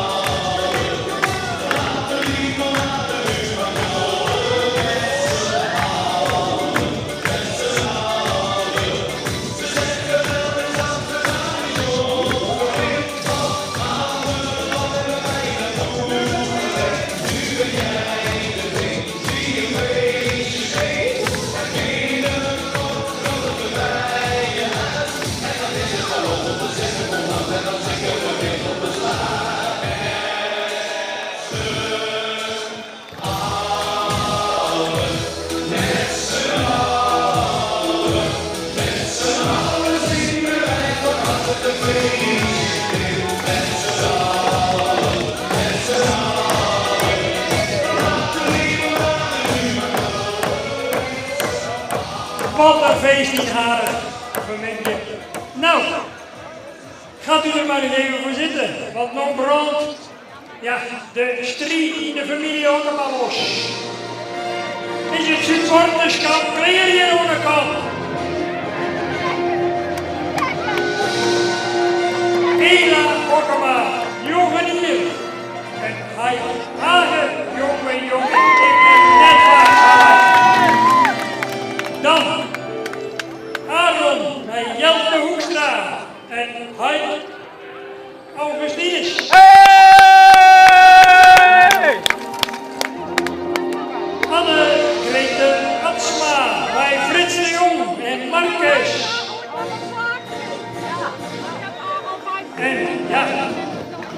de skiwolder publieksfavoriet houdt op het lavage straks. Dirk, Jim Tokema en Paken Jan Hemtinga.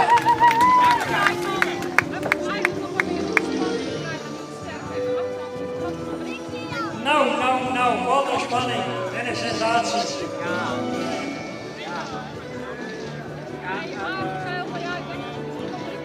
En Frits, jongen, die geniet ik weer even onderwets van deze tugerij. En dan helemaal net een mooie jonge pakensissen, wat wil je nog meer? Om grutsk op de weg zitten we dan eens hier op zijn Fries. Ja, en Jimte krijgt nog de eerste instructies voor de finale van Pakenjon. Nou Hagen en Ela, zet hem op.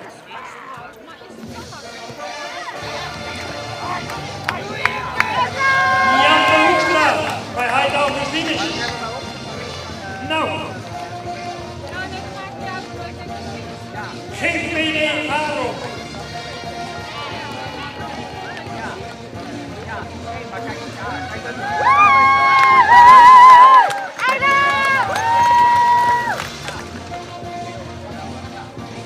De finale, de grote finale van de Jeugdpubliek. Die is thans aan de gang. En heb je een favoriet? Ik zou zeggen, laat het maar even horen.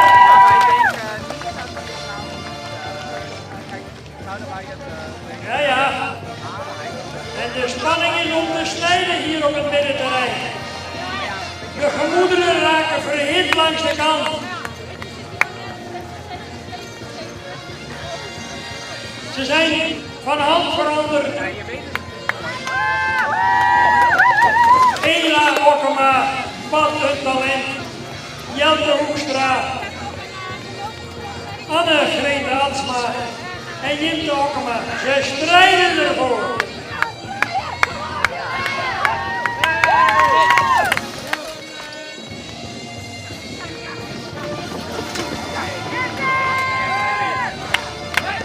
En de winst die gaat naar 184.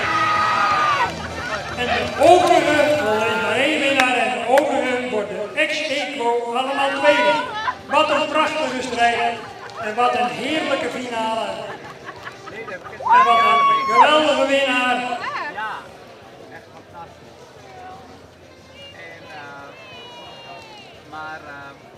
Kijk, ja. Het is hartverwarmend om mee te maken en om naar te kijken. Zo'n spektakel met de jeugdleden. Nou, en dan denk ik, Jelte Hoekstra, dat is alleen een genieten kerstdagen van de ereronde. Want dan zie je snowballs vol spanning in de wedstrijd. Ja, een beetje wel. Ja. Maar hij heeft er met lekker van eind, hoop ik. Nee. Ja, valt mooi. Hij heeft geweldig rit en dat de jury die dan ik nog het beste komen. Wat wil je daar nog meer? Maar net zo wat. Nou, super. Hartstikke mooi sprutsen. Het belooft wat voor het dag komt. Skierlijk maar bij de jonge rijders bij de Friese morgen. Ja? Goed. Nou. Anna Riks. Die is nog mooi paraplu, maar je bent nou eigenlijk al een met je trein plaatsen. Maar ik zag wel het hele gezicht. Hij heeft toch verschrikkelijk genoeg. Zeker, ik heb het verwacht met mijn hand, dus ik ben al lang blij dat we een keer mooien. Nou, dat kent toch net beter? Nou, en Beppe en Paken zijn grutskneest en Beppe langs de kont. Dan ga je hem hem, denk ik, nou wat een prachtige dag, of net? Ik ken het beter. Nou, super, Joen er maar goed van genieten. Ze heeft nog een zusje, die komt aan mee, hè? Maar mij ook mijn zusje, maar we rieden terug. Nou, geweldig, zo zei je het. Dat is de instelling bij u. Mensen die het Friese duursport bedrijven. Nou, Paken Jan, ik zie wel, jou ziet niet wel een beetje inspanning onderwijs. Ja, wees. Het is goed beteerd en nou zal ik je wel heel eerlijk zeggen. Nou, ik zag hoop dat het even tussen die beiden ging zo. Maar ja, ik ben de jury net. Nee, en de beste moet winnen. Maar je hebt ook een nood. Ja, geweldig. Ik zei, dit is zo mooi. Nou, en Jimte dan?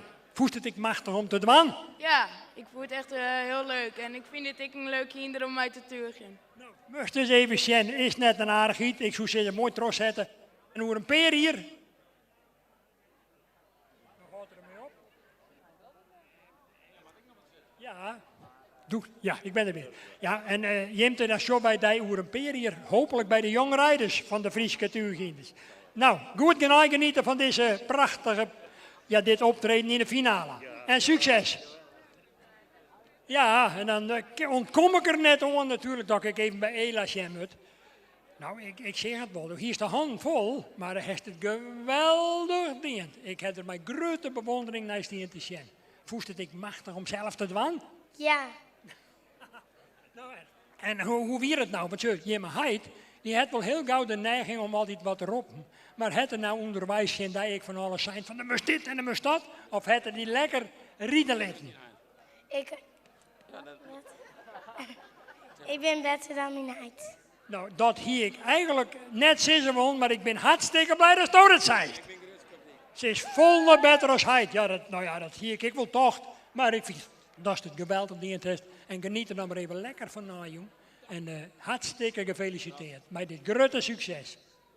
Tot een andere keer. Zullen we dat doen? Ja. Oké.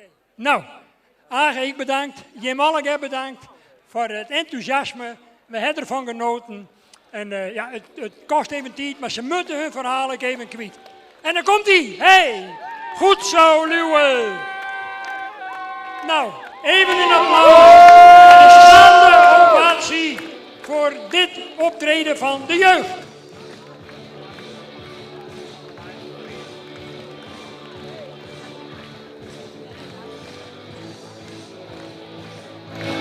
Mijn grote vrienden van de Quo. Kom op!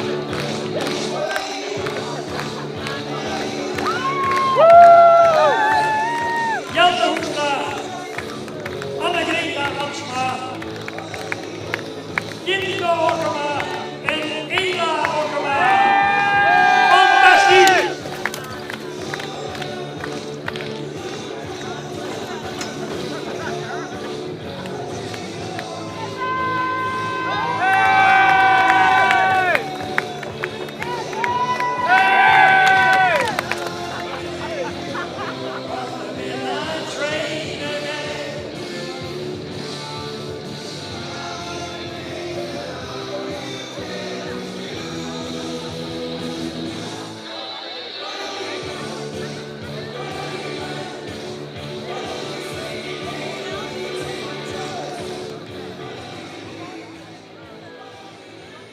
Wat een feest, deze jeugdrubriek. En wat een enthousiasme, een heel aanstekelijk enthousiasme bij die veelal hele jonge deelnemers.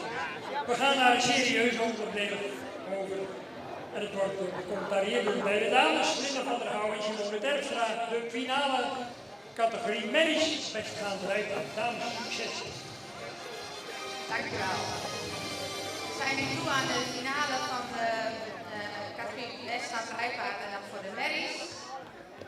De dames komen al binnen, zowel de ruiters als de paarden zijn allemaal van het vrouwelijke geslacht.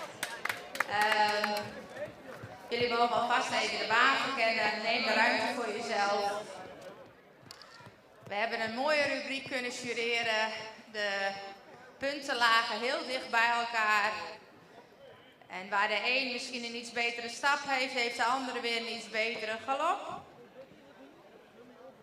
Het zijn allemaal mooie, kwaliteitsvolle paarden. Dan ga ik ze even aan jullie voorstellen. Met nummer 12, dat is een 5-jarige merrie, Brecht H. van Wielster. In eigendom van de EW Andela en gereden door Hiltje Holtrop. Dan hebben we stap nummer 8. Dat is een 4-jarige merrie. Dieke van de Merenstaten. Stamboek Ster. En is van IJssen. En eigenaar is T. Bauma Bommels. En rijder Amazone is Elbricht Slop. Dan hebben we nummer 26. Dat is Wietske van de Jonkershuizen. Merrie is 14 jaar, is van Onne, eigenaar C. Nieboer uit Tjerkert en Amazone is Naomi Visser. En dan hebben we nog nummer 9. Dat is een 4-jarige merrie, Doutzen van de Noordermar van Hetten. En eigenaar is Volkersma, El Volkersma uit Molkwerum. En de Amazone is Janneke Volkersma. En dan hebben we nog nummer 16. Dat is een 6-jarige merrie, Yveske van der Brink. Vader is Hessel. En de eigenaar is Kingma uit Hilaat en de Amazone is Pietie van der Berg. Zouden jullie even een keer willen van hand veranderen?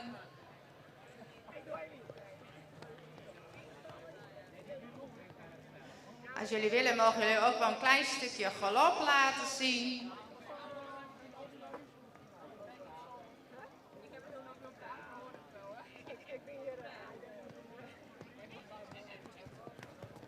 We hebben paarden gezien, de een is wat meer elegant, de andere is wat meer krachtig.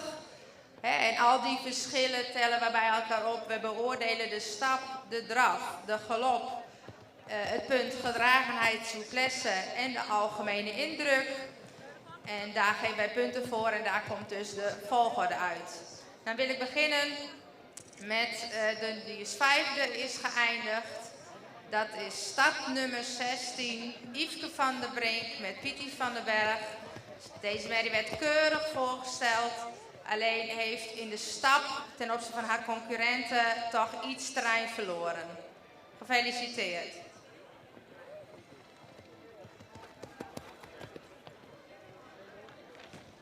Vierde is geworden startnummer 9. Doutzen van de Noordermar. Deze merrie had een hele mooie ruime stap. Heel takmatig, zou in de galop iets meer balans mogen hebben. En iets meer gedragenheid. Maar het was vonden wij een sympathiek, talentvol paard. Maar moet nog iets sterker worden. Gefeliciteerd.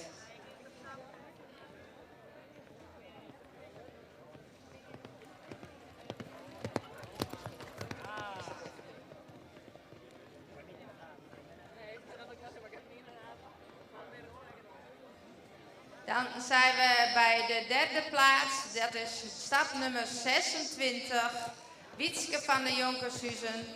Een hele sterke merrie met een krachtige manier van galopperen en draven.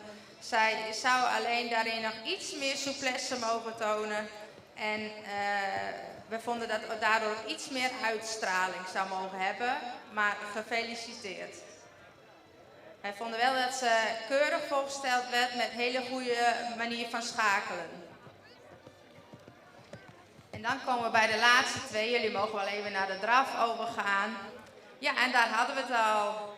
Een ex-equo. En ook nog ex-equo naar de ex-equo regeling.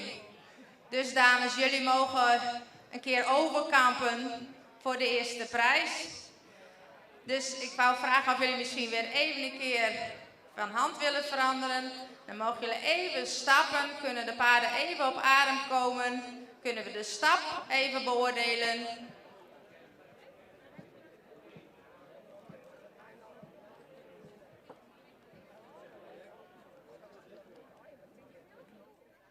Het gaat dus tussen nummer 12, Brecht H. en nummer 8, Dieke van der Merenstaten. De ene had een iets betere stap, de ander weer een iets betere draf. Dus ze lagen dicht bij elkaar.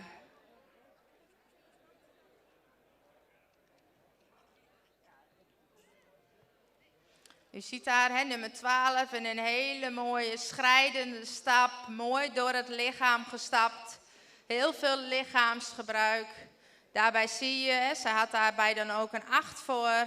Daarbij zie je dat de nummer 8 daar toch iets meer moeite, nog iets meer spanning heeft. Wel een hele zuivere manier van stappen, maar zou daarin nog iets meer losgelatenheid mogen tonen. Dan wil ik jullie vragen aan te draven.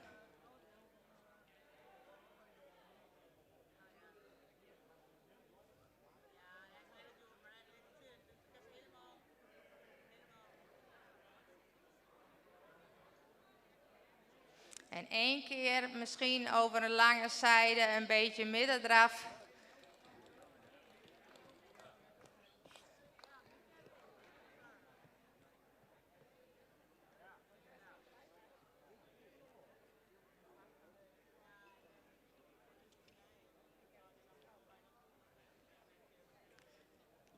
Het is natuurlijk al een hele lange dag voor deze paarden. Dus we kunnen er wel een beetje rekening mee houden dat ze uiteindelijk een beetje leeg worden. We gaan niet te lang. Een keer van hand veranderen.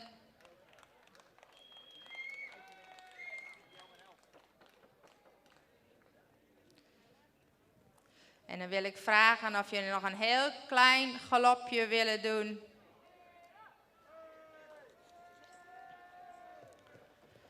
Wij vonden dat de nummer 8 dus een iets betere manier van draven had als de nummer 12.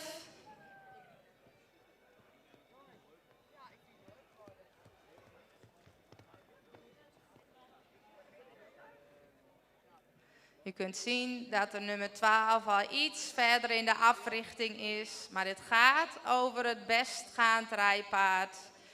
En ik denk dat Simone en ik het er wel over eens zijn. Dat we de nummer 8 uitroepen tot de winnaar van deze rubriek. Gefeliciteerd. Alle Amazones bedankt. Wees zuinig op jullie paarden. En we zien jullie graag terug in de sport. Succes!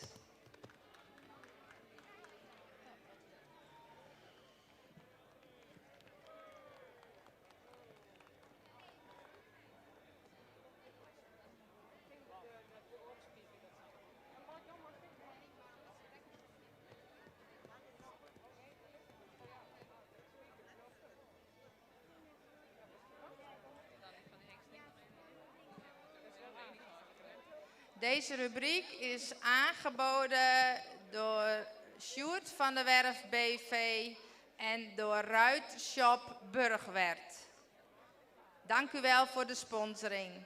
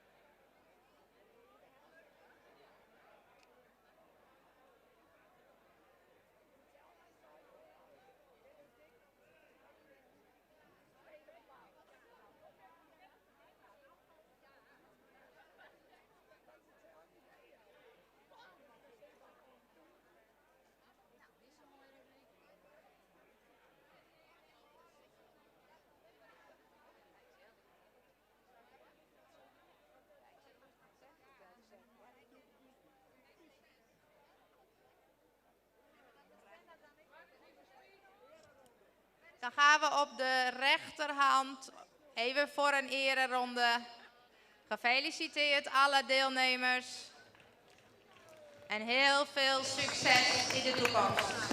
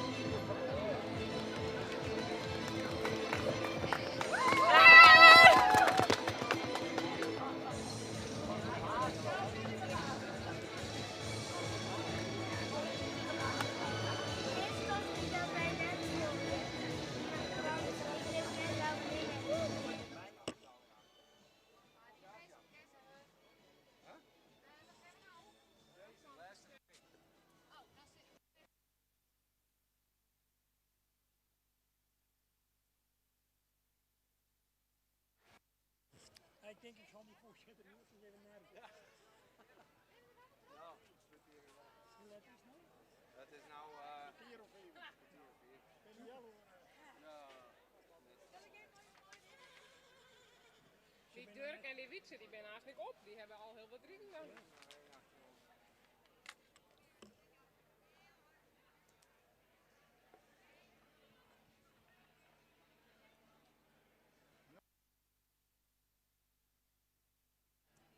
De slotrubriek Friese tweespannen is aanstaande. Friese tweespannen in dit geval in authentieke aanspanning voor de Sjees. Gereden door heer, vergezeld van dame in authentiek Fries kostuum uit de periode 1850-1860. Een buitengewoon gewaardeerd nummer op veel nationale concours de piek evenementen. En ook hier in Gaasterland natuurlijk ook altijd tijdens Concours de Piek reis op het programma. En we hebben hier vandaag 5 combinaties die toch in gaan spannen of zijn ingespannen.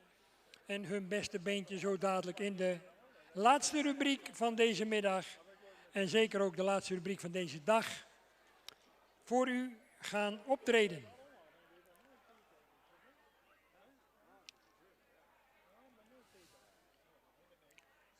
Onder nummer 26, Dirk en Wietse, respectievelijk van Tjalle en Torben, van Jan Eppinga uit Ureterp en gereden door de maestro zelf.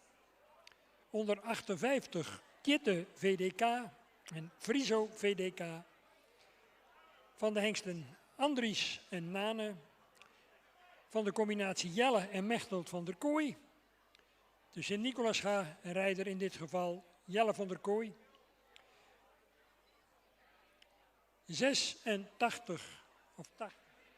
86 Babe en Beent, allebei van Norbert, van Mijne Woudstra uit Sint-Nicolaasga. Gereden door Mijne. 184 GPD Wart en GPD Aaron, van Torben en Jouwe, van Stal de Viervoeken in Sibrandenburn, met Augustinus Hoekstra aan de leidsels. En tenslotte onder 31 Marcus en Iede, van Mewes en Norbert, van Frits en Setske de Jong en in dit geval gereden door Gert van Dijkhuizen. En de rubriek wordt mogelijk gemaakt door Skips Maritiem en Konag, leverancier van aanhangwagens en trailers in Nagelen. En Skips Maritiem vindt u te Stavoren.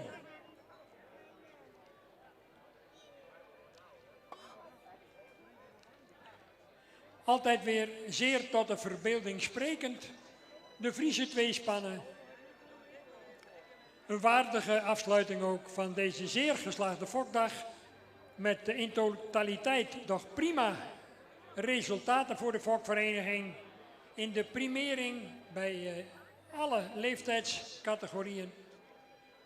Ik dank al nu vast vanaf deze plaats iedereen die op welke wijze dan ook heeft bijgedragen aan het welslagen van deze 2 keuringsdagen.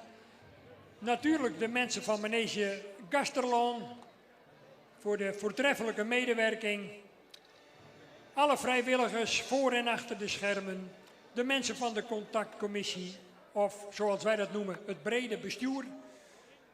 Adriaan Meindersma voor het zo mooi in beeld brengen op de livestream van deze keuringsdagen. Juryleden, trainingsstallen. En op het gevaar af toch iemand te vergeten. Iedereen die ook op welke manier dan ook heeft meegewerkt aan het welslagen van deze dagen. Hartelijk dank. En last but not least, mijn geluidsondersteuning van de firma Koopmans in Elim. Luwe straks tenslotte nog een keer het Friese volkslied klaar bij de ereronde, of voor de ereronde van de Friese tweespannen. En dan sluiten we de dag wederom in stijl af.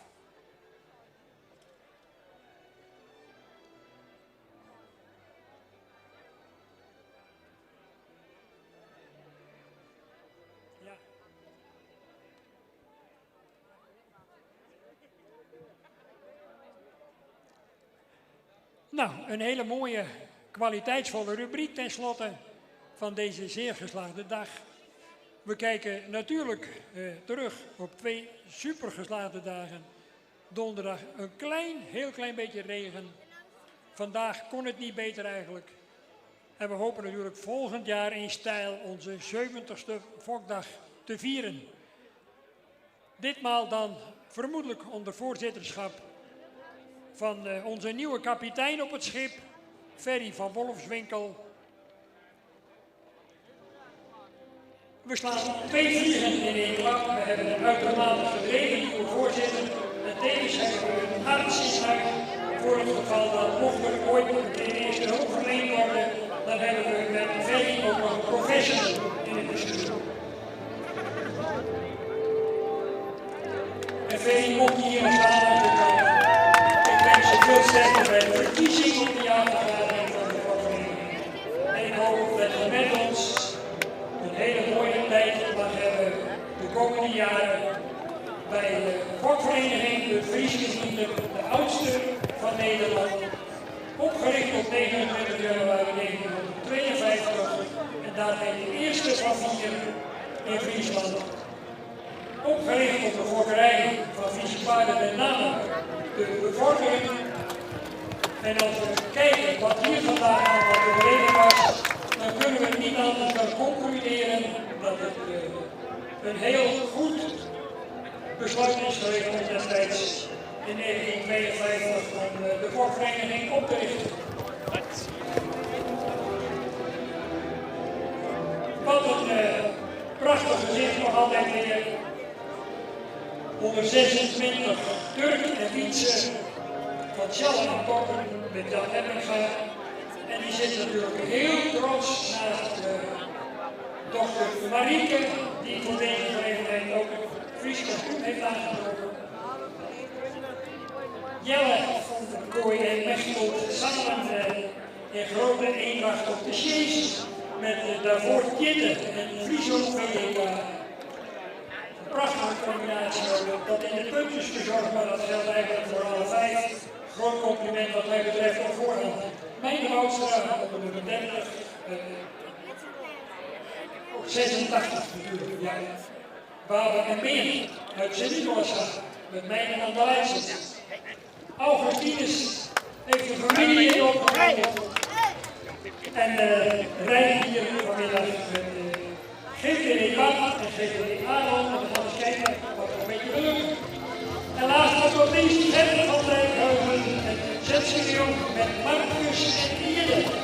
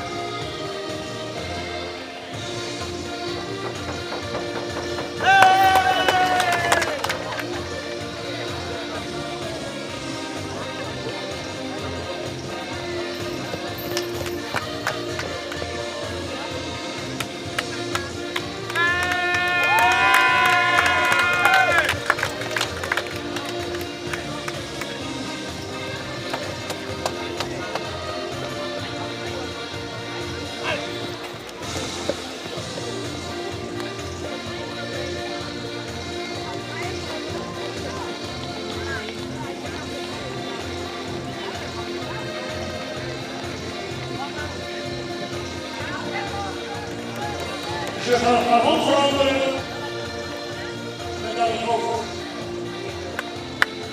Jan Ebbinga en Jan Marieke, Jan en Mechelen van de Kooi, Augustinus en Alex Hoekstra, Mijn Woudstra, Gert van Dijkhuizen, Zetske de Jong.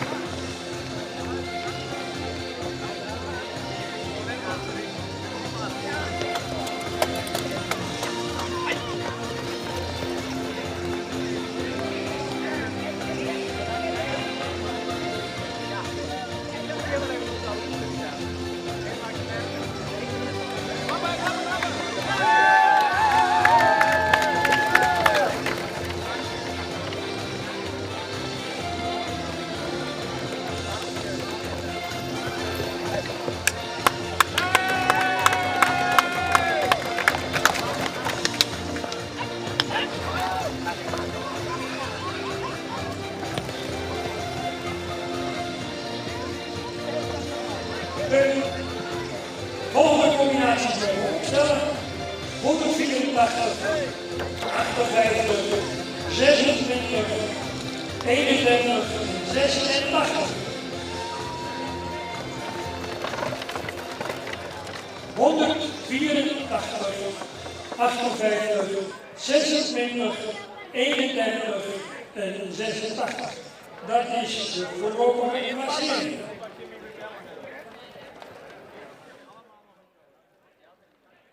Maar de strijd om het goud, het zilver en het brons is nog niet beslist. We gaan zo dadelijk, als ook de heer Eppinga de paarden heeft opgesteld en de paarden eventjes op adem kunnen komen, gaan we nog een finale rijden tussen deze 3 combinaties.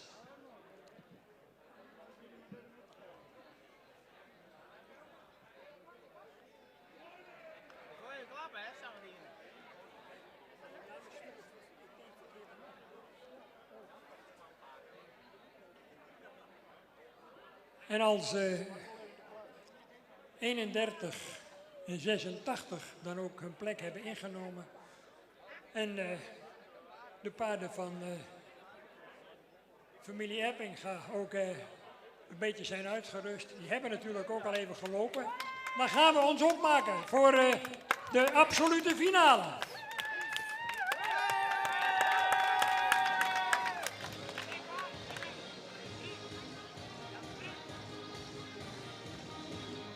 Gaat het goud naar Sibrandaburen? Of gaat het naar Sint-Nicolaas gaan? Of gaat het naar Ureterp? Het kan nu alle kanten nog op.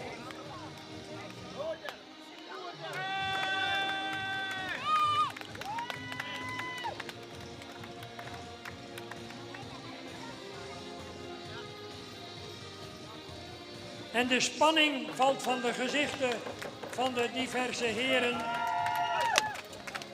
van het gezicht af te lezen. Dan komen ze nog een keer. Jelle van der Kooi en Jan Eppinga, die zetten er nog eens eventjes extra voor.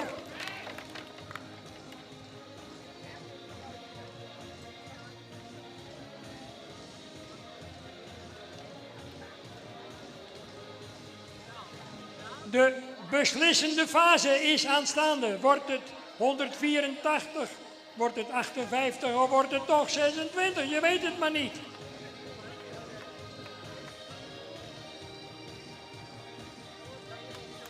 En de strijd is gestreden en de winst die gaat naar 184, dan 58 en tenslotte 26.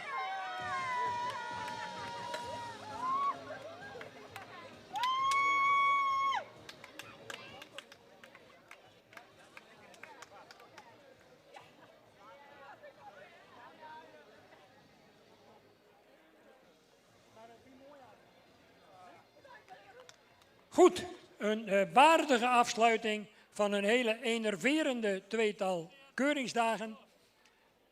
Spannende strijd nog in de overkamping en toch bleef hij gedecideerd op het eerste plek. Gefeliciteerd Augustine Zoekstra. Een prachtige overwinning en het zal zeker niet de eerste zijn, maar ook niet de laatste, denk ik. Gefeliciteerd ook Jelle van der Kooi. Natuurlijk ook felicitaties voor Jan Eppinga. Heeft alleen al een prachtige middag als je naast je dochter mag zitten op zo'n schitterende mooie sjees. Dan maakt het je eigenlijk niet zoveel uit of je dan derde wordt of laatste. Dat rijden is alleen al een genoegen. Goed, ook veel waardering voor Gert van Dijkhuizen, intussen ook bevorderd tot het wedstrijdcircuit. Misschien een kleine pleister op een toch wonder van vandaag.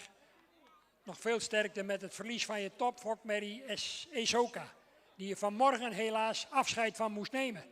En dat je dan toch weer hier bent, dat vind ik buitengewoon knap. Nou, en dan zei ik bij de laatst gefiniste, maar die gaan wel met een mooie prijs naar huis. Alleen, hij wordt uitgereikt op de jaarvergadering, want het schoonste geheel is toegekend aan Mijne Woudstra en Annelies Adema. Gefeliciteerd. Mag ik Luwe Koopmans dan nog een keer vragen, en mag ik u nog een keer vragen om voor de laatste keer te gaan staan, voor het Friese volkslied, traditioneel horend bij de rubriek Friese tweespannen. Luwe Koopmans.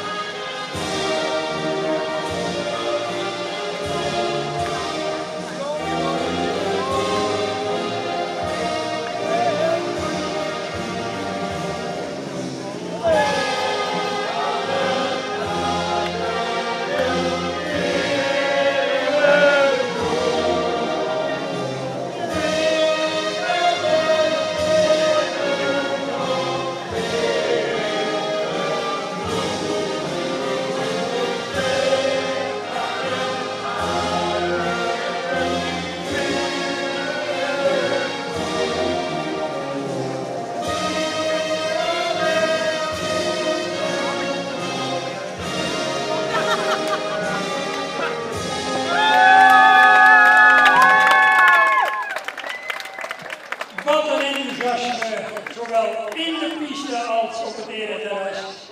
Wat een prachtige afsluiting. Mijn ringmeester Harm van de Burgerlichtenhoek, een afsluitende ereronde. Ik dank iedereen, juryleden, ringmeesters, iedereen die op welke wijze voor deze dagen heeft gaan staan. Ik wens je allemaal een heerlijk weekend, een goede reis naar huis. En last but not least, blijf vooral gezond.